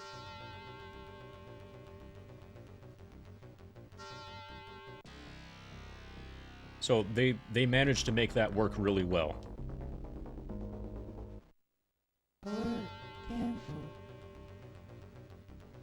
Yeah, so in Dragonfall, you're never solo decking. Or you shouldn't ever be solo decking. You have actual meat space people around to protect you. To protect your decker. Transfer data. An interesting file that you download to your notebook. Project records. Probably each one of these data stores is going to have an interesting file.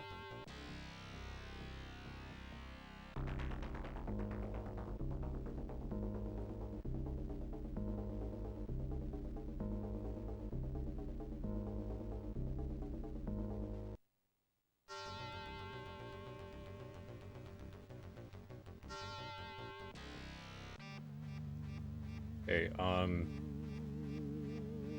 gonna try sleazing.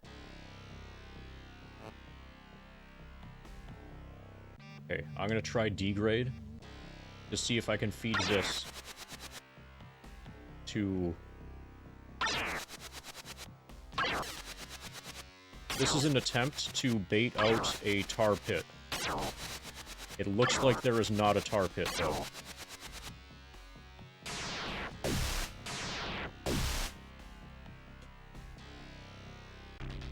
Confidential data, red 2.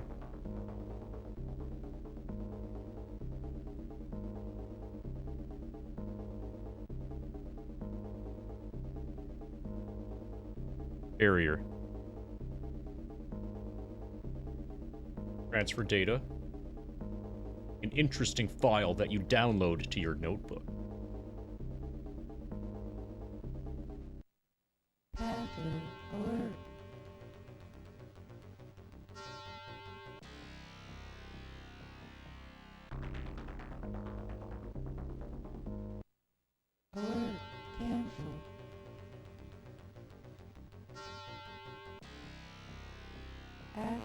Alright, perfect. So we had a... This is Black Ice Tar Pit, and I fed it my sleaze.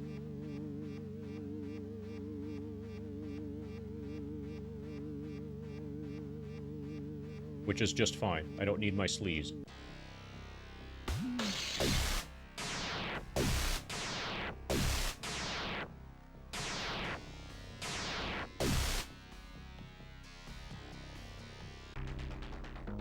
We've had 3 tar pits so far.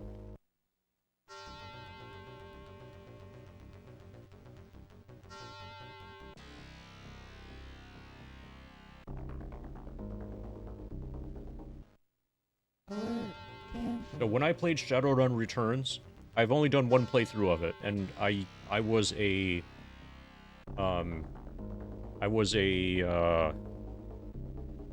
samurai for that.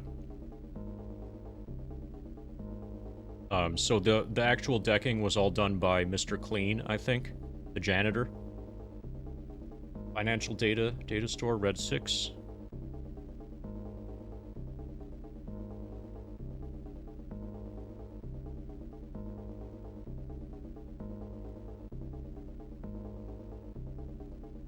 An interesting file that you download to your notebook.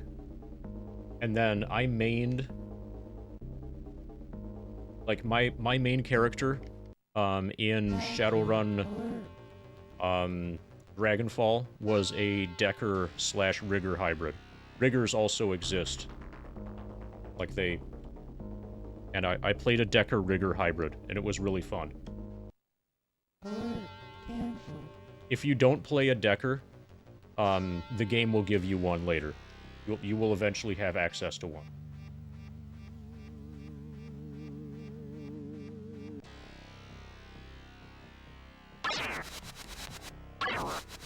Okay, this is just me trying to test. It looks like there's no tar pit.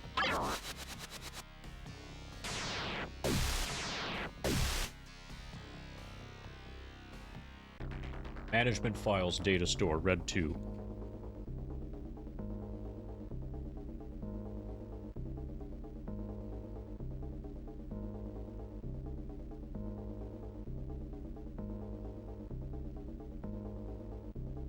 Browsing the data store, you find an interesting file that you download to your notebook.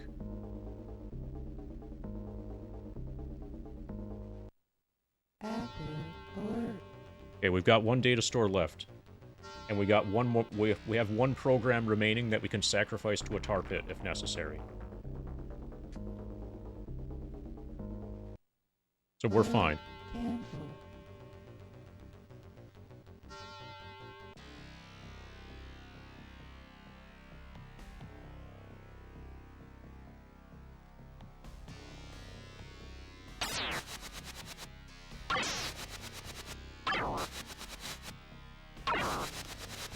It looks like there's no tar pit.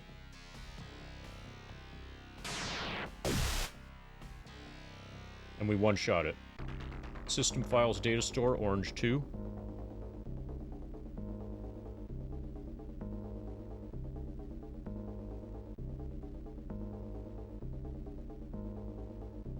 System usage report.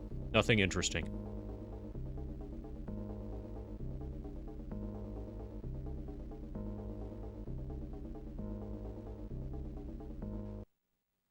Okay, I'm gonna go to confidential data. And, okay, that's a red 2. Okay, financial data's red 6. That's probably the most valuable one here. We got 4 story files from this.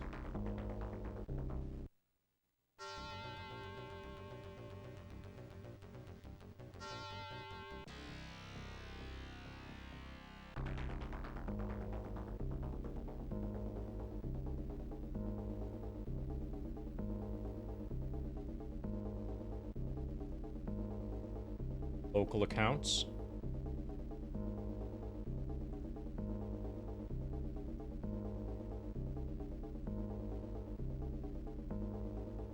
Bank account numbers. One more file, please. Capital expenditure. Right, we have cleared Ito's network. Project records is worth 3,000. Local accounts is worth 3,000. Local accounts for 6,000. Bank account numbers for 3K. Capital expenditure 1.5K.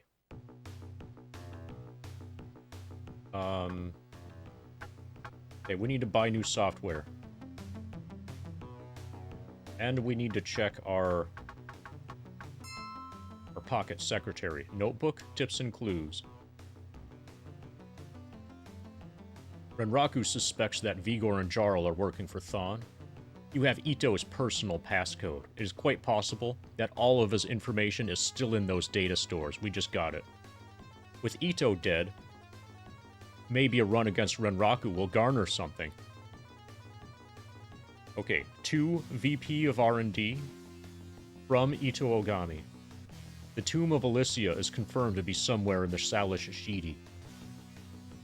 Thawne is certain that the tomb contains powerful magical artifacts we can profit from. From Renraku accounting to Ito Ogami, please deduct further Vigor payments from the Thawne account. Vigor is under his employ.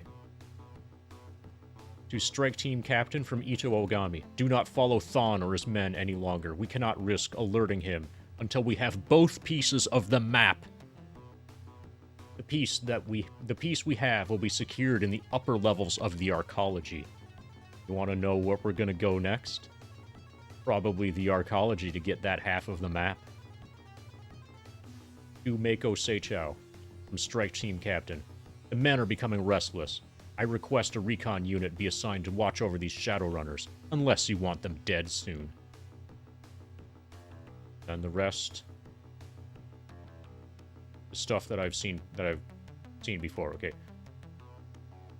Strike Team orders from 2 Strike Team captains from Ito Ogami. A meddler named Joshua has become too involved in our affairs lately.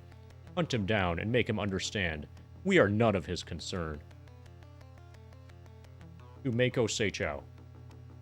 From Renraku Surveillance. Frosty has unwittingly given us assistance on the Elysia project.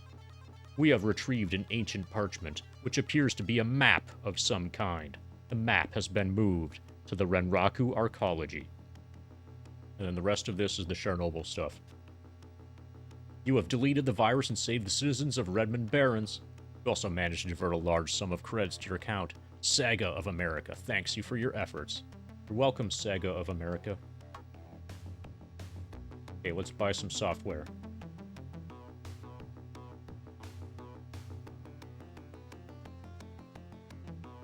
We need a new deception program that's going to be expensive. And then all of the things that we were feeding to tar pits.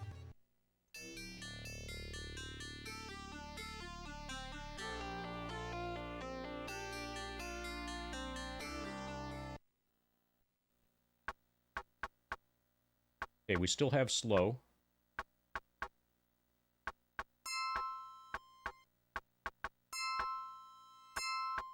Okay. Level 1 sleaze. Level 1 analyze. Now we need to go to Crime Mall to get our deception.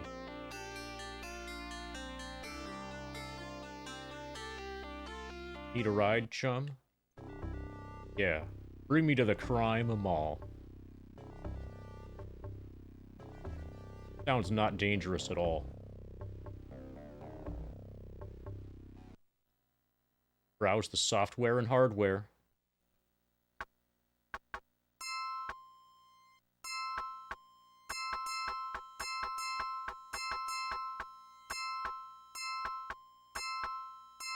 Okay, we have Deception 5.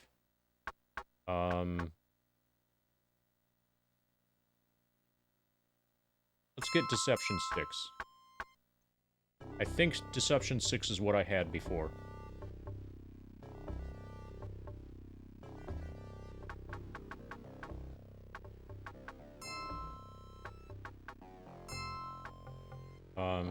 We're okay on ammunition.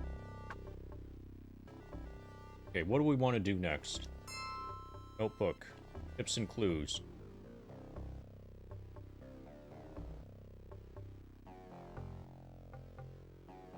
Alright, let's run against Renraku. Let's break into Renraku.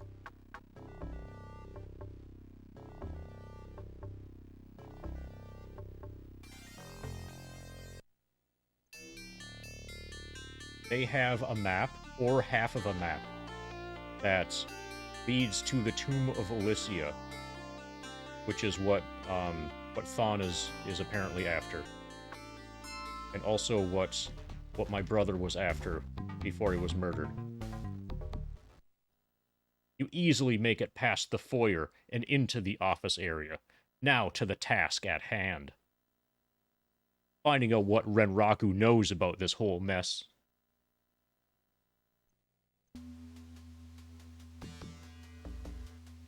Security guard spots you.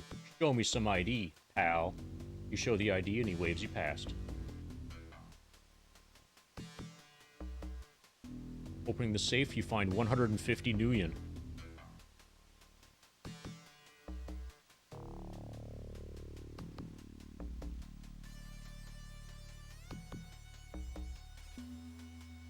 Stay away from those cameras.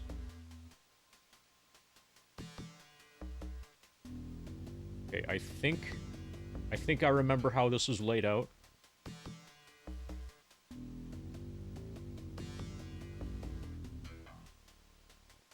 we're gonna go to the 5th floor. I believe it's on the 6th floor. But I think the building is split into 2 towers. Security guard spots you. Show me some ID, pal. You show the ID and he waves you past.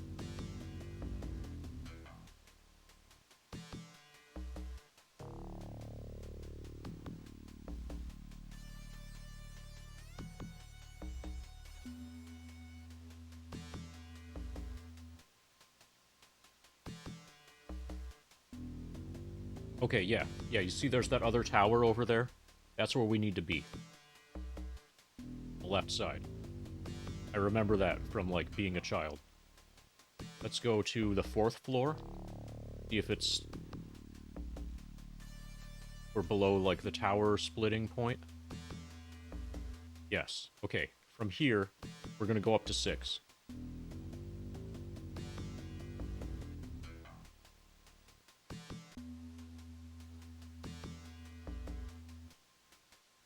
Security guard spots you. Show me some ID, pal. You would think that they would recognize me. This is Renraku. You know, all of the strike teams. Like, their entire purpose is to kill me right now. Inside the safe, you find a large envelope with Elysia stenciled on the front. The envelope produces what appears to be some sort of animal hide, covered with strange markings. The hide has been treated to make it transparent. With a flash of insight, you realize that this is some sort of map. However, there are no landmarks, so this must be an overlay to another map. Memo inside confirms that there must be a second map that has not yet been found. But your immediate worry is to leave with the map, now that your opening of the safe has triggered an alarm. Okay. Time to get all murdery.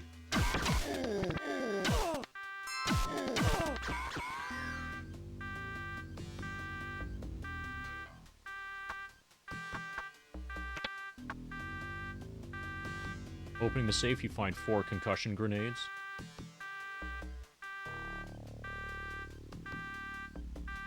We find a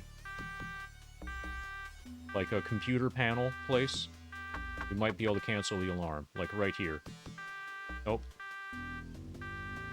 Image showed you in a tank top, not heavy combat armor. No. That's just what heavy combat armor looks like. Okay, apparently...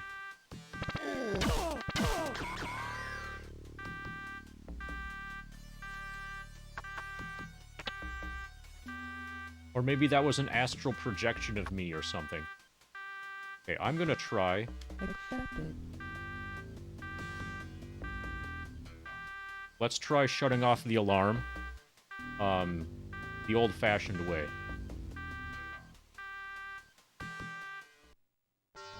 By jacking in.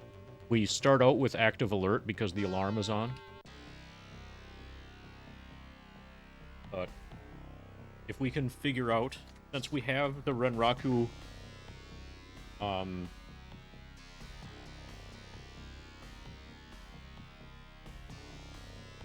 yes, since we have the full map of Renraku, it's probably going to be possible for us to shut off the alarm system from the inside here.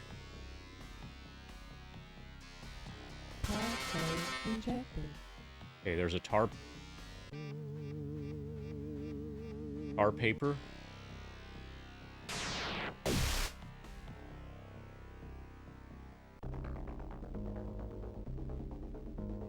Okay. This is from floor 6. I know where we are.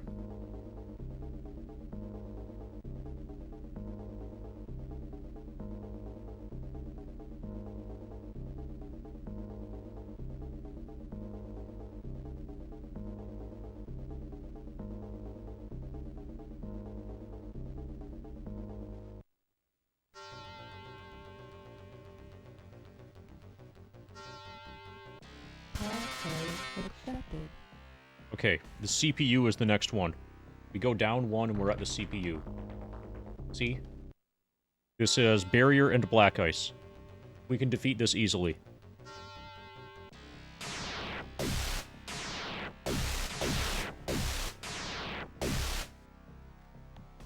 And now we can shut off the alarm.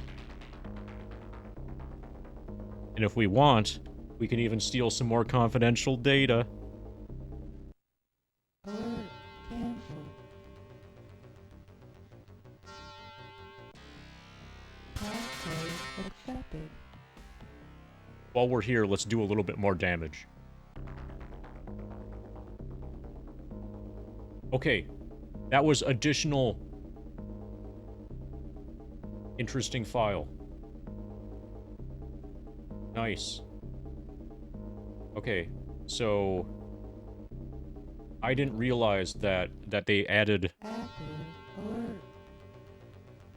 Okay, this is kind of bad news because it implies that we might need to like completely redo all of the decking to see if any other files got added. Maybe we'll redo Renraku.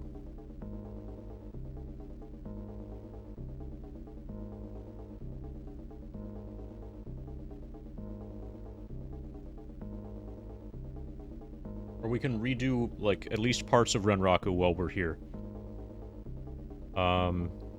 This is Barrier Black Ice. Alert. Cancel. Passcode rejected.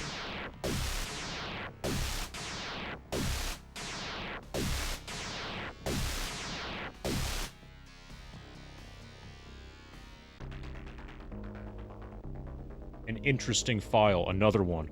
Yeah, we're gonna have to re-scour this entire network.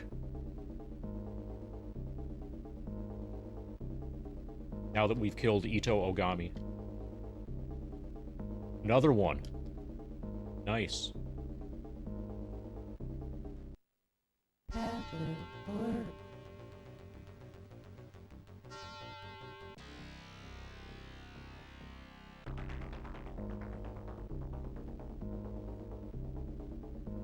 Okay, while we're here, I guess we're gonna crack this whole system again.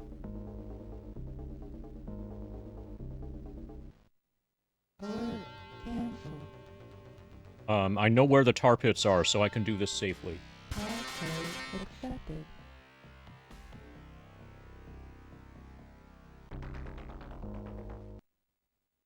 This is a barrier.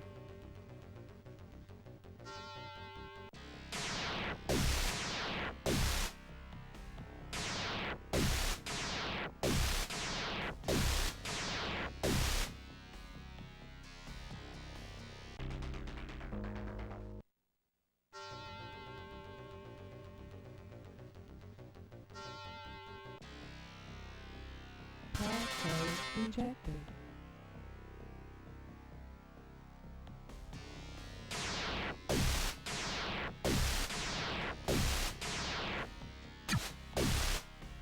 How are you still alive?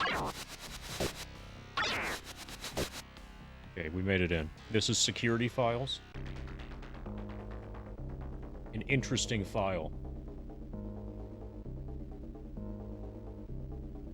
Okay, let's work our way back to the CPU and shut off the alert. Alert.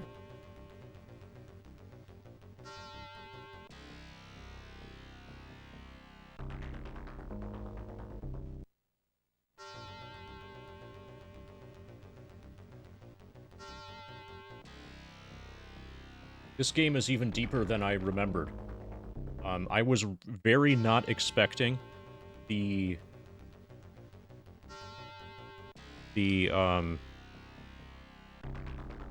interesting files that you're able to get to change over the course of the game.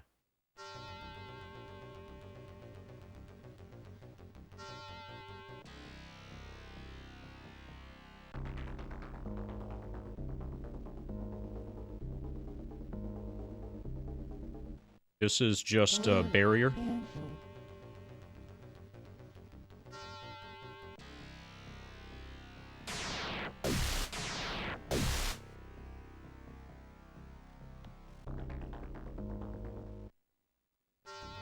System files. Password accepted.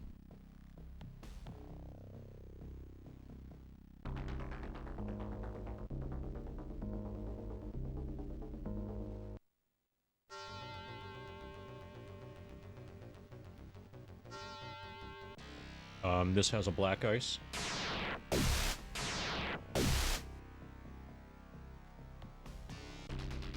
Project files.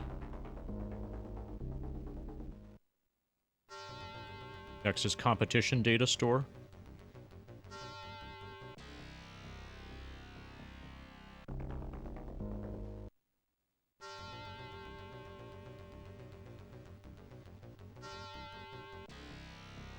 Password accepted.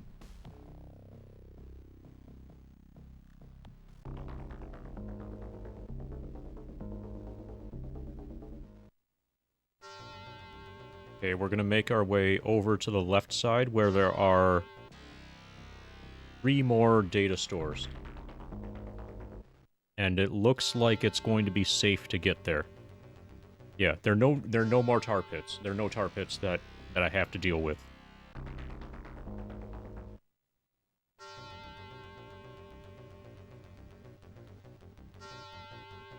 Password accepted.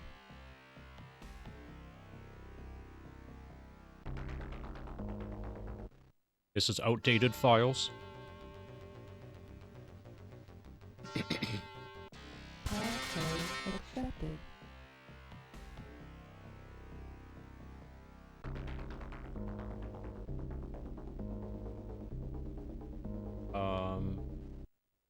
Passive alert. I'm gonna ignore the alert.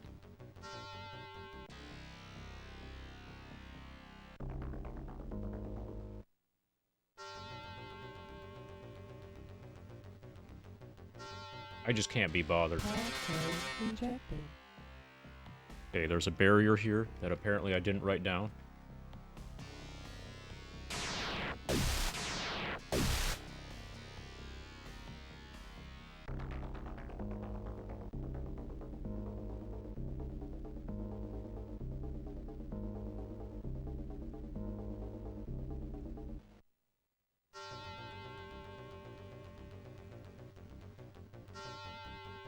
Password accepted. Nice. This is financial data.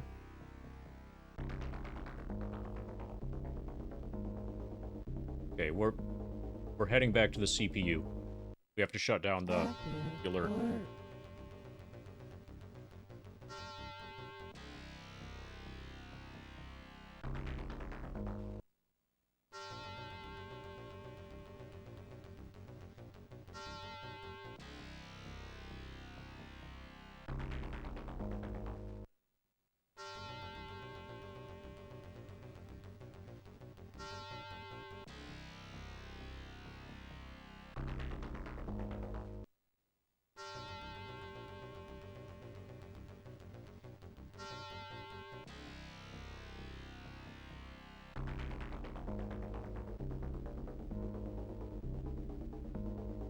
This is our last node.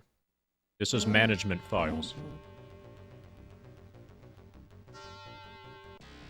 Password rejected.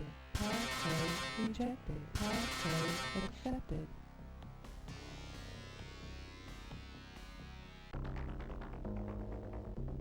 An interesting file that I download to my notebook.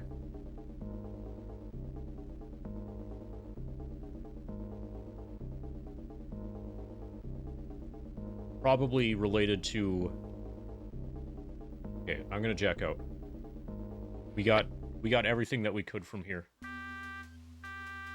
Wait, I shut off the... Kidding me? I shut off the alarm. Okay, fine. I guess we're just gonna keep fighting.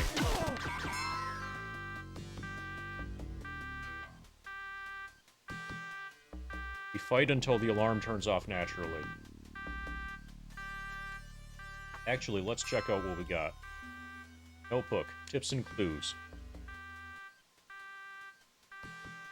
You possess a map, which is meant to overlay a second map. Without the second map, it doesn't do you much good. Yet. Renraku suspects that Vigor and Jarl are working for Thawne. Of Alicia.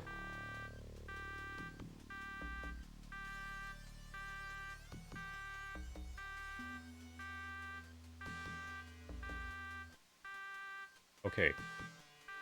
To VP of R&D from Renraku personnel, we have removed Mako Seichao as the project leader of Operation Thawne. His failure in tracking the subjects has been noted. His replacement is on the way, and will resume the search ASAP. To VP of R&D from Ito Ogami, confirmed Frosty after Alicia. I've recovered the map, and it's locked in my safe in the arcology. All project files have been transferred to my personal system. The VP of R&D from Ito Ogami. I've resumed a dialogue with Vigor. Thawne is anxious for the project to proceed. I will stop at nothing to complete this project. Mako Sochao.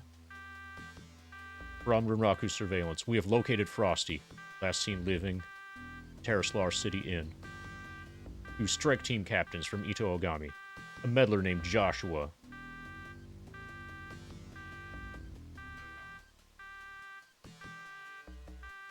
Okay, to VP of R&D from Head of Security. Sir, I regret to inform you, our copy of the map to Alicia's tomb has been stolen, perhaps by Thawne's men, or me.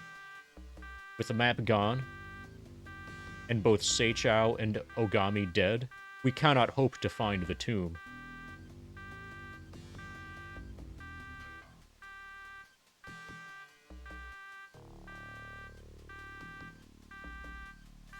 Okay. So only one of those. Okay, so apparently when I was finding those things, they were files that I already had.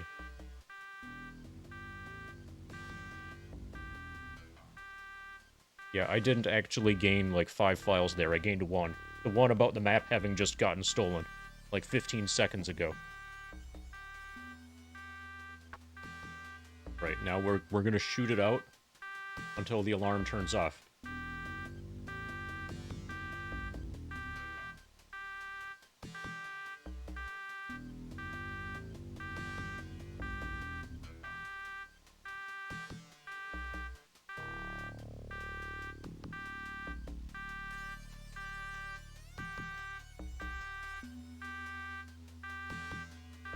So how's it going, everybody? Are you enjoying the alarm? Hey, the alarm's off.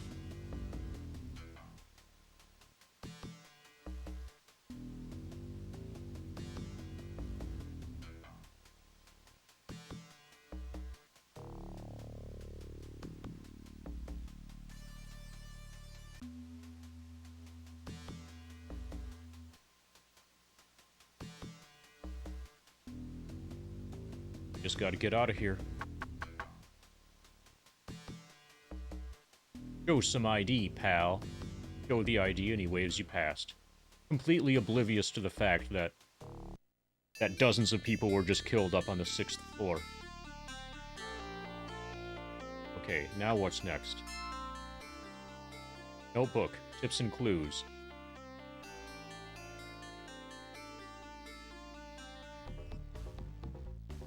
Okay, it looks like we need to talk to Frosty again. Or we need to go... yeah. Earlier, I was able to talk to Frosty, and she said, talk to me again when you have wisdom. So let's see if we have wisdom. Now we know who our enemy is, so maybe that counts as wisdom. A female voice modulates from the pretty face on the vid. Sharky here, you looking for a ride, handsome? I'd like to procure your services. I need to get to the Sinsarach. Easy money, chummer. I'll pay. Okay, hotshot. Greetings, Sir Joshua. How may I accommodate you this fine day? I'd like to see Frosty, please. Frosty recently left without notice. I know not where she went, and I don't know when or if she'll be back. She is well known for her long absences. May I speak with the tribal elders? I will show you the lodge of the elders. Thanks, chum. Lady Gillian greets you. Hello, friend Joshua. How may I help you? I'd like to see Frosty, please. She is expecting you. So that guy at the door completely lied to my face about Frosty being gone. You are taken to Frosty. There is a definite edge to her features of one who has seen and done things unspeakable. However, her attitude is calm, her words warm. Joshua, it is good to finally meet you after hearing so much about your exploits. All of the second-hand stories do you no justice. You have shown remarkable tenacity, skill, and ability. Thanks, chum. I just hope that you have the talent to finish the task you so rashly started. Now, what did you want to know? What do you know about someone named Thon? Thon is more and less than he seems. But I think that information should come from my master. To be honest, however, I'm amazed that you've stood against him as long as you have. Why is Renraku involved? As with most megacorps, Renraku is mostly interested in profit. Somehow, they got hooked up with Thon and his goons. They think they can profit from whatever Thon is up to. Thon has other plans and seeks to burn the bridge to Renraku. Tell me what you know about my brother Michael. Think he's dead. Yeah, he's totally dead. I contacted Caleb Brightmore for a few runners, and he chose your brother as well as the others. I deeply apologize for your loss, because your brother is dead. I had no way of knowing Thon and his cronies had set an ambush to kill your brother dead. My master is Harlequin. It was he who asked me to find a team to go into the Salish Sheety. Although some say that he is crazy, he has a plan and the ability to see it carried out.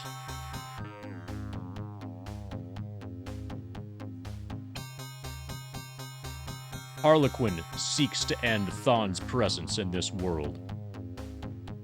But I have said all that I can on that subject. I think it is time that you talk with Harlequin. You can find him in the Puyallup Barrens at the Terraslar Garden Apartments. Okay, let's get a helicopter ride back to the place. How may I accommodate you on this fine day? Yep. You need a lift? Whiz, chum, that'll save me much needed time. It's Harlequin. Everybody has facial tattoos like a jester, right? This is the future. Or maybe it's the present. Okay, let's go to Puyallup Barrens. Let's see about Harlequin.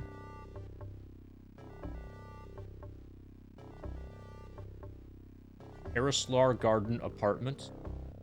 Terraslar City Inn is in the corner here.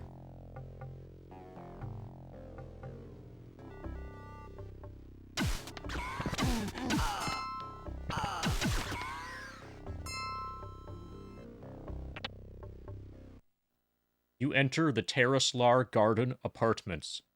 2 elves carrying submachine guns greet you at the door. They say nothing, but motion you to follow them. They lead you into the elevator, and you ride to the top floor. Passing even more armed elves, you enter the penthouse. Inside, you face a bizarre sight. There stands an elf, his face tattooed like a clown. However, his expression reflects his serious nature. This must be Harlequin. So we meet. I guess you would eventually have found me, given your resources and abilities. As you have probably guessed, I've been keeping an eye on you since you first arrived in Seattle. You've acquired quite a reputation in your short time here, yet your original mission remains unfulfilled. I will help you if I can. Tell me what you know about my brother Michael. He's dead. He's totally dead.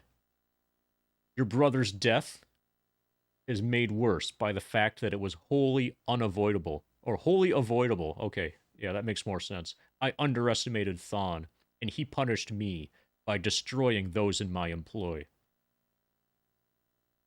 I apologize for Michael's death. Who is Thawne? Thawne is a what, not a who. It is a free spirit, an elemental whose summoner was killed. Thawne is older than most, and with age comes power.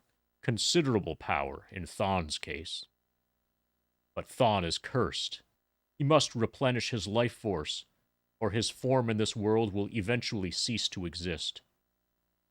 Thawne seeks out magical artifacts, and, in a ritual of destruction, absorbs their energies. Currently, Thawne's energy is waning, but make no mistake, he is still very powerful and quite dangerous. But to save an expenditure of his energies, he now uses much outside help and avoids direct confrontations. Why is Renraku involved? Renraku became involved with Thawne through Vigor, who is casting about for corporate support. Renraku assigned Mako to the project, but he was easily blinded by the promise of power, became Thawne's unwitting pawn. After Thawne fragged his relationship with Renraku, Mako was replaced.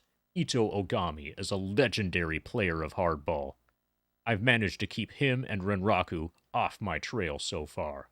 I've killed Ito, so Renraku is no longer involved. You managed to have him killed?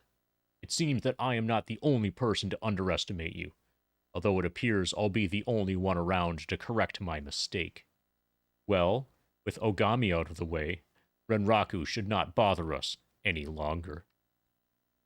You show Harlequin the map you retrieved from Renraku. This shows the location of Alicia's tomb. But the reference points have been removed.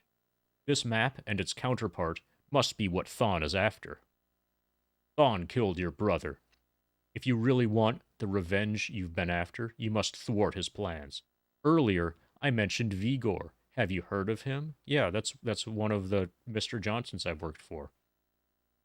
You tell Harlequin what you know of Vigor and Jarl. Harlequin frowns when he hears of your contact with them. Vigor is Thawne's most trusted lieutenant and the front man for Thawne's operations. Jarl is a less well-known, but just as important to the spirit. Both of them have been using you for information. Seek out Vigor and Jarl. They are the weak link in the chain. See if you can break it. So I happen to remember that when I was a kid playing this game, long time ago, I got to here, and then I was stuck for like years. So, like, I could never figure out where to go, who to talk to, what to do in order to find Vigor and Jarl. Or find Vigor. And then when I eventually figured it out, yes, for years. When I eventually figured it out, then, like, I will never forget what you're supposed to do next. So we're gonna go straight to it. Instead of being stuck here for years, we're just gonna do it immediately. Yeah, so when I say years, I mean, I sold the game. And then later bought it again. Like, years later, bought it again. And then figured it out, like, you know, when I was older, and had repurchased the game a second time. This is my third time owning Shadowrun for Genesis. You see I have the cart here? This is the third Shadowrun cartridge that I have owned. So we go to Redmond Barrens, and we talk to the first Mr. Johnson of the game. Actually, first we probably have a lot of karma.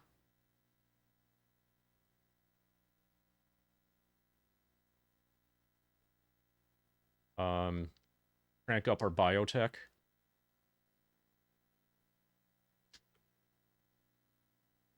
Crank up my SMGs. Alright. Actually, let's do that again. I still have some karma on the boy. We have 18. We can increase our quickness and our willpower. Okay. Now, we are ready for combat. Oh, and here's combat.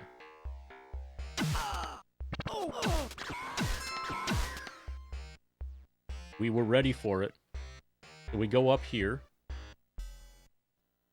The Jump House is a typical small bar inside the Barrens. The standard slime frequent it, and an occasional Shadowrunner sometimes slips in its entrance.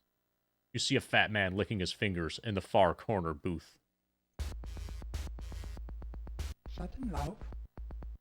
Looking for some information. Info, eh? I need some questions answered.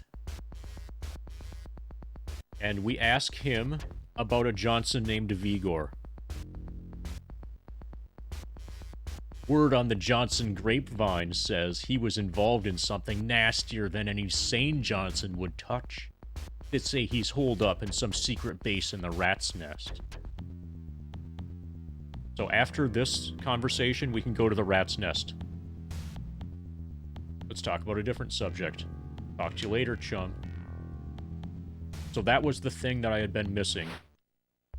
Why I was never able to complete the game when I first owned it. I didn't know to talk to him to ask him about that. Now we can go down here. This is the rat's nest. The area seems to have been swept with recent activity. Knowing Vigor must be somewhere around, you start a thorough search of the area. You get lucky and find a secret entrance to an old fallout shelter. After a quick search of the bunker, you find a copy of your overlay map. In addition, the landmark map is rolled up with it. Harlequin should be most interested in this. You leave cautiously, expecting to be jumped at any moment. Fortunately, your luck holds out, and you leave the area without incident. Okay, now we have both map pieces.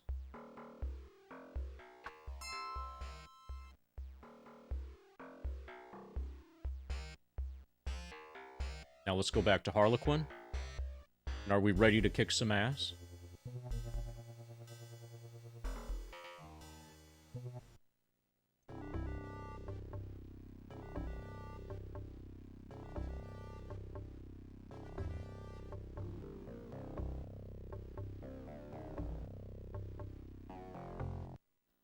Hello again, Joshua. You have bought my time with your pain. Spend it as you wish. I have some information for you. You show Harlequin the map you retrieved from Renraku, and the map you took from Vigor and Jarl. Impressive! This shows the exact location of Alicia's tomb, if one is familiar with these landmarks. If Vigor had these maps, then Thawne must be very close to finding the tomb. There is no telling what artifacts are in that tomb. I will not stand idle and let that mockery desecrate the final resting place of such a noble warrior. Harlequin is half standing, his knuckles bone white, where he is clenching the chair. Suddenly, his animated features go slack as he slowly sinks back into his seat. He speaks with quiet determination. As we sit here, Thawne may already be at Alicia's tomb. Joshua, you must go now to assemble a team to destroy Thawne. We now have very little time, so equip your team well, with Allegiance shotguns and heavy combat armor, and plenty of medkits. So, and when you return here, I will have arranged for your transport to the tomb. Harlequin fixes you with his piercing gaze. I beseech you. Thawne must be stopped, and an elven myth preserved. I'll prepare things on this end for your return. I already have Allegiance shotguns and heavy combat armor and plenty of medkits. Are you prepared for the trip to Alicia's tomb? Heck yes, I am. Harlequin takes you to a sleek VTOL craft, whatever that is. Vertical takeoff and land. Yeah, okay. Whose body bristles with communications and jamming devices. A harried ride with Harlequin at the stick takes you to the entrance of Alicia's tomb. Harlequin gives you a hands-free walkie-talkie. What happens in the tomb is up to you. I'll take care of things out here. Harlequin holds up a hand to stifle your questions and ushers you to the tomb. Good luck, my friend. May we meet again. You take a deep breath of fresh air and a last look at the forest. Nodding to Harlequin, you turn and walk into the tomb's antechamber, noticing that the stone doors were literally ripped from the entrance.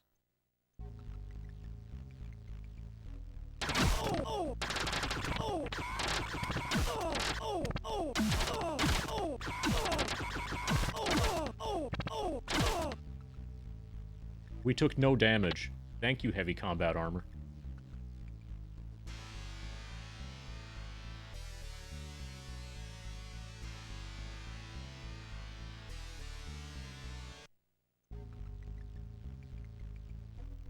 Entering the antechamber, you see a giant humanoid creature digging in the dirt ahead. Huge clawed hands pull artifacts from a broken chest, placing them aside. The creature turns from the chest and peers at you. You have arrived in time to witness the birth of a new era. Kneel, slave. You feel something reach into your mind and force you towards the ground. I am Thawne, new ruler of this world. With the powers of this tomb, all will kneel to me. The unseen iron grip begins to diminish, and once again you are in control of your actions. What's happening? My power is waning. Harlequin's voice rings over the walkie-talkie he gave you. Joshua, the council is channeling their powers to weaken Thawne. He's now susceptible to physical damage. It's all up to you now, Joshua. Let him have it. Good thing I have Allegiance shotguns. Oh shit, so he's less alive. Winston just got killed. Okay. Reload. Rock and roll, chummers.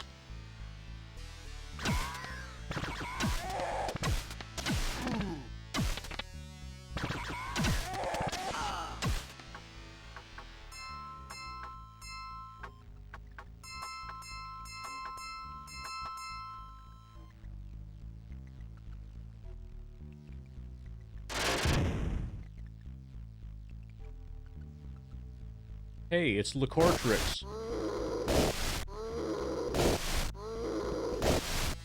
Licortrix's head swivels towards you. I told you my help would be needed, human. His razor-sharp teeth gleam as his voice fills your head. I have Thawne under my will at the moment, but soon he will overcome me. You must destroy him. That's what I've been trying to do. When I can no longer contain him, he will attempt to flee the tomb. The walls are lined with a magical ore, Orichalcum. You must blast the opening of the tomb as he attempts to escape. This will serve two purposes: to crush him with the ore, and to permanently seal the tomb from others. Can you do this? You bet. Then get to it, my friend. The fate of the world is balanced upon your actions.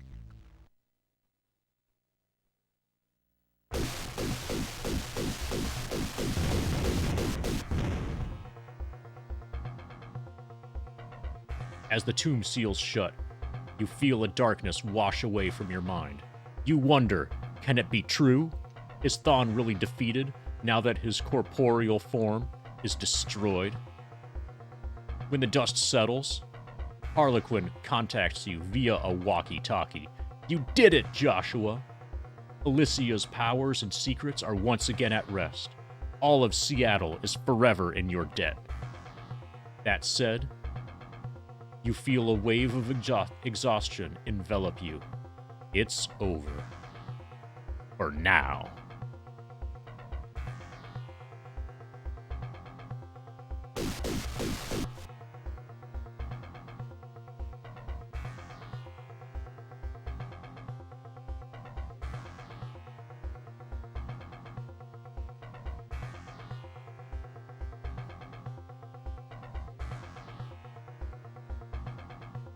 So that's Shadowrun. Yes. We defeated Thon. We avenged our brother's death. And we did all the decking. We did both side quests. We got all of the contacts. We got all the gang affiliations. Okay, apparently you have to click through. Original story, Jim Long. Writers. Sound and music. Cyberspace voice, Karen Mason. Speed testing. This is back when games had testers. Additional testing. Look at all the testers.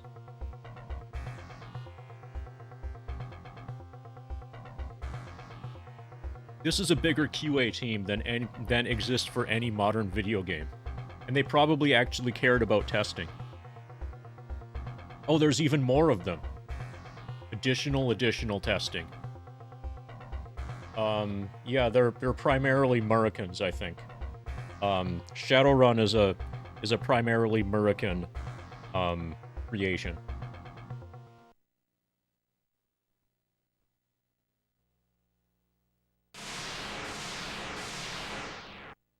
There we go. That's Shadowrun.